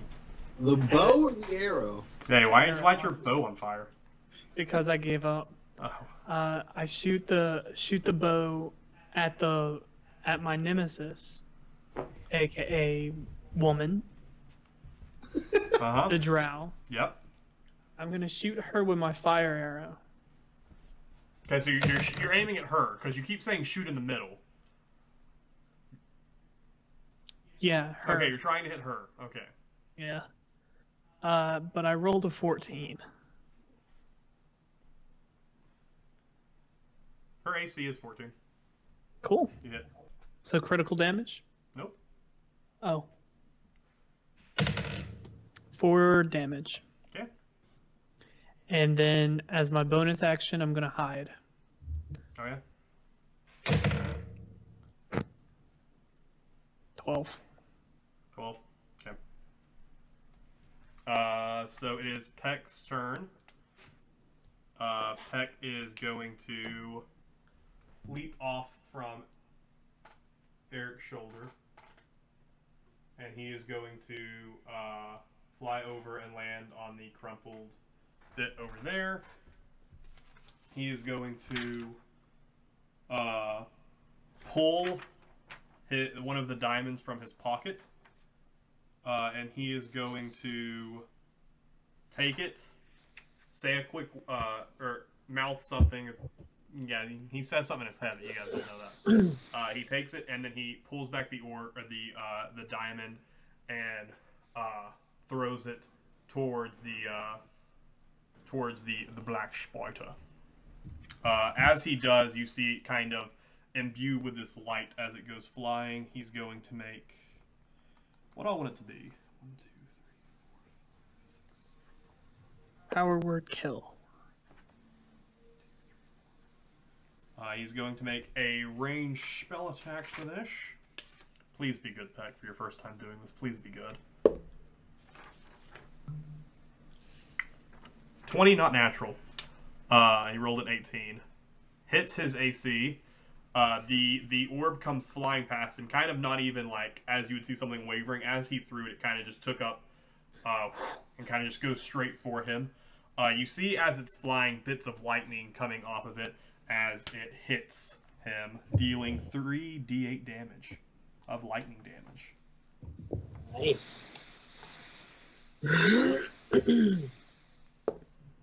5, 5, 6. So 16.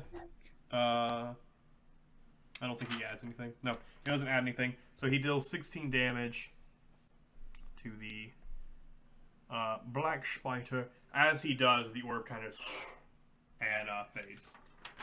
He now has 1 diamond left. Man, I really wish he could have been given 3.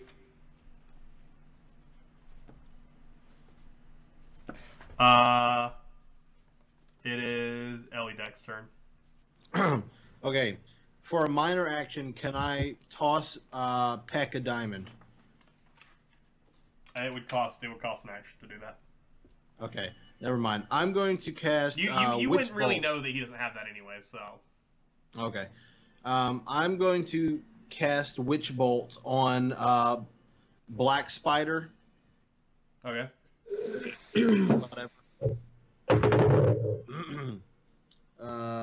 And I get an attack proficiency with this, don't I? It's because I'm casting a spell. I get a spell attack bonus. Yeah, you get your spell attack bonus. So 14, 19, 19 hits. Oh man! Oh man! Sargus, you're up next, by the way, just so you can start prepping. Okay, and that is 9 damage this turn. 9 damage, and you're gonna keep it held. Yeah. As he gets hit with the lightning from Peck's orb, as well as getting hit from yours, he's I see why you've had trouble. No worries, we will make quick work of that. And it is Sargus' turn. How is the black spider looking? He looks irritated. He looks slightly annoyed. Well, I'm going to make him annoyed even more, along with everyone else in the room. In a cone. Oh, yeah. Oh, they're all in dragon. one centralized area. They Are you moving forward at all? I'm just going to move into range to where I can get them all. Play of the I feel like it's a game. 30-foot range. It is. Play of the game, Sarkis. He comes in and tells him. Alright, so I literally always have to go back and look at this to make sure we're doing this right. I need to roll 2d6, and I think you just need to roll a Constitution saving throw. If they make it, then they take What are you damage. again? I'm a black dragon. Oh, okay, yeah, so that's why I needed to check this. It is a 30-foot line that's 5 foot wide. So it's not a cone, so you could probably come over this way and probably you could get the black spider, Zethra, and one of the bugbear. All right, yeah, I guess I'll do that. Will I also hit the big giant spider in the back? No, because it's going to hit the wall before it would ricochet. It won't ricochet towards him. Okay. And then it's a I'll deck do save that. for each of them. I'll do that. So Black Spider makes his with a natural 20. Poop. That's cocked. Bugbear fails his. Woohoo. And Vrinthia also fails her. Woohoo. So Black Spider takes half damage. So 2d6. That would be a 5 and a 4. So 9. Damage. 9, okay, so Bugbear takes 9 damage. She takes 9 damage. And Black Spider takes 5. Rounding up. There we go. So it is Mr. Giant Spider's turn. So he is going to... He's seeing the stupid little... To him, the stupid little thing that flew in and threw this little orb at it. He's going to fire a web at it. So he's gonna make a ranged weapon attack for Peck. 15, what's your AC, Peck? Plus that, yeah, he hits that. Alright, so he moves up, he climbs over this way across the table, climbing past them, and he fires his web. He kind of turns and shoots from behind, hitting Peck with a web. So Peck is restrained by the webbing, and Peck can try and break out of it next time, but for now he is caught in it. Does it? I don't think it does any damage though. No. So yeah, so Peck is restrained. And with that, it will be what? Oh no! It'll be Vethra's turn. She is going to run forward towards Thargus and make a multi-attack. Multi-attack.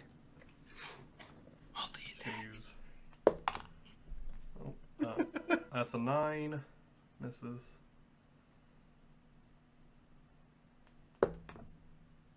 That hits.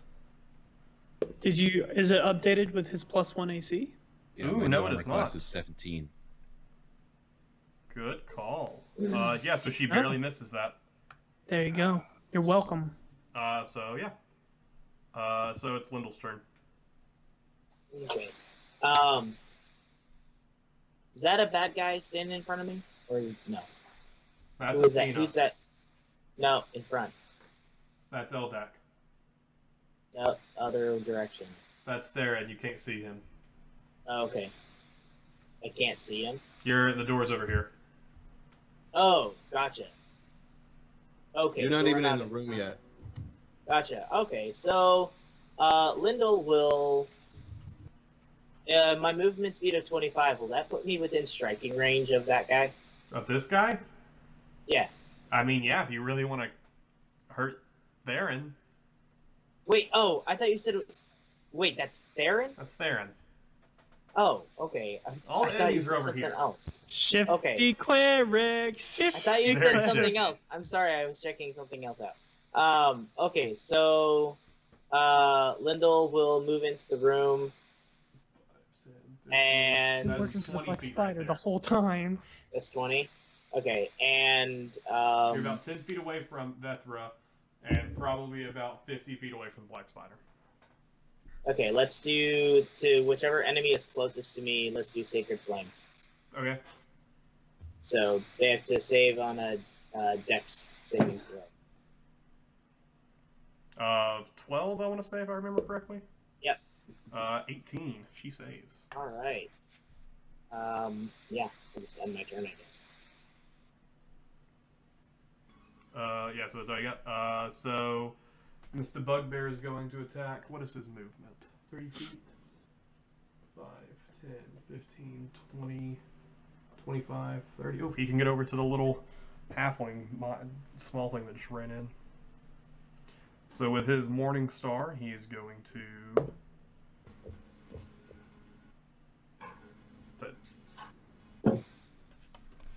What do you want?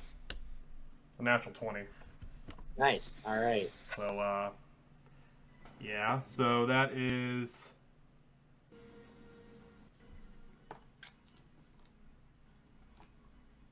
a D8?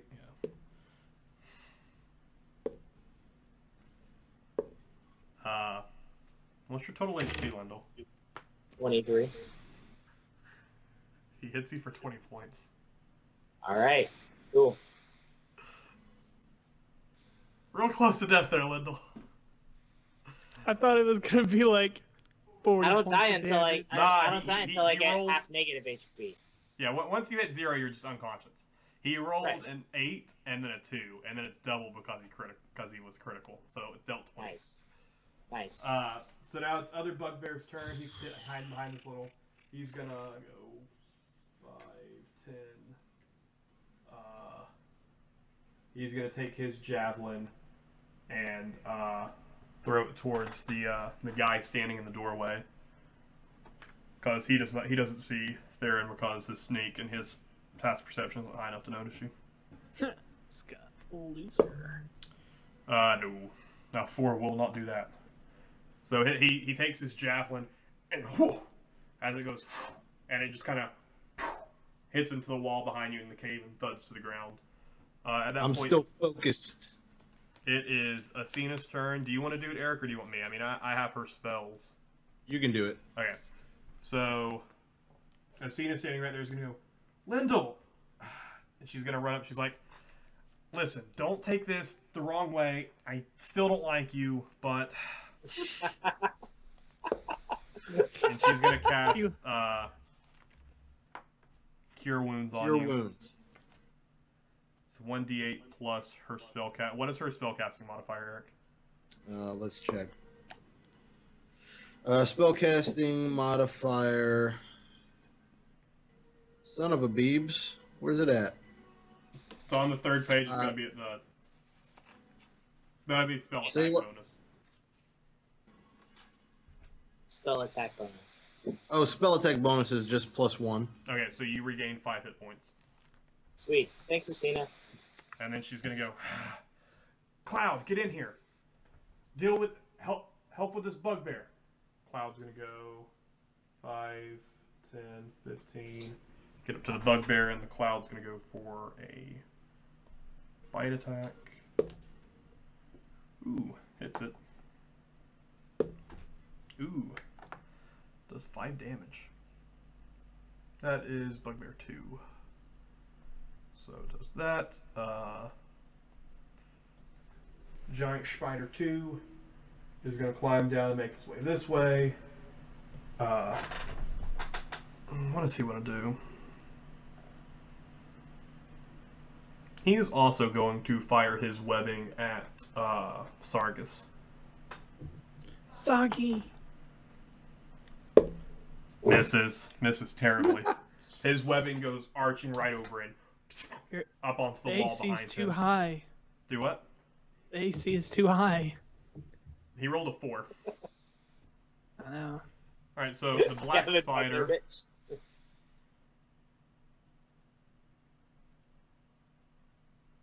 I'm trying looking at all the stuff that he can do. Ooh. Okay.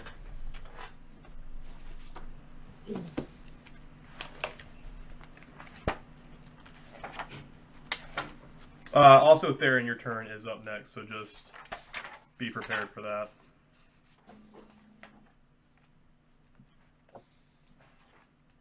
So he is going to cast a spell.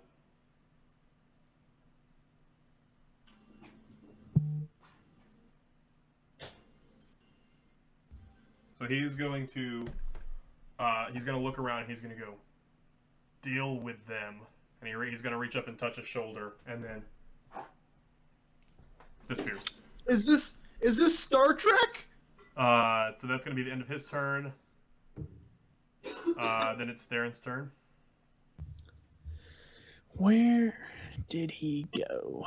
Okay, so I want to come around this pillar. Okay. The back way. I still don't want to be seen. Who's right next to Peck? One of the bugbear.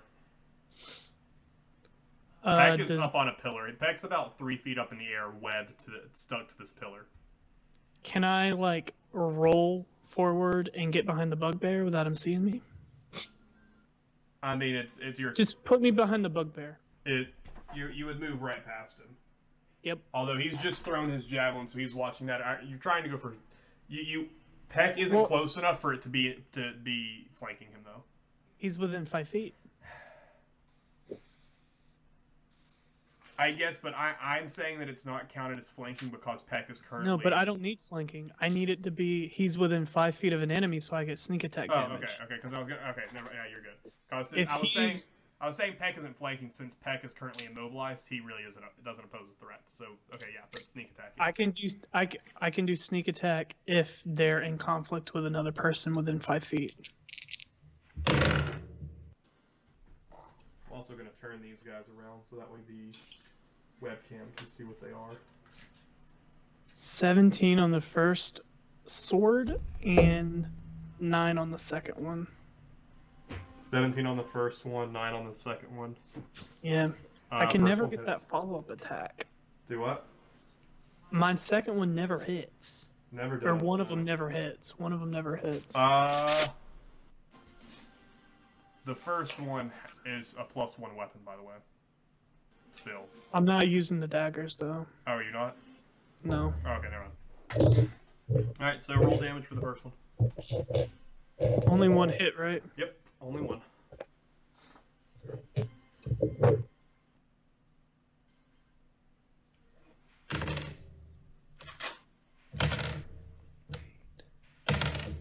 Nine damage. 9 damage, okay. Gonna be that one. So the first hit against him, he's gonna as he turns back towards you. With that, it is going to be Peck's turn.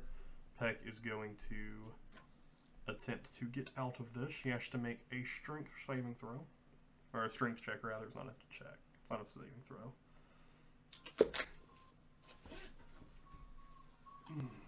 Natural 1. Peck stays immobilized in the web. Eldek's turn. And Sargus, you're coming up next. Okay. Eldek's going to move into a position where he can cast Firebolt at one of the spiders. Okay, so 5, 10, 15, 20. That's about right there. Yeah, You'd be able to. You have a line of sight on both of them. all right. Now I'm going to cast Firebolt. Okay, which one are you hitting? The one that is closest to the wall that I'm Okay. against. Yeah, I gotcha. Okay. I rolled a. It was a 2, but I'm using one of my divination rolls, which is an 18. Okay. Or not 18, 14 plus 5 for my spell attack bonus. Okay, you hit To him. be. Okay. And then I'll roll damage. 7. 7. Cool. So it kind of lets out a very piercing screech as it comes out. It's kind of the webbing around it kind of lights. That was kind of from where it had shot. Not dealing any damage, just like tearing it a little bit. So after that, it is Sargess's turn. So the black spider is gone, right? From what you saw, he vanished. Okay. And the drow lady is standing in front of me, right? Yes, she's right in front of you. I'm going to use action surge. Action surge? Yes, I get 2 attacks. Yes. So I'm going to do a 2-handed attack with my axe. Both times. Okay. For the first one, that is a 19, which is a crit. Yes, I'm it a is. champion. Because 19s are critical for you. The second one is a 17. Which Right, is so not a both crit. hit. So let's do the critical one first. So roll, and then we'll double that, and then we'll add the other one. Okay. 1d10. That is a 8. So 16 for your first one, and what's your second one? A measly little 2. Oh wait, you're also using Hue, right? I am. So it has a +1 to both, so an extra 2 damage. So, because 1 for the first one and 2 for the second one. So 2 plus your 2, so it does an additional 4 damage to her. Okay. So she lets out. Ah! Why won't you people just die? And it is Giant Spider 1. He's gonna creepily crawl towards Theron, and he is gonna go. Creepy crawly. He's gonna go for a little bitty bite. Ooh. With a 3, he ain't biting much. Misses. Vrentha, she's gonna turn around towards Sargus, and she's gonna go.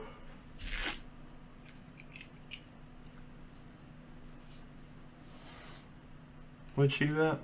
No. Okay, so she's going to just slam back into you with a multi-attack again. 12, nah. That one hits.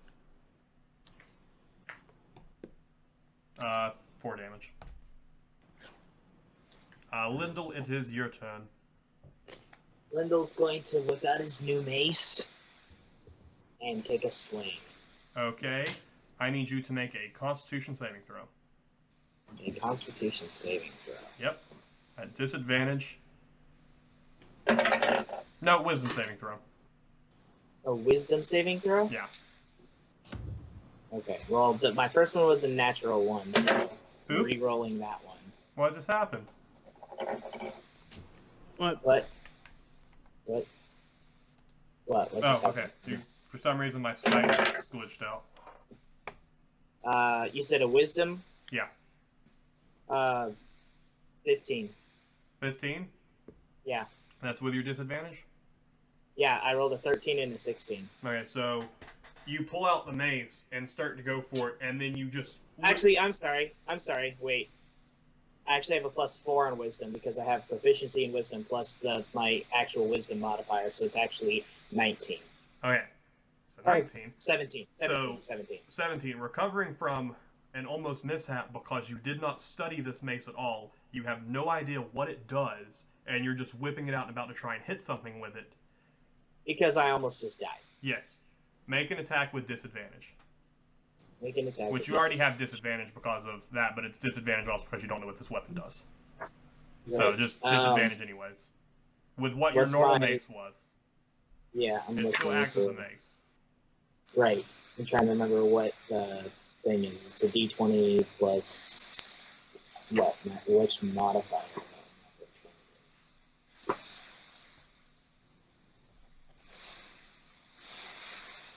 Actually, wait. I think I have proficiency.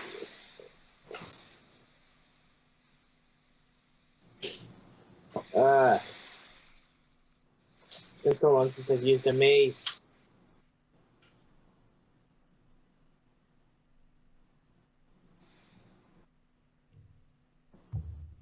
Alright.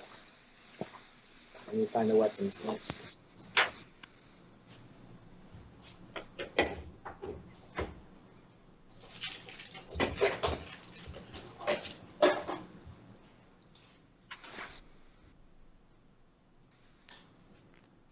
Alright, it is considered a simple weapon, so I do have proficiency with it.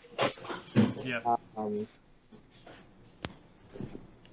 It doesn't have any properties, so modifier do I do? Just roll to see it for your attack first. Okay. And disadvantage. Oh my gosh.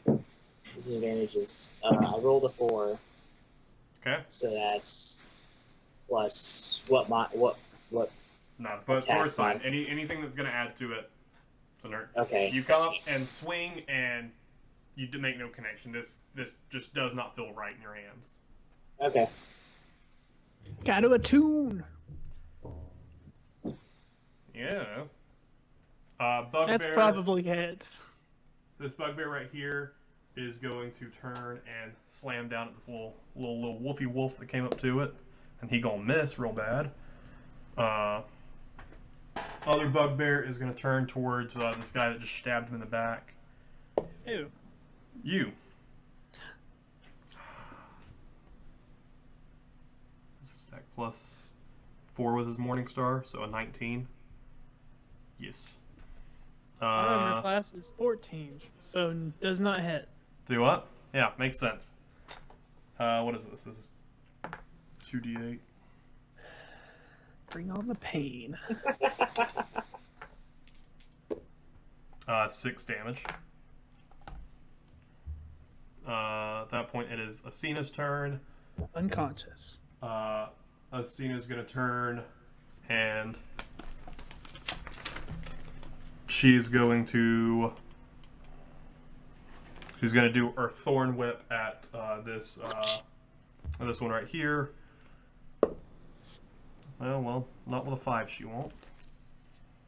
So other giant spider's turn. He's going to start crawling this way and go for a bite on Eldak. That hits. And his is 1d8. It hush. Oh, that's a d10, never mind. Does 4 damage to Eldak. Eldak, no. Then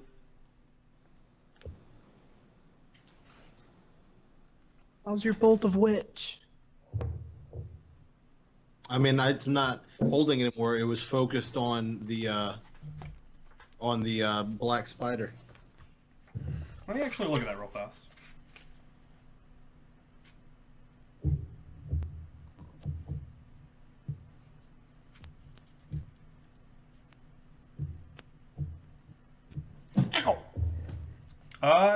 No. Jinx bit me.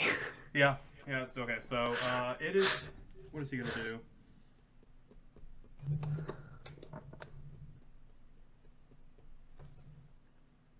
Okay, so he... Surrenders. Yeah, he surrenders. He reappears right next to this bugbear. Right next to Theron.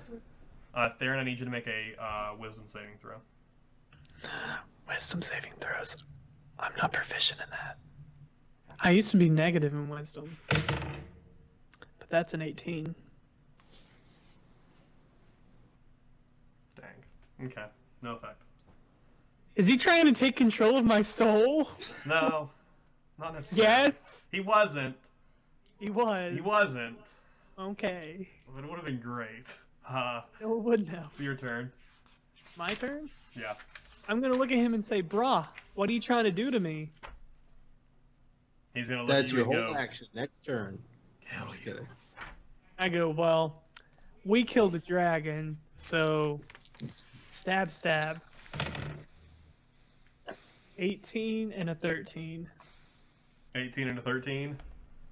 On First one him. hits. obviously.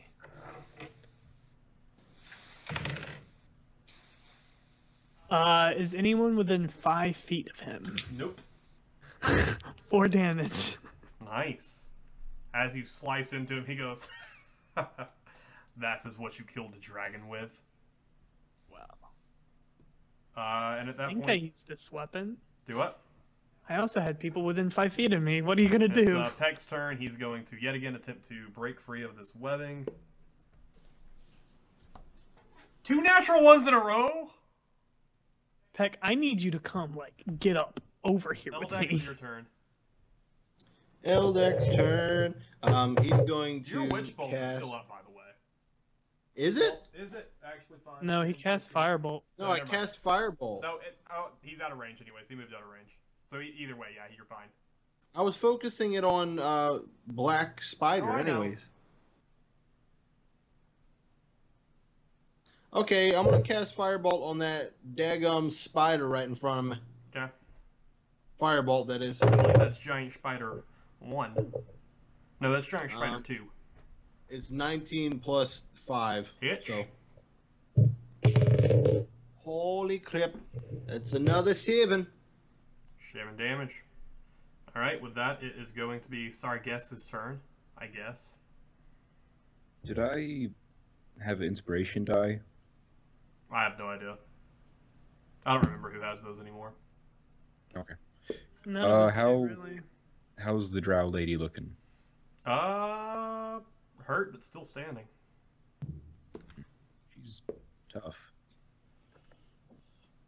I see 3 options that I could do. 1 is continue with the drow lady. 2 is free Peck. Or 3 is tackle the black spider and help out Theron. You do you.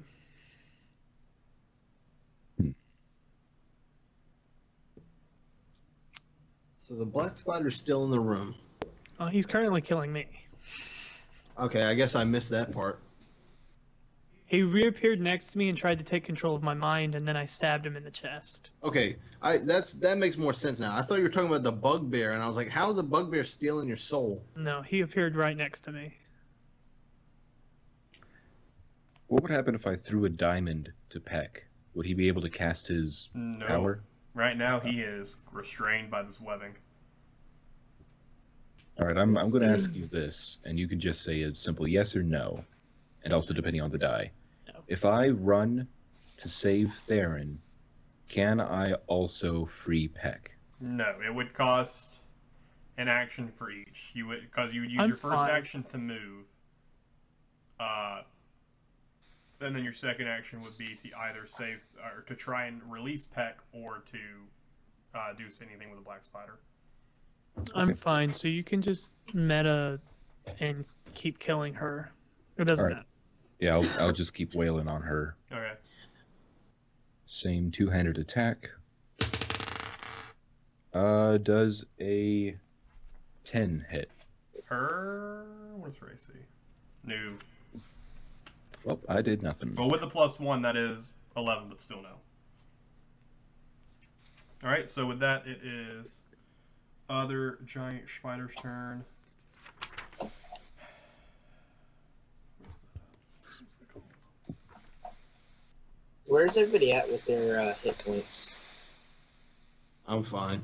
So this one's going to come over, giving up with Theron, and is going to go for a bite on Peck. He's going to have advantage because Peck is restrained. Well, that sucks. Are any of you below half of your No. hit points?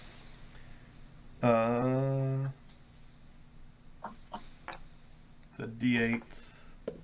Natural 20, so it does 10 damage.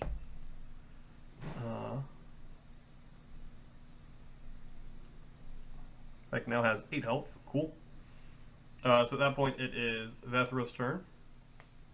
She's going to continue to just wail on Sargus here with a natural 1, so she isn't going to be doing much. She goes for the hit with one sword, and it slams against your the hue that's out, and it kind of ricochets off and falls to the ground. She still has one sword, though, so she's going to attack with that one. And with a 7, doesn't hit you, but still keeps the sword. With that, it's Lyndall's turn. Okay, Lyndall's gonna cast command on the spider that's over by Peck and Theron. Okay. And Wisdom I'm trying to I'm looking for the what the save is. The save and the command would be grovel, which is the target falls prone and ends its turn. Succeed on a wisdom saving throw. Failed. Awesome. So then follow the command on its next turn. The spell has no effect if the target... Actually, wait. Spiders aren't undead, are they? Oh, no. Okay. So yeah. So on its next turn, it falls prone and ends its turn. Okay. And then I will also then take a step back behind whoever is there. That's Athena right there, sort of behind her. Okay. Yeah. So Just it's so I can get it. the bugbear that's over there. He is going to, as you move out of his, he gets an attack of opportunity on you. Oh, wait. Never mind. He rolled. Well, your turn's already over, so. Okay. I didn't realize he would get an opportunity attack. Yeah. Well, you were right next. Otherwise, to him. I wouldn't have moved. He rolled a 5, so it doesn't hit you anyways. He's going to turn back towards Eldak and go for an attack against him. Rolls a 14 plus... What's his plus? Plus a 4. 18 hits Eldak. So then he's going to do that. And he is going to do 4 damage to Eldak. The other bugbear is going to turn and make an attack on Theron. With a 4, doesn't hit that. Then it's Athena's turn. She's going. She's going to tell Cloud, keep it up with that bugbear. And she's going to run over towards Peck and cast Cure Wounds.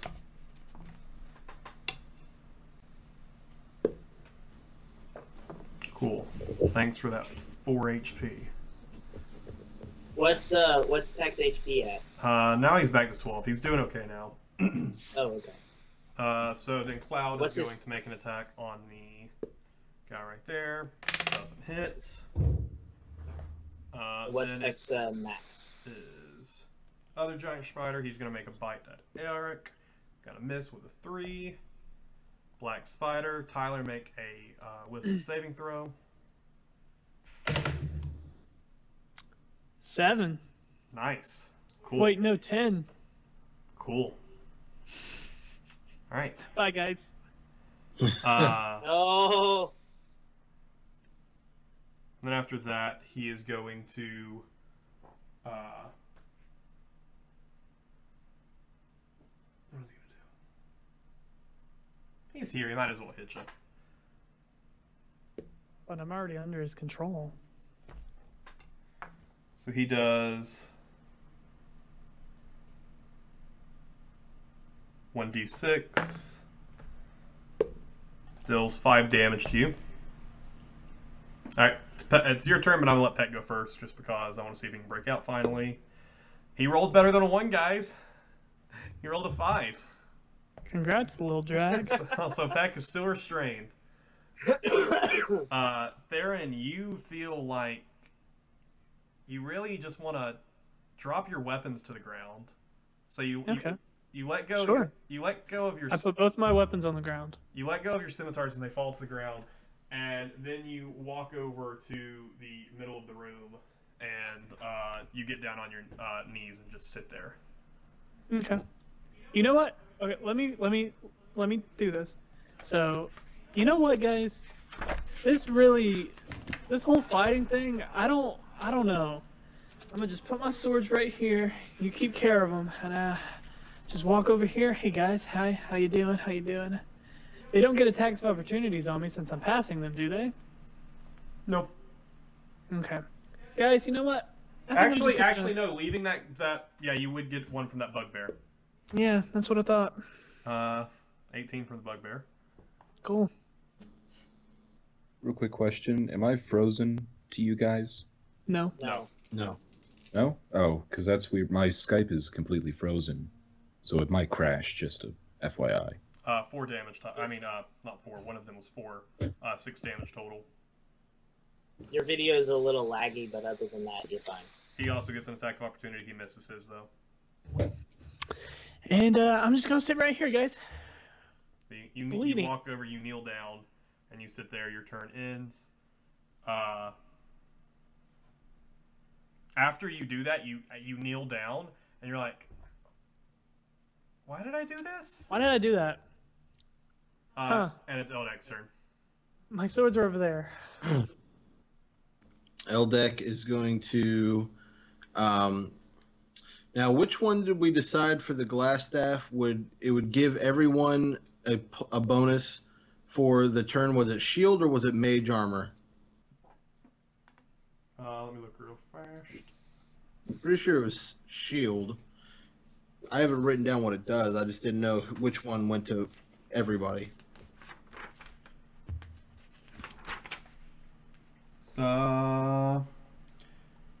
Shield protects you until your next turn. What was the other one? Mage armor? Mage armor. I believe they actually might both be for you. Oh. Mage armor. Mage armor, mage armor, mage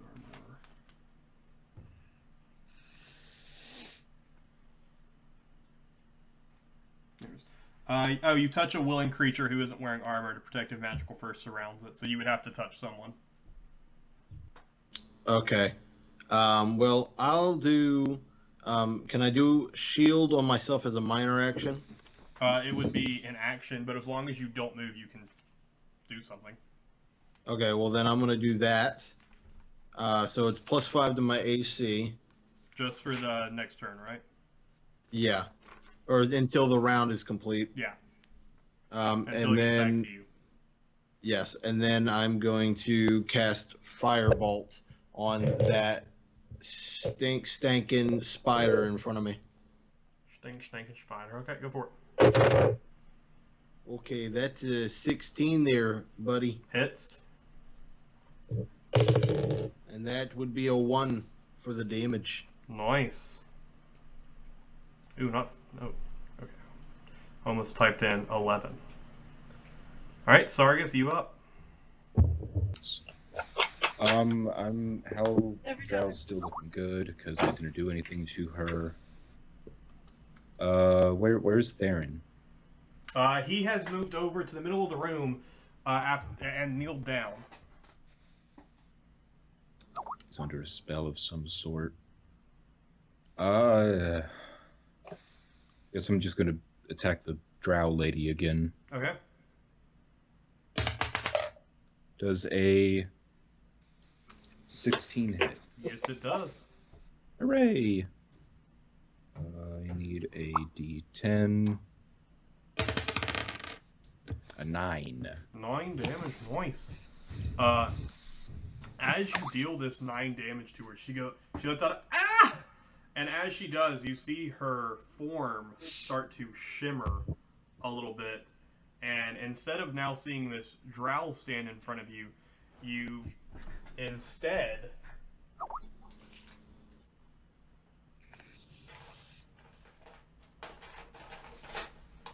should have had this one ready. Yeah. Agreed.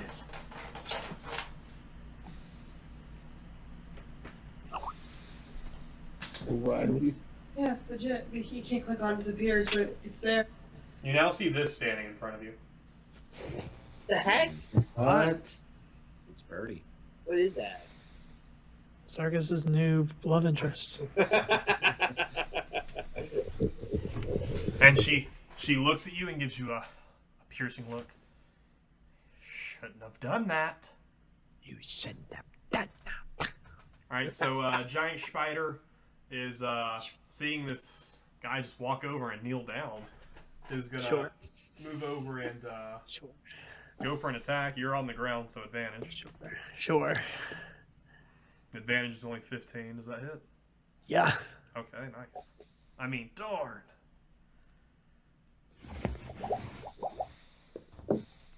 Only 2 damage. Sure.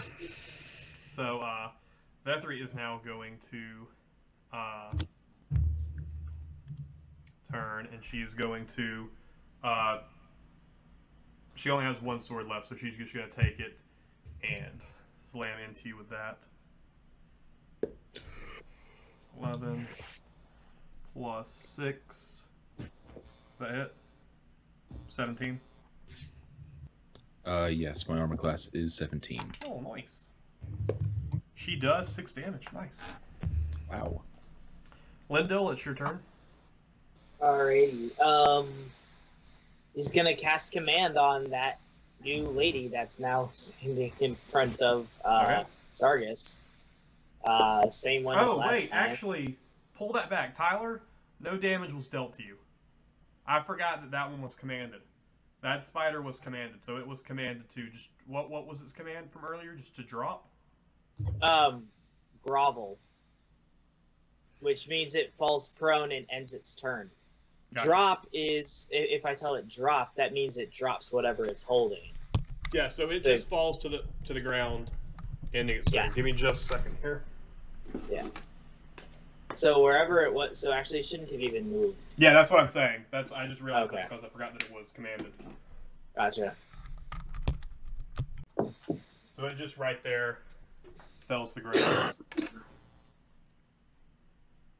Actually, can Lindo command Peck to free himself? No. Oh, Can't too really bad. use that against friends like that. No, I mean, like.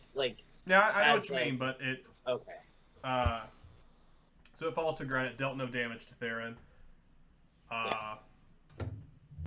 So now you're trying to command new lady person. What are you trying to tell her to do? Same one, grovel. All right, let's see. Wisdom save. And Wisdom what's your 12? 12. She saves. Dang it. All right. Mr. Bugbear right here. He is going to still obsessed with Elidak here. Nice. Deals 3 damage to Elidak. Oh, cracker. Jack. Other Bugbear is going to turn, see him kneeling on the ground and go. He's going to turn to Black Spider. Nice one. And he's going to pull up his javelin. Nice one, boss. And throw it. Does an 11 hit? Yep. Does it really? Nope. I was about to say, I thought your AC was like 14. Nope. So the javelin goes sailing past you and it hits the ground. Black Spider turns to him and goes, "Nice one." You think they're friends? You think they keep secrets from each other? Oh, Probably. Yeah. Well, probably not as much as you do. As you all I've do. kept no secrets. Not you. Asina is going to attempt to pull Peck free since Peck clearly can't do it on his own. Asina rolls an 18 for her strength, so she pulls Peck free, and Peck looks at her and goes, "Thanks." She goes, "Yeah." Cloud, get that bugbear. Cloud's gonna go. I'm gonna use my different dice now since I just threw that one off the table. 15 plus his. Yep, he hits that. Sweet. Deals 4 damage to that one. Nice. Alright, that giant spider's turn. It sees Theron there. It's going to make a web attack against Theron just sitting there on the ground with advantage. Sure. Did that other thing have advantage when it threw a spear at me? It should have, but I I don't forgot think about it it. did. What's its plus? Does a 17 hit? It does. You are now Cool. at the start of your next turn, you'll have to make a strength check to try and get free. Can I just submit? You can.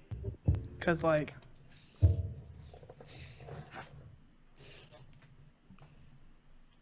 Black Spider just vanishes. He's just invisible. Peck's turn, finally free, is going to... He hasn't... No, that'd be stupid for him to do that. He hasn't studied it at all. He wouldn't know how it works. He could break it using that. So he's just going to cast Firebolt. So he's going to cast that, which is another one of his spell points. His SP? His SP, yeah. He's going to cast it at... He's going to cast it on the spider laying on the ground, so he has advantage. Finally, Peck getting a good roll with that nat 20. So, it's a D10.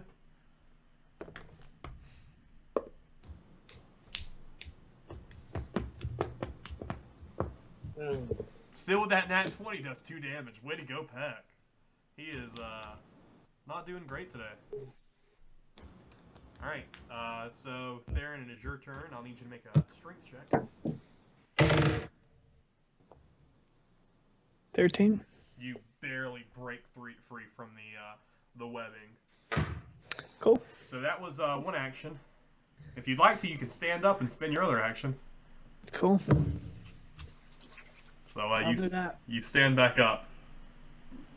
And now that you're kind of getting back to yourself, this kind of fog kind of clears from your mind, and you now clearly remember the black spider leaning over to you and saying, "Hey, drop your weapons and go kneel in the middle." And with my bonus action, Okay. I'm going to drink a potion of healing. Nice. Probably smart. Probably.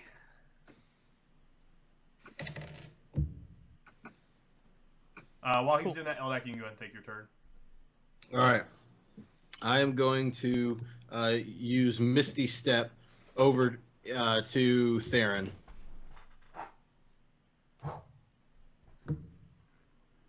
And since it's Misty Step, there is no attack of opportunity because you're just... Alright, what are you doing now? I can't. You said I can't attack, right? And that was a spell. You can like do a bonus action. You can potion or anything like that. You can walk around if you won't do anything like that. Sargus, you got Where the heck? I'm going to use. Yeah, I'll use a potion of health. Okay. So you can get some health back. Sargus, it's your turn. How is this fine-looking lady looking? She is starting to show some wear and tear. She is not bloodied. But how is her body language towards Sargus? Kind of apprehensive a little bit. Oh, I can change that. What is this new voice? Why is Sargus Southern? I don't know. Southern Sargus. Southern. Does a natural 20 hit? No, actually. Okay. Yes. Roll that damage. Roll that damage. 10. That would be a 9. 9 plus the 1 from Hugh is a 10, double to 20. Goodness gracious. So, how do you do it? I'm going to wink at her. And then She just decapitate looks her. at you and with disgust as you wink at her. Then off with her head. The head goes flying a little bit up into the air, the body collapses, and the head crumples to the floor next to her. That was my first ever solo kill. Then it is Giant Spider. This one he is going to stand back up. Seeing you just killed one of their big guys, he's gonna shoot a webbing at you. Misses. She's dead. Lyndall, it's your turn. Alright, what enemies are left on the board? All but one. Oh, okay. 2 giant spiders, 2 bugbears, Well, and you don't know where the black spider is. Not to be confused with the giant spiders. Okay, gotcha. All right. Lyndall's gonna cast command on the spider that's closest. The other spider, not the one that he did it on before, but the other one. This one, yeah. And do the same one as before. Grovel. Wisdom saving throw. Failed. Number's 12. Awesome. All right, so this bugbear, have it seeing Eldak left, is going to turn back to the wolf that's there, make an attack on it. 19, so he hits. Deals 4 damage to Mizia Wolf. Mizia Wolf. Other one's going to look at him and go, he's just going to run over towards you and make another attack at you. 5 misses. There, and your turn's coming up. Athena is going to. Did Peck get an opportunity attack from him passing him? He didn't get that close. Okay. There's a space right here. Peck is kind of moving around because there's a fold right here, but he's right here. He was one button past him. Athena's going to turn back towards Cloud, having seen her attack, or seen him get attacked, and she's going to shoot Produce Flame at that bugbear with an 18. Nice, Athena. Produce Flame is a D8. Yeah, that's what I thought. Does 7 damage. Nice. All right. This giant spider collapses to the ground.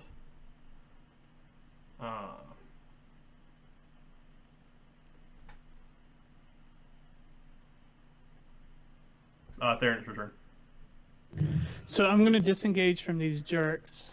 Okay. And I want to disengage and go get my stupid weapons. All right, so you move right past them, come over here, and you reach down and grab your weapons. Who's that in front of me? There's a spider, and one of the bugbears is right here. I'm going for the bugbear. All right, so you step up behind it. No one is within 5 feet of it. Eldak, your turn's up next. Well, Peck's, and then your turn. 14 and 8.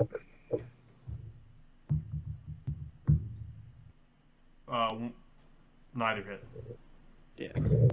I completely blinked there. Peck is also going to attack at that bugbear, using another one of his spell points for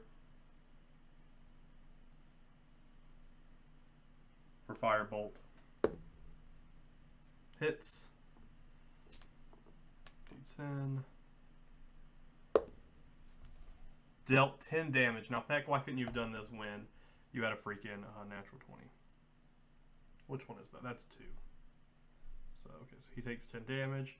That one's starting to look pretty bad. Eldak, your turn, and Sargus, you're up next. Okay. I'm going to cast Firebolt at... Now, is that spider down or dead? He's just on the ground. Okay. I'm going to help Theron out, and I'm going to cast Firebolt at the bugbear. Okay, go for it. There's 18 plus 5. Hits.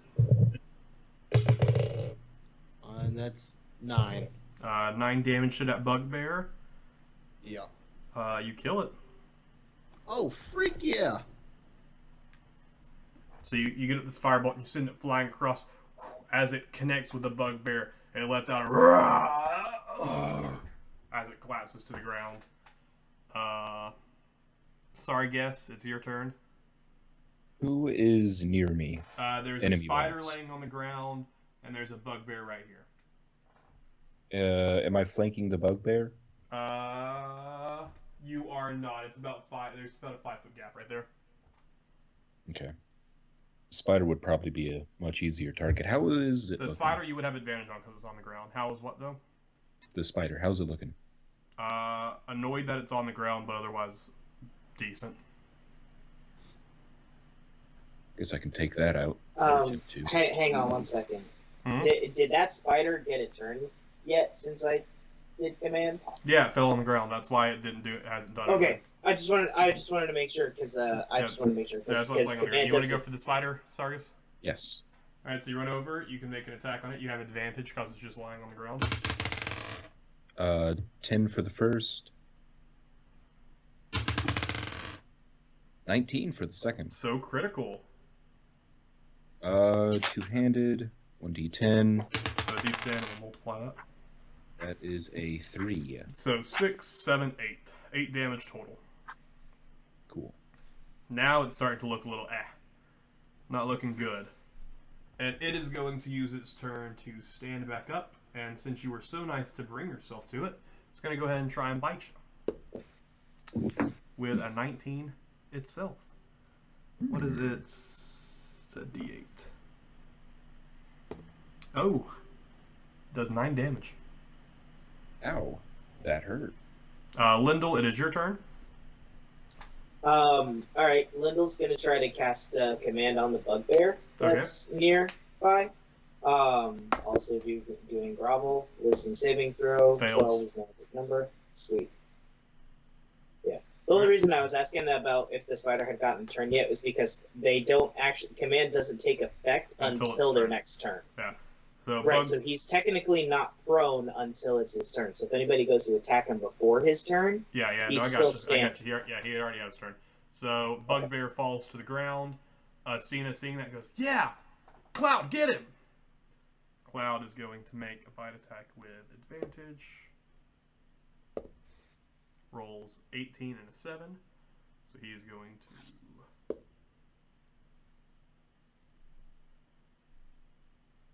So Asina yells at Cloud. She's like, Cloud, get him! Cloud goes, "Rrr," runs up, jumps, lands on the bugbear's chest, and reaches up, bites straight into its throat, and tears its throat out, killing the bugbear. Yeah! Cloud got a kill! And then Asina still has her turn, so she's going to... How are you doing with HP, Sargus?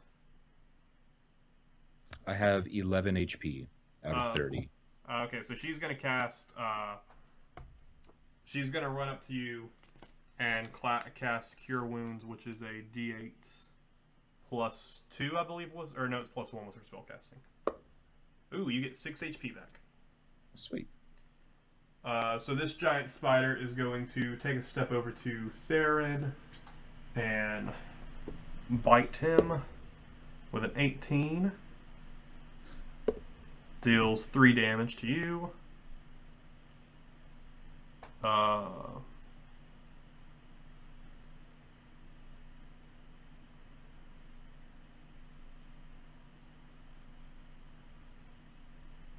Trying to decide here.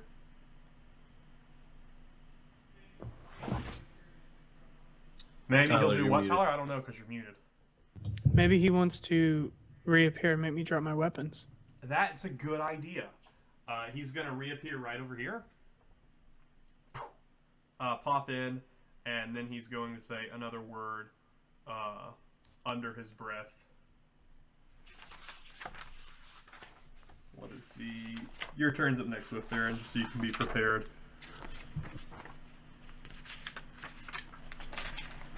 Because sadly, I know, but he doesn't know. This isn't really going to affect you. So he is going to cast a spell.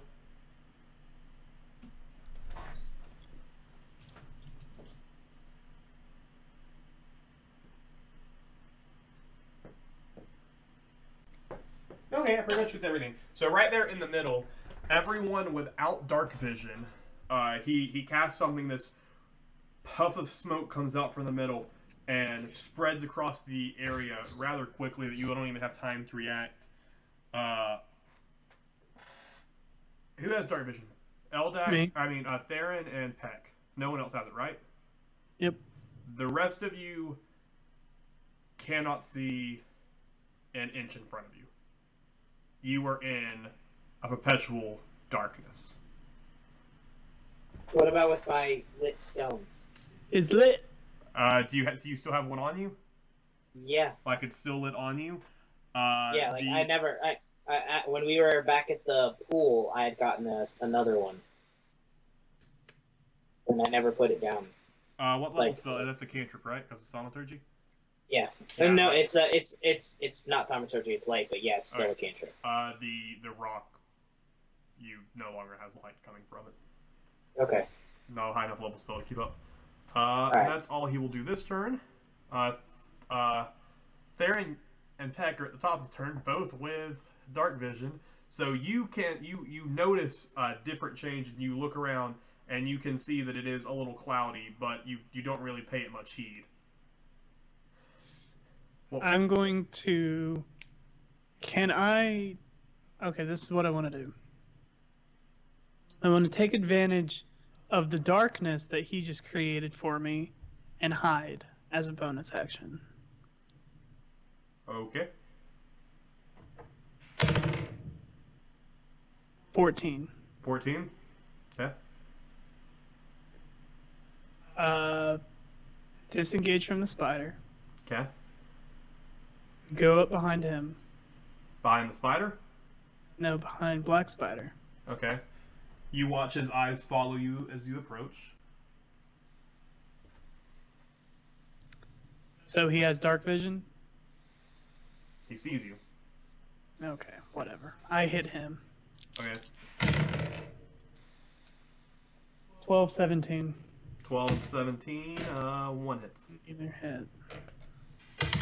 2. You sound so upset. So annoyed. I'm so annoyed. Peck's I'm turn. doing crap in this fight. It's so annoying. Peck is going to continue to attack that spider that's in front of him. He has advantage because the spider cannot see him. It's so pointless. Does 11 hit? No, does he have a plus? He has a spell attack bonus, which is 13. So no, he does not hit, but he depletes another spell point. Eldek, I believe it is your turn. No, it is Giant. Nope. Yep, it is Eldek's turn, then Sargus' turn. You cannot see an inch in front of you. Okay. I'm going to cast Shield on myself. Okay. Which brings me down to 5. So your speed is at half right now. So just because you would have to take time to slowly move through this, so your speed is halved. If you want to go anywhere, you still remember roughly where everyone was. Okay. What is... I have a potion of clairvoyance. What does clairvoyance do? I'll look. I don't believe it would help you in this situation, though. I always forget what literally all of these potions do.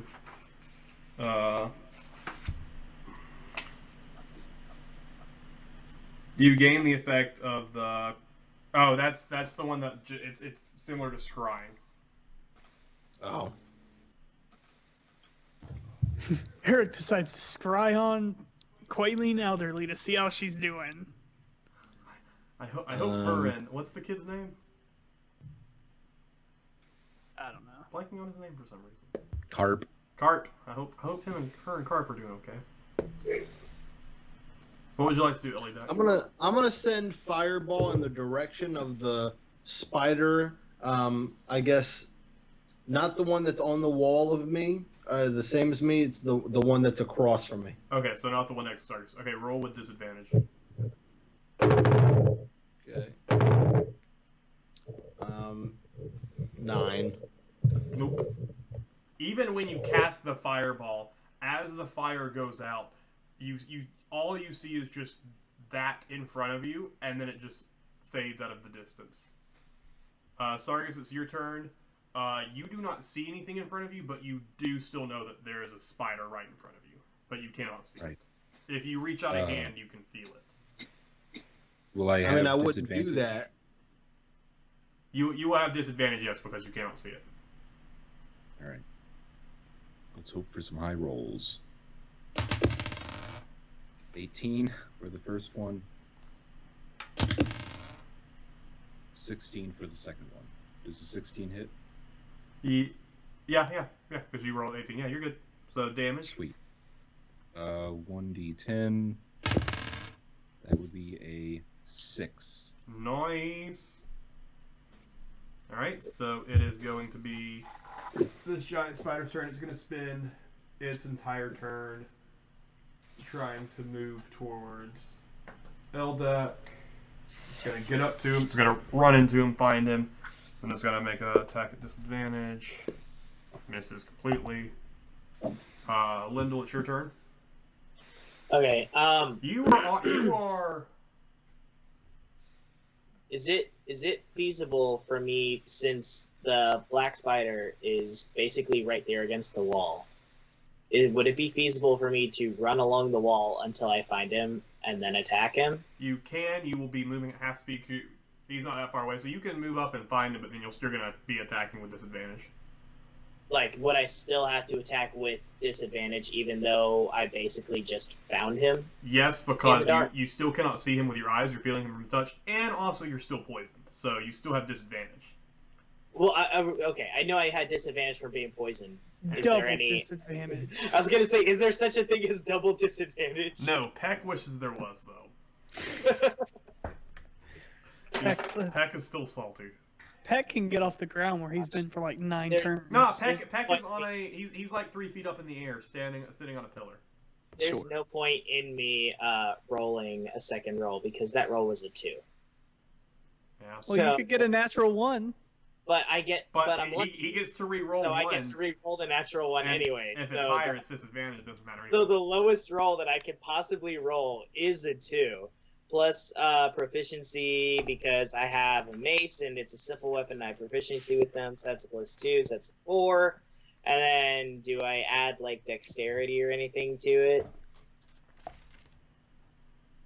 Wait, what rabbit hole were you going down? Because I started thinking about what Asina was going to do, and I just heard you start asking about adding stuff. I have proficiency with it. With your attack? Yes. Yeah, it so doesn't matter. that's- Your proficiency would have to be like 12 to hit him. Okay, alright.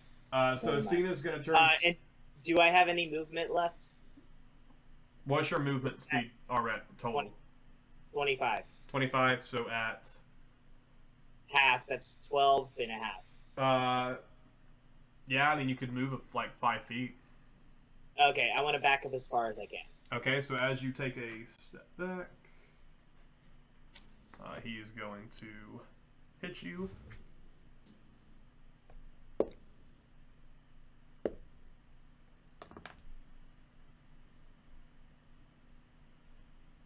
With his spider staff. Two-handed, so...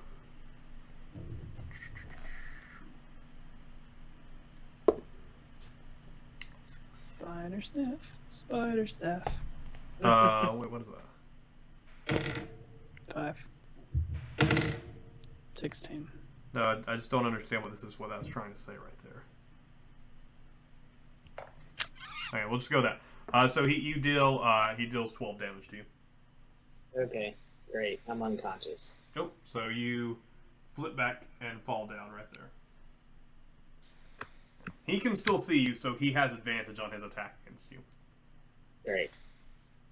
So it's Asina's turn, so she's going to turn to Cloud. Cloud, just try not to get hurt. And she's going to turn and start moving to where she thought she remembered a spider being. And she gets over here and kind of pops out. Well, her speed's 30, so it's 15, so 5, 10, 15. She gets about right there. Not fighting a spider because the spider has, of course, moved. The giant spider right in front of Eldak is going to attempt to make an attack. Oh, barely misses. So the black spider is going to turn towards Tyler and try and stab him.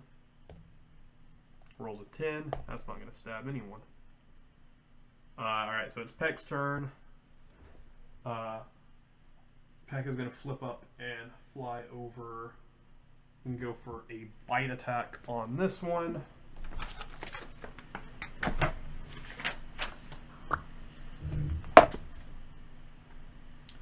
Ooh, advantage because he can't see.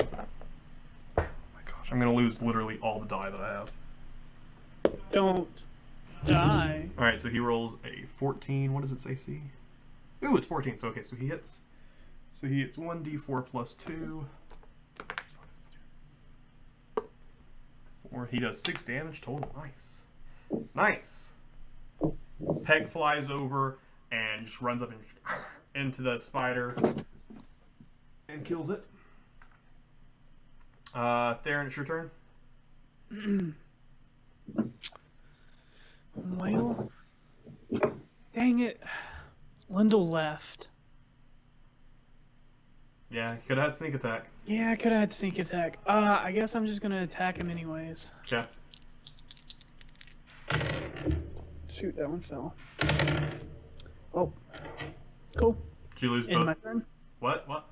No, I just didn't hit him with either one of those. What did you roll? Rolled an 11 and an 8, so that's a 13 and a 10. 13 hits. No, it doesn't. Yeah, it does. I would have hit him with both my things last time. Oh, no, never. Sorry, I was looking at the giant spider. All I saw was spider. I'm stupid. I'm sorry. Yeah. So, Eldon, Wait, it's your so- turn. There's still a giant Okay. spider right in front of you. Tyler, If someone what was would in, you have gotten? if someone is within 5 feet of the enemy, I get sneak attack. And this whole fight, I've been by myself, so I have been pretty much ineffective. Gotcha. Sorry. No, I Wish mean I it's didn't not. known that. No, it's my fault. I forgot, ran I off. forgot about that. I No, ran. I forgot about that too. I'm going to cast Firebolt in that. Wait, did the mist go away? No. Okay, then I'm gonna cast it in that general direction Of what? of the spider. Okay. You'll be with disadvantage.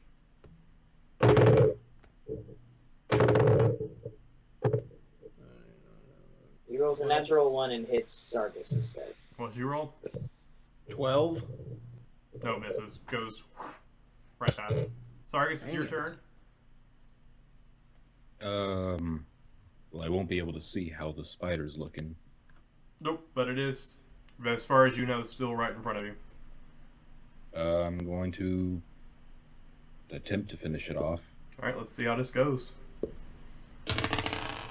Does a 14 hit? Was that with disadvantage? Oh yeah, that's right. That'd be a 13. 13 plus 1, yep, you hit. Sweet. D10. That would be a 7. Okay. That point, it is Lindell's turn. Or nope, you're unconscious. Make a death saving throw. Alrighty. What do I roll for Just that? roll a I'm gonna d20. D20. Don't add anything. 14. Alright, Made it. there's one save. So am I just at 0 now? Nope, so just mark a success. You have to have... Oh, that's right. Right. No. You need 3 saves. Alright, so it's Asina's turn. She continues to move forward, and she comes up. She's like, guys, I'm over at the statue. I came out of the fog. You can actually see over here, so it's only so big. But I can't see through it. And she's going to go, Cloud, just stay put. And she's also just going to stay there. Alright, Black Spider is going to hit at Theron. Again, sucky roll. Alright, so it's Theron's turn.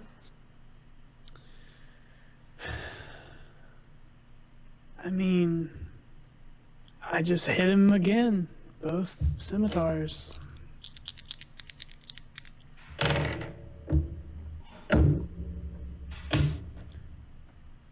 So I got an 18, and then I got a natural 1. Okay, so what? Wait, so the 18 hits, so you have 1 hit. Yeah, but I got a natural 1, so I'm gonna lose my sword. Not necessarily.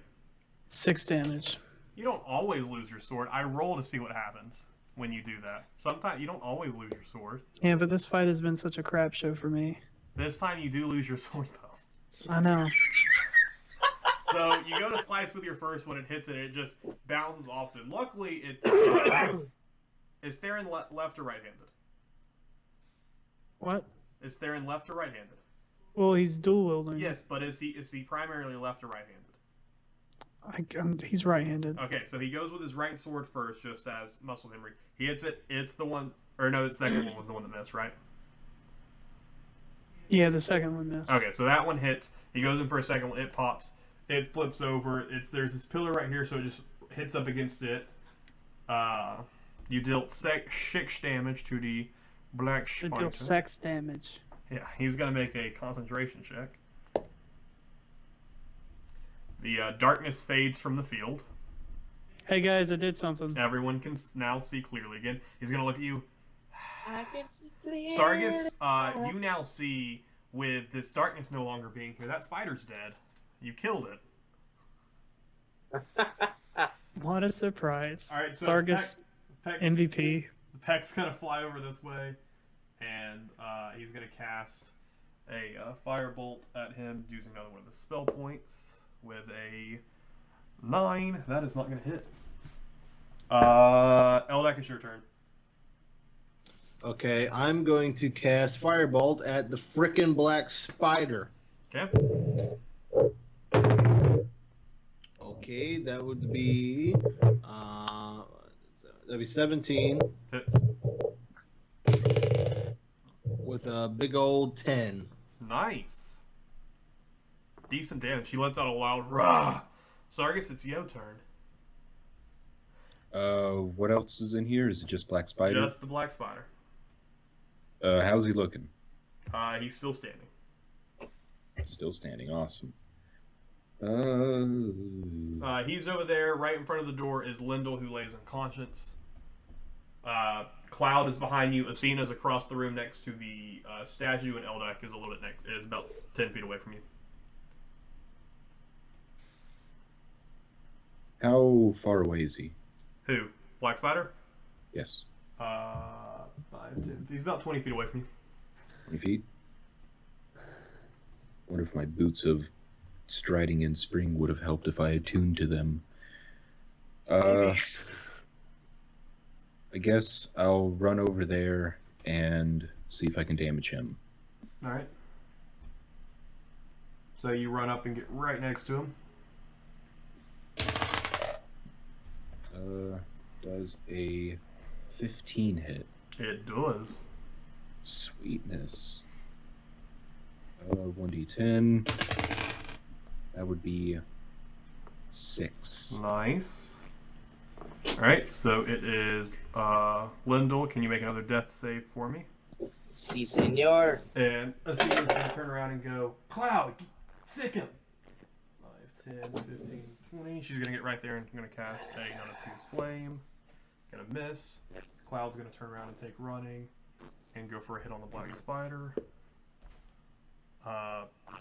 Barely hits him. Only does 2 damage though. Black spider's turn. What can he do here? He's kind of in a bit of a kill spot here. He has cast it quite a lot.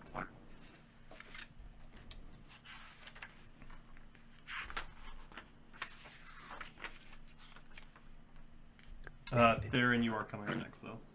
I've been crazy all night, every day. So he's going to cast this at a first level.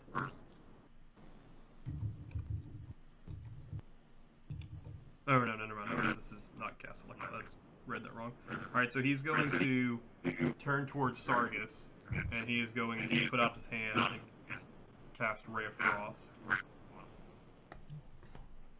Ray of Sickness? 19, he hits.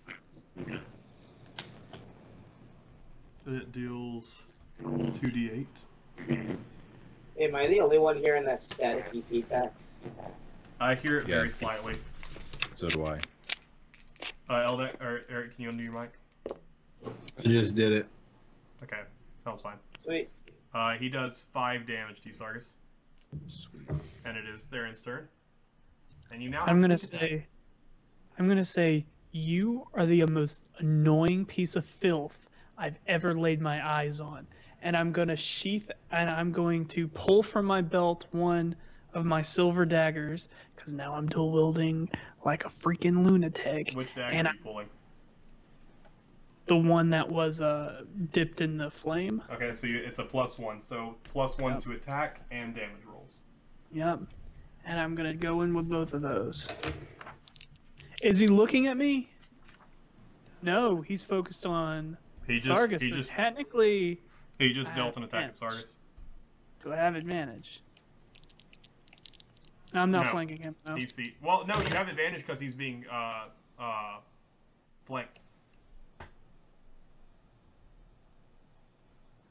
Okay.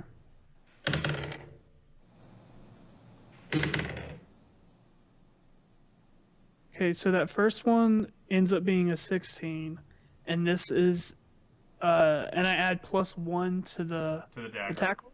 To both the attack roll and the damage roll. 18 for both of them. They both hit. Okay. So, are these two different? Yep. 3, 4, 5, 6, 7, 8. 12 damage. Okay. 13 damage.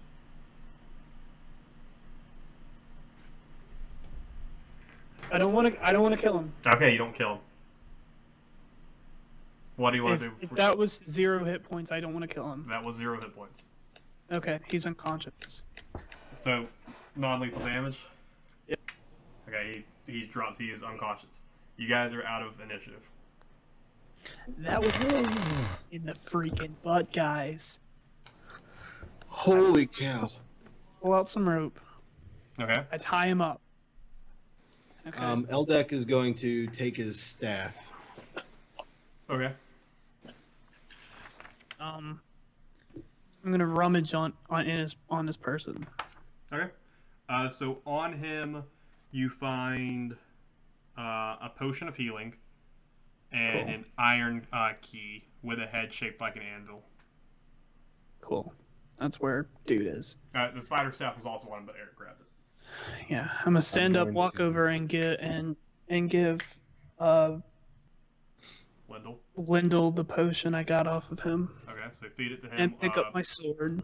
Lindell, however much, whatever that is, it's just a normal one. So whatever you want to roll for that. I'll 5, 6, 7, 8, 9 hit points Okay. because I fed it to him. Sweet. Thanks. I'm going to walk over Gracias, to senor. the dead. So does that? lady. So, sorry, so that was at -4. You weren't at You don't negative anything. thanks. You just hit 0. You only go negative if it's enough to equal your total HP, and then that kills you. Gotcha. Okay. Instantly. So, sorry. So you gave me 9. 9. So you're back to 9 HP, and you regain consciousness. All right. Sorry, what were you doing? I'm back at the decapitated lady who Okay. I liked. They come over to her. Does she have anything? She has her 2 swords that she was using, both scimitars, but she doesn't have anything of interest on her. Make a history check.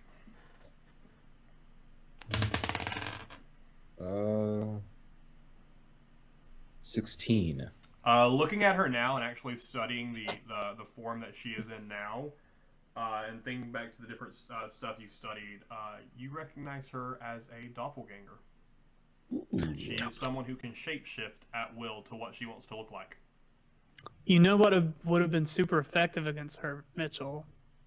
My silver daggers. Yep. Alright, what else are you guys doing? What are you doing with him tied up now? You just leaving him there, going to look into the room? What are we doing? Well, did someone in Phandalin wanted him alive, right? I mean, Saladar expressed an interest in bringing him in alive. Yeah, okay. That's why I wanted him alive. Okay, so what are you guys doing now? Lindell is Take him going to back. profusely thank Theron for reviving him. No problem. Anything in this room?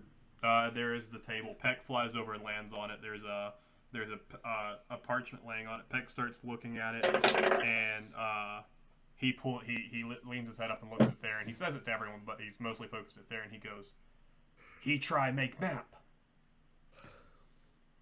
And so as you come over and look at it, looking at that and the map that you had, it looks like the Black Spider was trying to make his way through and was trying to sketch out his own map of the area in an attempt to find the Vault. Not the Vault of Souls. That's wrong thing. And an attempt to find the Spellforge. The Spellforge? Yeah. Is that not what we were at? It was. Yeah, you already found it. He was attempting to find it, and he does not look like from his sketches that he had much success in finding it. As well, on the table, there is a sack on the wooden table. It's a black leather sack. What's in the sack? So the sack contains 190 electrum, 130 gold, 15 platinum, 9 small gemstones, and a dwarven ale mug made of hammered electrum. So here's the thing. Start over. 190 electrum, 130 gold, 15 platinum, 9 small gemstones, and a dwarven ale mug made of hammered electrum, which is worth 100 gold.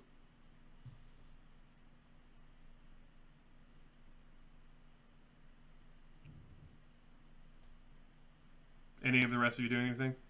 Lindell rolled a 6 on a perception for any secret doors. You find a door in the south. It's not secret. Cool. You guys just didn't notice it before. Oh, okay. Looking at it, the every day. The key that looks like an old rusty iron key would fit the lock. The door is currently locked though. Ooh, I go unlock it. Oh yeah, you go over, you take the key out that you got off of the Black Spider, stick it in, click. Yep. The door opens. Watch, this is going to be the room that leads us to the dragon. This is the room where Guy is. Dusty drapery is the door in the walls of this room, which also contains a bed and a brazier. A badly disheveled dwarf lies bound and unconscious on the cold stone floor. Are you Gundred's brother, obviously? No response. He's unconscious. I run over to him. Hey, hello? Lindell will ask him in Dwarvish what his name is. He's unconscious. No Can response. you He's heal him? Oh, unconscious. Can you heal him? he's sorry, I didn't hear you say he was unconscious. He just walks in the room. What is your name? He's unconscious. Oh god.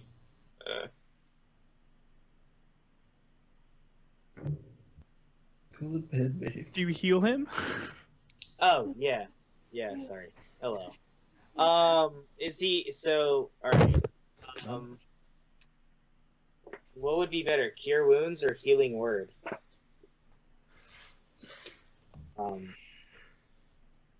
Just to wake him up. It doesn't matter how many hit points you give him.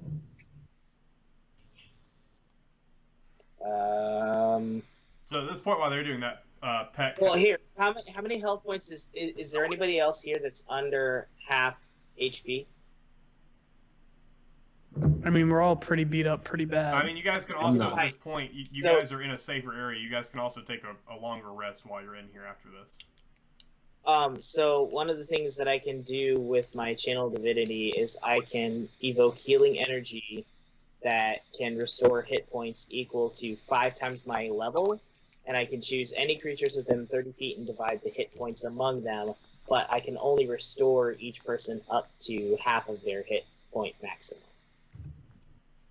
It's So fine, just do basically, it. I can restore I can give 20 hit points and I can distribute it amongst everybody, but I can only go up to half of their. Okay, if you want to do that, you can give some of it to Peck. Peck's 12 of 18 points. You could put Peck back at full and pull this guy up to consciousness. No, I can only bring them up to half of their HP. Okay, so you bring this guy back to half of it. Everyone else, Yeah, is anyone below half their total HP? I'm at 12. I'm 30. at 15 of 29. What's half of your HP, Sargus? 15. Okay, so you're brought up to 15 HP. Guy is awoken. How much did I give to Guy? However much you wanted to. If you wanted to give him back half, I don't know. What's half of his HP? He's a commoner. Let's say 10. So you bring him to 5. Okay, I'm wondering because I'm gonna give myself some after I give everybody else. Okay, so 5. 5 and then to him, 3 to Sargus. So 8 total. Okay, and then whatever else you want to give to yourself. All that can Baron, Peck. Peck cannot take any since you can only give up to half. So as he awakes, he's like, who are you? I'm friends with Gundred. He sent us here to find you. Thank the gods. Well, what about the Black Spider? He's trying to find the forge. We've dealt with him. He's tied up in the next room. Oh god. He's gonna face justice for what he did. Can you get these bounds off me? I cut him. Oh, thank you. Did you happen to find my brother? He didn't make it. Oh. He's at the front of the cave entrance. We can take him back on the way back to Phandalin. Your brother, okay. Gundred's still around though. Well. Yeah. If you don't mind just giving me a minute. Sure. So Peck is sitting out there. He's gonna, as you come back out, he's gonna look at you and be like, "Split? Real this time?" Yeah, I was getting to that. So here's the thing. You didn't give me the hit points. Well, you gave me enough hit points. Can someone just give the Black Spider 1 hit point? Yeah. If you didn't want to kill him, Tyler, he is sitting at 1 HP unconscious. Okay, I just didn't want him to be bleeding out. If you chose not to kill him, he is not bleeding out. Okay, 1 HP. I just want to be alive. Everyone gets 30 Electrum, 20 gold, and 2 platinum. You do whatever you want to do. How much platinum did you keep for yourself? 3? Peck is really appreciative, and he looks at you and he goes, "Thank." How much platinum? 2. All right, so it was very uneven. So at this point, I need to do some math. When we come back, I'll come up with your XP for all that because I do not have that gone. But we have been going for quite some time. We've been recording for 5 hours. Some of this will be cut out from different stuff, but this was a very long episode. We're going to go ahead and wrap up here. I don't know if the guys are planning to continue exploring the cave as the rest of the stuff, but whatever it may be, we can find out next time. I hope you guys did enjoy this one. If you stuck it out for this long, I appreciate you. Feel free to hit that subscribe button, come back next week so you can see the continuation of the Mines of Phandelver. I'd like to thank you guys so much for watching. You guys should also check out the Twitter account at Crits and Hits as well as at WizStudios. It's in the description down below that way because I am starting to get a lot better at tweeting the updates about stuff. Check all that stuff out, guys. Thank you guys so much for watching. See you guys in the next one.